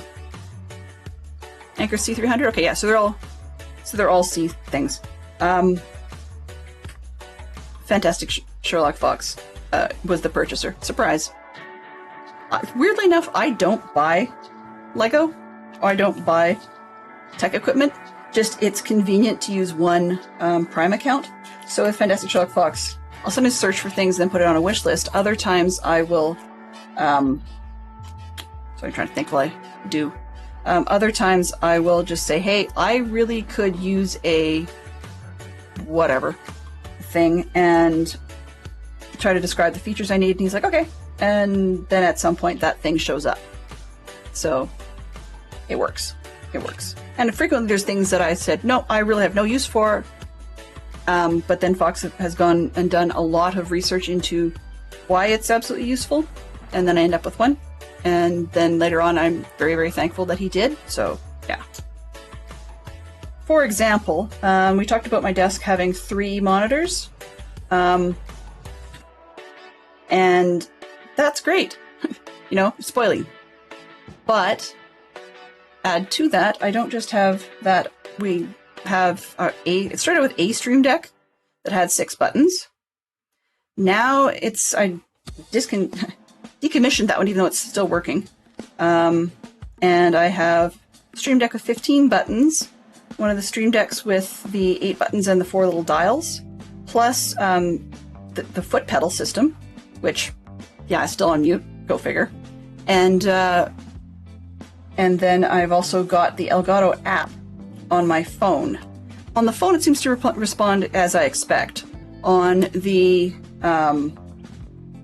tablet, it's great, except that I'm using an M1 iPad that works well with a pencil, so it's ultra sensitive, it seems, when it comes to using the touch stuff with my fingers. Which is, I mean, some stuff you want, that's fine, but if you're using it for a Stream Deck, it's not great. I'd be curious to know what is yours, Cool Milan, but I do prefer English in the channel, if that's okay. So there's your film camera. Camera? Words. Film camera. That's kind of neat. We have a little cinematographer? No. Filmographer, I guess? Because cinematography is a much bigger job. Newsman. There we go. So yeah, that sits up on the little guy, and that's actually quite cool. And shout out to Flatcap in the brown. In some of the online stuff, my son's name is Flatcap, so that's pretty cool. And both he and Fantastic Sherlock Fox basically live in their flat caps when they're outdoors. Summer, not so much for Fox, but my son's still glued to his flat caps. Oops, I'm going over here under the text. That's not going to help anybody. Cool, I think. Do I turn off autofocus? On my cameras, no, I don't. As you can see, sometimes it goes wackadoodle and should focus and doesn't, right? Ooh, gross, sorry. And other times, it just takes forever. So I don't turn off autofocus for that. for the Lego camera, and on the face cam one, it just doesn't tend to have an issue because I don't put stuff up against that camera. Oops. But the reason I actually didn't swap the two, even though if you're going to purchase one and have the funds to, I go with Anchor. That's just my favorite lately. But if you're going to purchase one, the Anchor has some features that are cool that I'm not using at the moment, so I have to be careful. But it does also have the ability to follow you in frame really quite nicely. So when I was doing the stuff pointing at the back of the room earlier in stream, I could have actually got out of my chair, gone back, and moved across to point out things, and it would have followed me. It's not a physical follow, it's in camera, so it's not one of the little robotic dealios. Now that I've seen that, I can't unsee it. That's driving me nuts. Sorry, guys. Ew. What am I looking for? Looking for this piece. So, it can be interesting to try and set up. My lighting is really screwball, though, and I blame partly the camera, partly my lighting setup. It's not ideal. I've got one key light air square just to the right of the camera. It's not in behind my camera, just because we didn't have enough clearance. And then on either side of the camera, I've got, what are they called? The brand I have is technically an Asian off-brand, but it's the bar-shaped monitor lights, and they tend to bounce off everything, so if I tip them just right, they're the ones coming in the sides. This is where we're getting all these funky shadows from, is from them. And so if I tip them, that's where it gets lighter and darker. The problem is because I got them on the side monitors, then when I tip them out, we end up with a darker zone in here and lighter zones on the sides, which personal taste says that doesn't work for streaming. And weirdly enough, those cameras are all, there's only 2 of them. I'm disappointed that I can't run more. And the reason I'm disappointed that I can't run more is I would love to have a better angle that isn't just straight down. I'd love to have one that's like off to the side or over my shoulder. My computer just does not like that. There are other ways to do it. For example, if you take a look at, I mean, we've got Local's got a bunch of stuff going on, but then we've also got Maribel Jade does some as well. And her camera setup is even involving like an old iPhone. And I can use my iPhone instead of yet another Stream Deck pad. I could use it as a camera. The problem with that is my computer just gets upset about that. It does not want to connect for that. Yeah, there are things that when I got a gaming computer, I should have thought ahead in terms of streaming and looking at how many USB ports and buses and whatnot, because at the moment I've got it maxed out. And I've yet to find a USB hub that does not freak out with the number of different things I'm doing. So you can't win them all. So we're on the top right of that page of what you see, step 442, just for reference purposes. I need a different piece underneath here. Where'd the round one go? There it is, this one. So we've rolled Geek Out, which is, let me pull this question of the day. Geek Out's clear. Mental note, gotta fix something else. But anyways, Geek Out, we've rolled it. Geek Out is a game, for those of you that have come in with, and may not have seen this stream before, Geek Out is a game that quite literally is a boxed game. It's a set of cards and stuff, and normally you would bet how much, like how many answers you could get, and so you get points for if you manage to successfully complete that bet, or that betted amount. And, but when I chose to use it as a conversational piece on my streams, I've just input the categories and questions or content into the stream, and it randomly pulls one. So when somebody does a Geek Out, it actually does a random 1 through 6, because in the box there's a colored dice, and then in those colors, of course, it's various categories, right? Pretty straightforward. Where is that piece? No. This one. So it just rolls and pulls up one of those categories. Sometimes we get ones that are repetitive. There is an awful lot of Disney in here, so I own 4 different Geek Out box games. 3.5 are in here right now. And the reason I have not put the 4th one in, although given the way this weekend is planning to go, I might. But given that, oops, wrong way, that we've got that going, that there's a lot of Disney. I don't know why. It's pop culture for sure. And there's a lot from the 2000s. Okay, I'll buy. You know, great. And what else? What other set have I got? The original, for some reason, has a good amount of Disney in it. And then, of course, before I figured that out, I purchased, the Disney edition. So I have about a third of the Disney edition input, and I might actually put the other 2/3. I do not know if there's a whole ton of repetition in them, in the various ones between sets. I've not seen any as we played. I mean, we've seen repetition questions come up, but I've not seen any that very clearly identifies that different sets have been using the same questions. Part of it just needs to take time to diff it and see what happens. Okay, 1, 2, 3, other end. I did this wrong again. There we go, this way. And that way to face each other. I keep doing it way down here behind the train. That's not going to help you guys. Okay, that looks kind of like the picture, more or less. And let's see, now we've got the bent ones. This one and this one. So that's where Geek Out comes from. This particular Geek Out rolled, we are in miscellaneous category, quite literally very miscellaneous.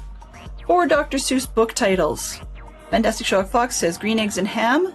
Mama Bear says Horton Hears a Who. I will throw in a third one with 1 fish, 2 fish, red fish, blue fish.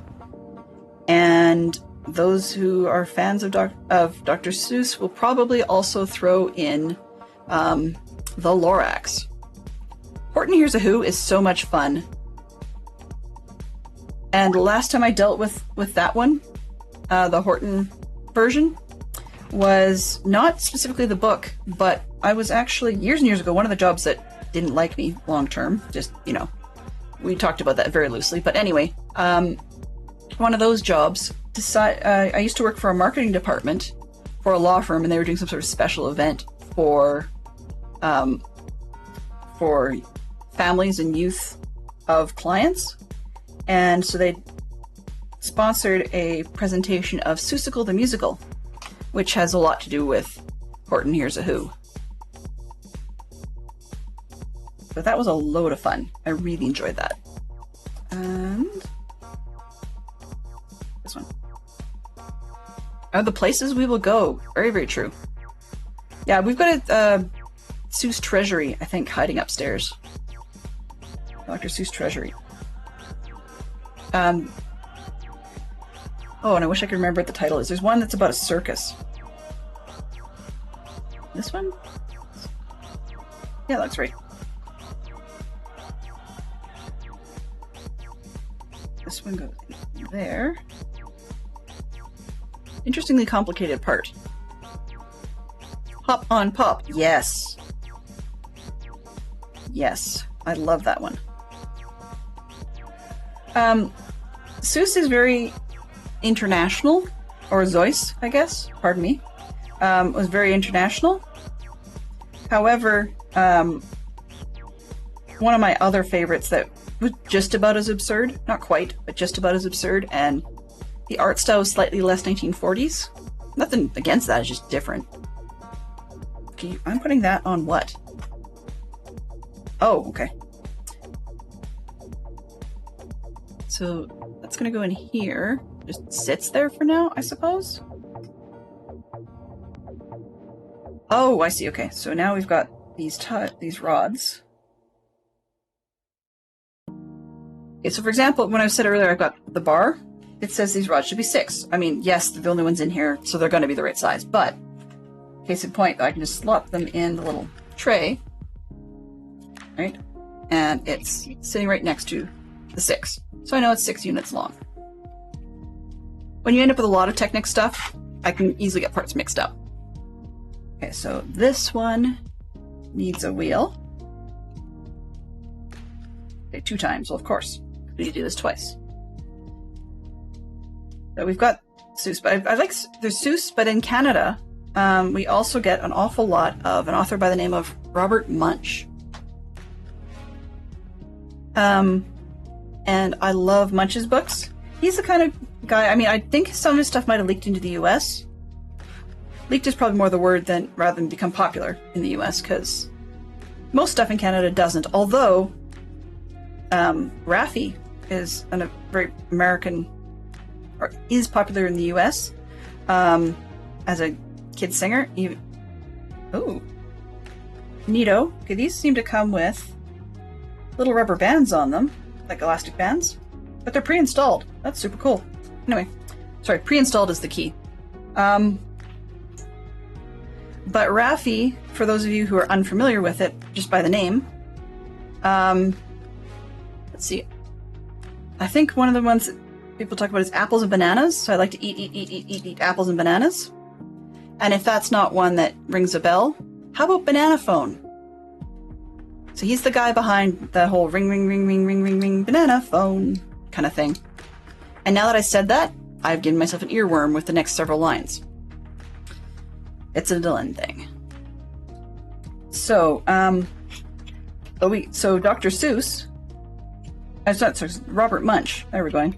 Robert Munsch, for those of you that may know the name and just can't quite place it, Munsch was one who did books like the Paper Bag Princess, no,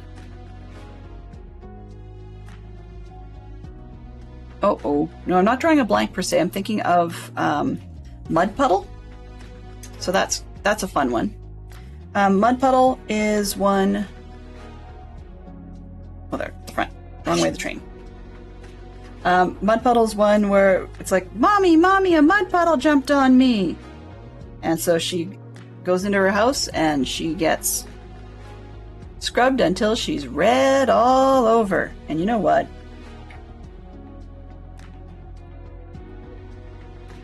Son of a gun.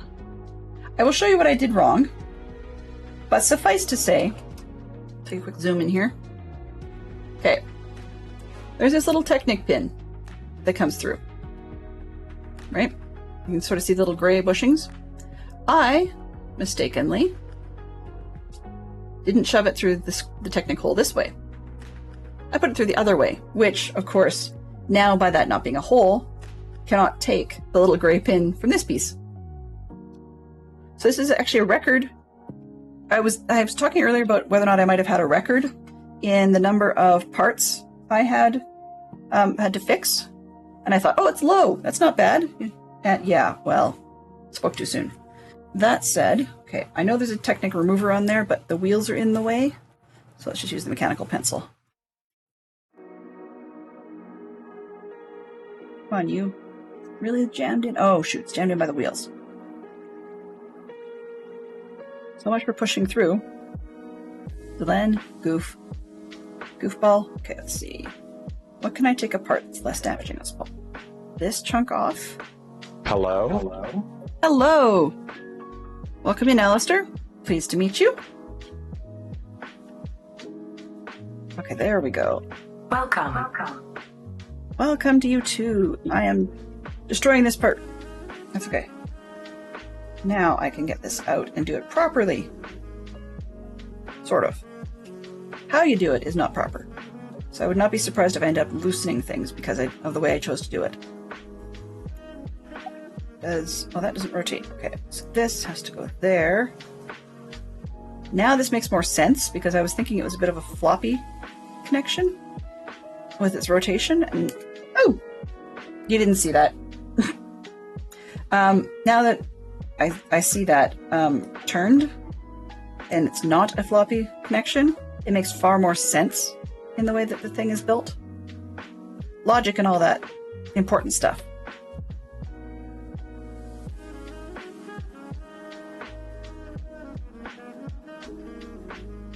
So welcome in, Van Bonnie. Ooh, I like the name.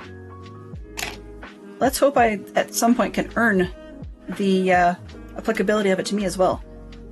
Not that I'll be Fan Bonnie, but that Bonnie will be a fan eventually. Eventually. You know, don't put the cart before the horse or the carriage before the thestrals. All right. So other than removing that rod, which apparently was for nothing, I can put this back, maybe. Uh-oh. Now the pressure required to do it, I'm just hoping I don't... Okay, good.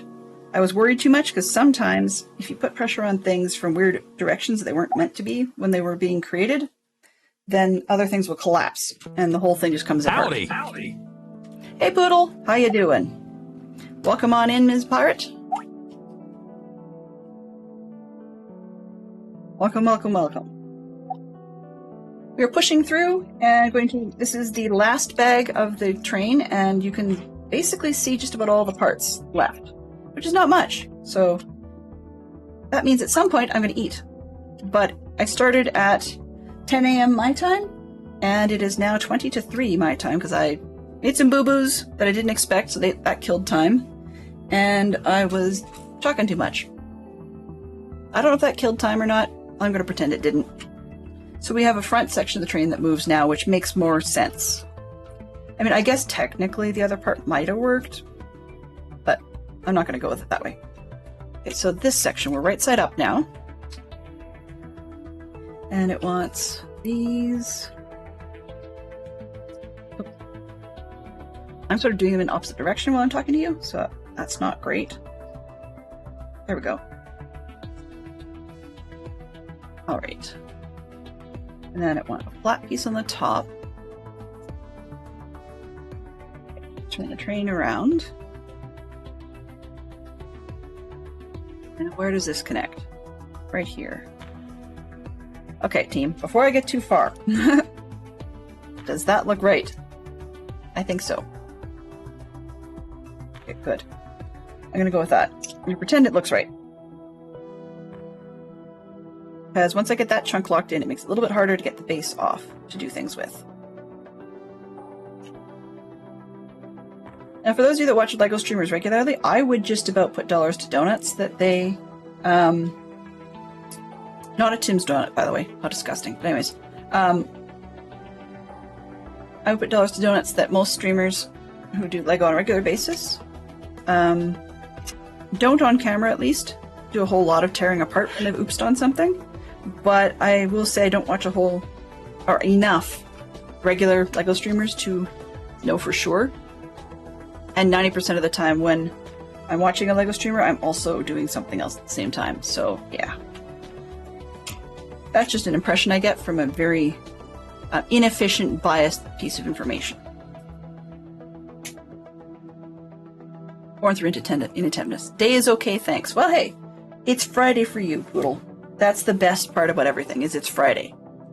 Meaning that hopefully you'll have a decent weekend ahead. We can hope. All right. These are neat pieces. So they're like studs. Oh, come on. It's my old hand again. Sure. Let's do it that way.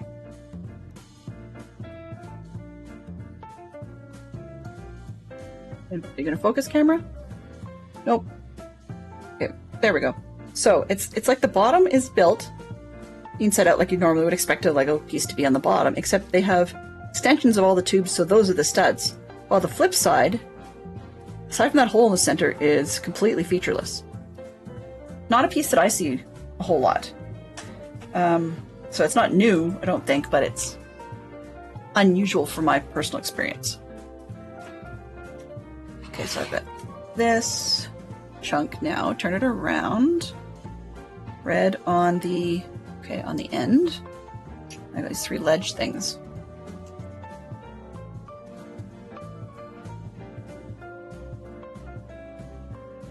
We are now into an interesting phase in the live streaming playlist.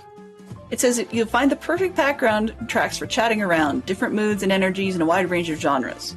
We'll set something, I don't know. We'll set the right vibe on your channel. Well, I don't know.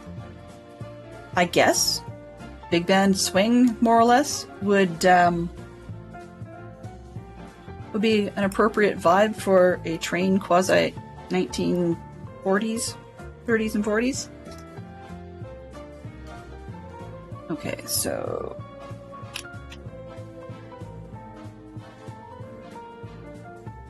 this one together. And that. Ooh! I'm learning to pay more attention to how things feel tactile-wise. And with my fingers underneath here, I really like the way these curves feel on my fingertips. It's just sort of a distraction, squirrel, you know, all that, but I like the way that felt. That was cool. Okay, so let's put these on the corners. Okay, I have a dumb question for anybody else in stream who has or does build Lego. And I know it sounds dumb, but I'm just curious. How many people would actually admit to ever having pinched themselves between two pieces of Lego while they were building it?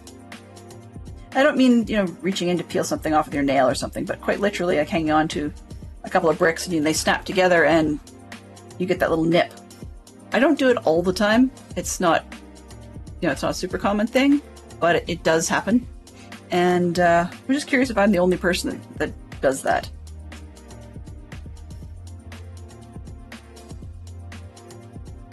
Eric says, regular streamers do mess up quite a bit as well. Oh, good. Very good to hear that. The anti-stud part. Ooh, yes, the anti-stud. There you go. It's a vibe. Not horrible on that. Yeah, it's a vibe. That's the one Epidemic calls live streaming. I mean, I have been really, really itching of late to have a, like to go back to a little bit of the swing, but more the electro swing, yet not necessarily as electro as some stuff. So I might play around this weekend a little bit with looking at a few different genre types and that I can use from Epidemic. Their own player is kinda sad. Arponda says, constantly they pinch themselves and also pinch my clothes. I haven't had it close enough to me to do that recently, but I could see if I'm leaning over on something, like if I was to do a bigger model, I have caught my, like the, not neck on my shirt, but like the sleeves or whatever, edges of things, I caught them on the edges of bigger builds, so I could see that. Okay, so we've got... Now, I know I'm not building it quite according to instructions in step 8, but it's a way that's working for me to think about it. Okay, so these are curved, and they'll curve to the front. Oops, upside down. Sorry. But there. Rather than pinching in amongst little pieces, since it's going to end up in there anyways, I might as well do it the correct direction. Pinch myself in the other way. Okay. Let's put this one on. I was looking for it, didn't say I found it. Eric says, oh, that hurts. It happens every now and then for sure. Awesome. I'm not entirely crazy. Well, not for that reason, at least.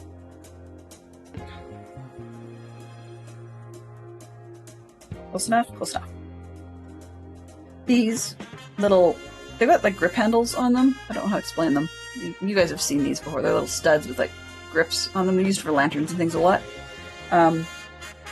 Sometimes they've got a nice blank side, and sometimes the writing and injection molding point thing is just too obvious. That's why I had to turn that other one around. I noticed this one they've got some writing on both sides, so I don't really have a clean side to work with. But one of them had the injection molding point in the center of the circular tip at the top, and the other one had, and then the other side of it has a little writing at the bottom of the stem section, and the stem looked smaller, so I figured to hide it. For Geek Out, we have, the question is rolled, 2 films in which a character dies and comes back to life. Avengers Endgame.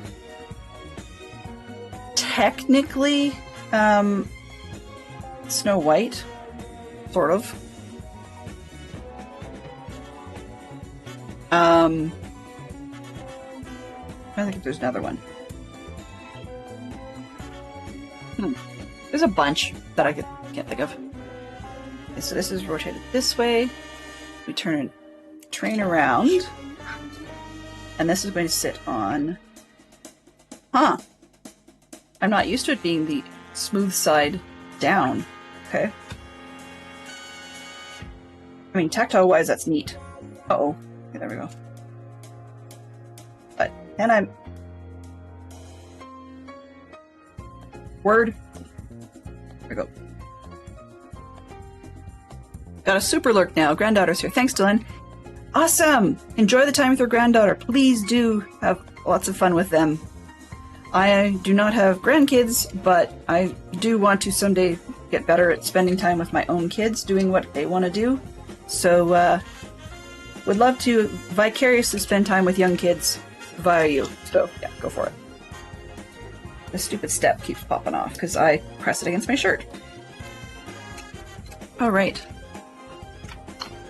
So we got that chunk on. What do we do now? Oh, more pieces that I may or may not knock off. Okay. This one, that's this in it, and then the red on top. And then it goes red side in. Okay, buffer tips. Got it.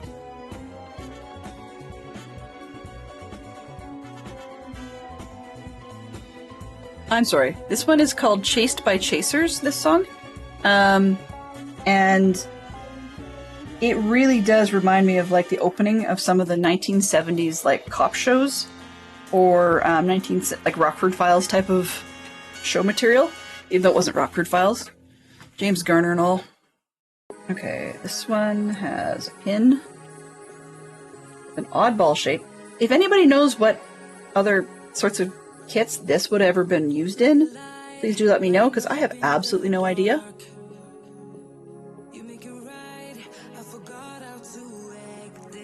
Ew. Yeah, our kids are playing Sea of Thieves and Roblox. Okay, well, not surprised. I mean, hey, if I can still be goofing around with Lego, then they might as well get some early electronics time. We call it electronics time. Truth is, it's not electronics time as such, because of course they now have phones and they now have their own, laptops and tablets to do what they want with, for the most part, but really that's our word for gaming time at our house. So the kids can generally do what they need to or want to with their electronics most of the time. It's recreation usage that we try to keep tabs on. For example, as you say, like they're playing games. I mean, my son's playing Sea of Thieves on his laptop, and my daughter is playing Roblox, most likely either on her phone or on her iPad. But we have to keep tabs on it because one of them is actually very susceptible to falling in a YouTube hole. Why do I have an extra piece of these? That's bugging me. That's bugging me. I have a 2x1 little layer piece. I mean, maybe it is spare. It does happen. But I don't recall it ever being asked for.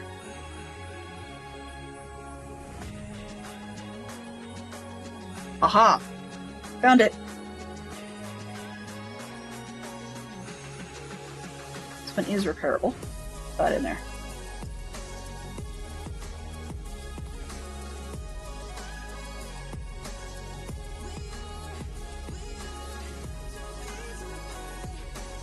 There we go. Alright. Let's back down to the bottom. This one goes on the front.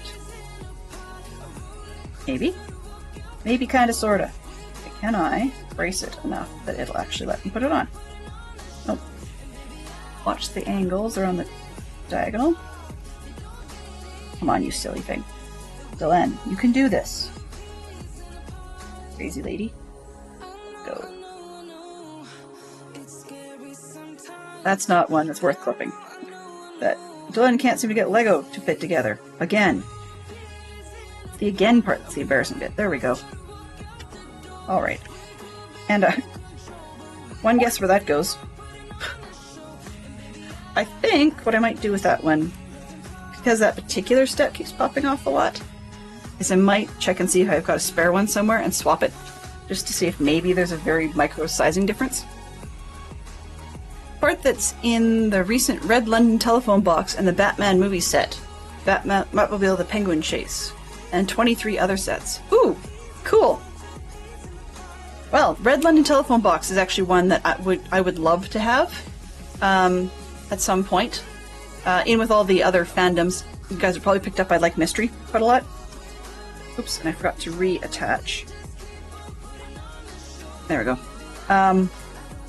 like Mystery quite a lot, and therefore the red telephone box would go really well with later era stuff from Holmesian type London and so forth.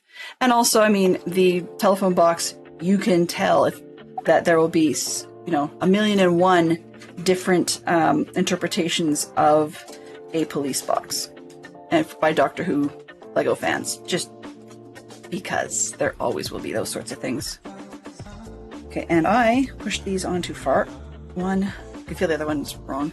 So, this is the end of the line, but yes. Let's get the spares out of the road, and I will line up all the pieces on the desk rather than on the track, just because I can't get a shot big enough. Let's see if I can get this zoom to disappear. A little bit more. Center more on the desk. Okay. Oops, that's the other side of the desk. That out of scene. Okay. So you've seen the locomotive. We'll start that at the top. And we'll follow that with the coal car. Where do I want the coal car? If I don't accidentally disconnect the coal car. There we go. So this one connects over this way. Alright, there's 2 pieces. And then follow that by... which one's this one? I think it's this one. Yeah. So then that one would then be followed by the sleeper car. And I will put down all the nonsense on screen in a minute here. So follow that by the sleeper car. And then finally, we would follow it with the restaurant vehicle, which has an end. That's the end. The lights and whatever. So, there we go. That is the Orient Express. Let's shut down the instructions part on the screen. And I'll close off the... where did I put it? Current chat? Chat, where's that? Oh, that's horizontal. I want chat vertical. Where did it go? There we go. This way and this way. Alright, so this this is the end of the line, and there is, just trying to see if I can get it all in the shot. There is the train for everybody, and I had a great time. Almost perfectly the top of the hour. I will definitely post a photo of it on Discord. And it definitely could use a bit of buffing down. I've got fingerprints and I've got a couple scratches and stuff in there already, but no big deal. So I am very happy that it's over, but I enjoyed it a lot. I'm going to miss it. In my Discord, and in my Discord, I will post a poll on what people want to see next. And I will definitely take DMs if anybody's not in my Discord, because, you know, I don't like people having to go to Discords for one reason and then leave again. Hey, Joe! So, yeah. Hello! So, all that to say that next up we will have, on Sunday, quite literally next up, and this is awful on the camera, but we'll see, we have the Up House coming on Sunday, complete with balloons. So that we're gonna... I don't think we'll get it all done in 2 hours, but... yeah. If it takes less than 2 hours, then I've got brickheads to fill in. If it's longer than 2 hours, then I guess we just finish on the next stream. Other than that, we've got the Ministry of Magic we could work on. We've got what is it? Another one of those suitcase type designs for the Harry Potter game of Quidditch. Back into the Harry Potter world, I had the Battle of Hogwarts to work on, so it's a very large, well, I shouldn't say large, it's larger display piece, which is just hard to reach right now. I'll post pictures of all of these. And then the last one I have is a mechanical Hedwig owl with outstretched wings. So we'll have some time for people to vote what they want to see. And yeah, and as I said, if you're not a part of the Discord because you've got busy other life, feel Voltron. Voltron was not Lego. So therefore, not my circus, not my monkey. That said, I want to say thanks to everybody who came by. Let's see if we can find someone that we want to raid out to. And then we can say our special thank yous to all of the fine folks who were in here today. Apparently I had one in the background I did not realize I had still there from yesterday. Go figure. I'm organized. Yeah, I'm organized. Really. Okay, what do we have? Well, of the Lego people I follow, we don't have anyone going. However, I'm willing to do a search. Let's see. Lego. Ooh, lovely arms. Ick. Let's just see what we've got for. Not a ton. Yeah, not a ton of ones that I would necessarily. Okay, that I would necessarily consider appropriate, personally. So I'm going to stick with one of the ones I'm familiar with, which unfortunately is not Lego. So for those of you that are a little disappointed, I apologize. I normally do Minecraft, so we're going to go back to a Minecrafter today. Let's see who we gonna call. No, not Ghostbusters. You know what? I think we might drop in on GL Girl. That sounds like a lot of fun. She's been up for about an hour, but I think she could totally use the crew. And it says, oh, hang on a sec. Nope, scratch. We're not doing GL because she's marked it specifically as not family friendly. Normally she can be, but not that one. Well, then, that said, let's head over.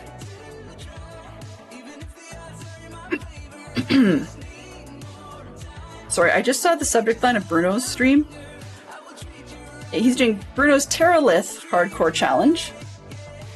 Except his subject line says, let's install the toilet.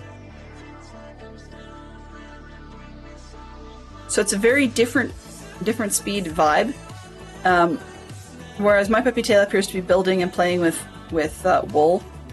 But I think we're going to go over to Bruno and see what on earth he means by let's install the toilet. Yeah. So it's Bruno Dan Uy, Minecraft, definitely. Interesting accent, I quite like it, and he's fun. He's high energy, but he's fun. So we're going to head on over there. And let's see. Oops, before I do that, exit. Which one? Switch to that. Hello. Or goodbye. Okay, so we're going to switch to Bruno. Bruno. Where's that button? I have a magic button. Get the raid started. Mischief managed. So we definitely have Mischief that was managed today. I really do appreciate it. And if anyone has any recommendations of other people that I should check out in future, feel free to drop those in the Discord as well. So there's the Discord. Okay, now, I want to say thank you very much to Giovanni for the cheer. Thank you very much to Raids from ITT Tom and the local brick shop. Quite the treat. Thank you very much, everybody. I appreciate the grand list of new follows. So I can't pronounce them all, so rather than butchering some of them, I think I'll just pass on that part, but say thank you ever so much for staying in and hanging around. I want to say thank you very, very much to our moderation team. Without you guys, we could always have adventures with non-family friendly bots that are chaotic, so I appreciate everybody being in here. Thank you very much to Rebanning, Fantastic Sherlock Fox, Creef, and Yellow for spending some of their collected points to have a little bit of fun. Yeah, definitely big thanks to our rating teams.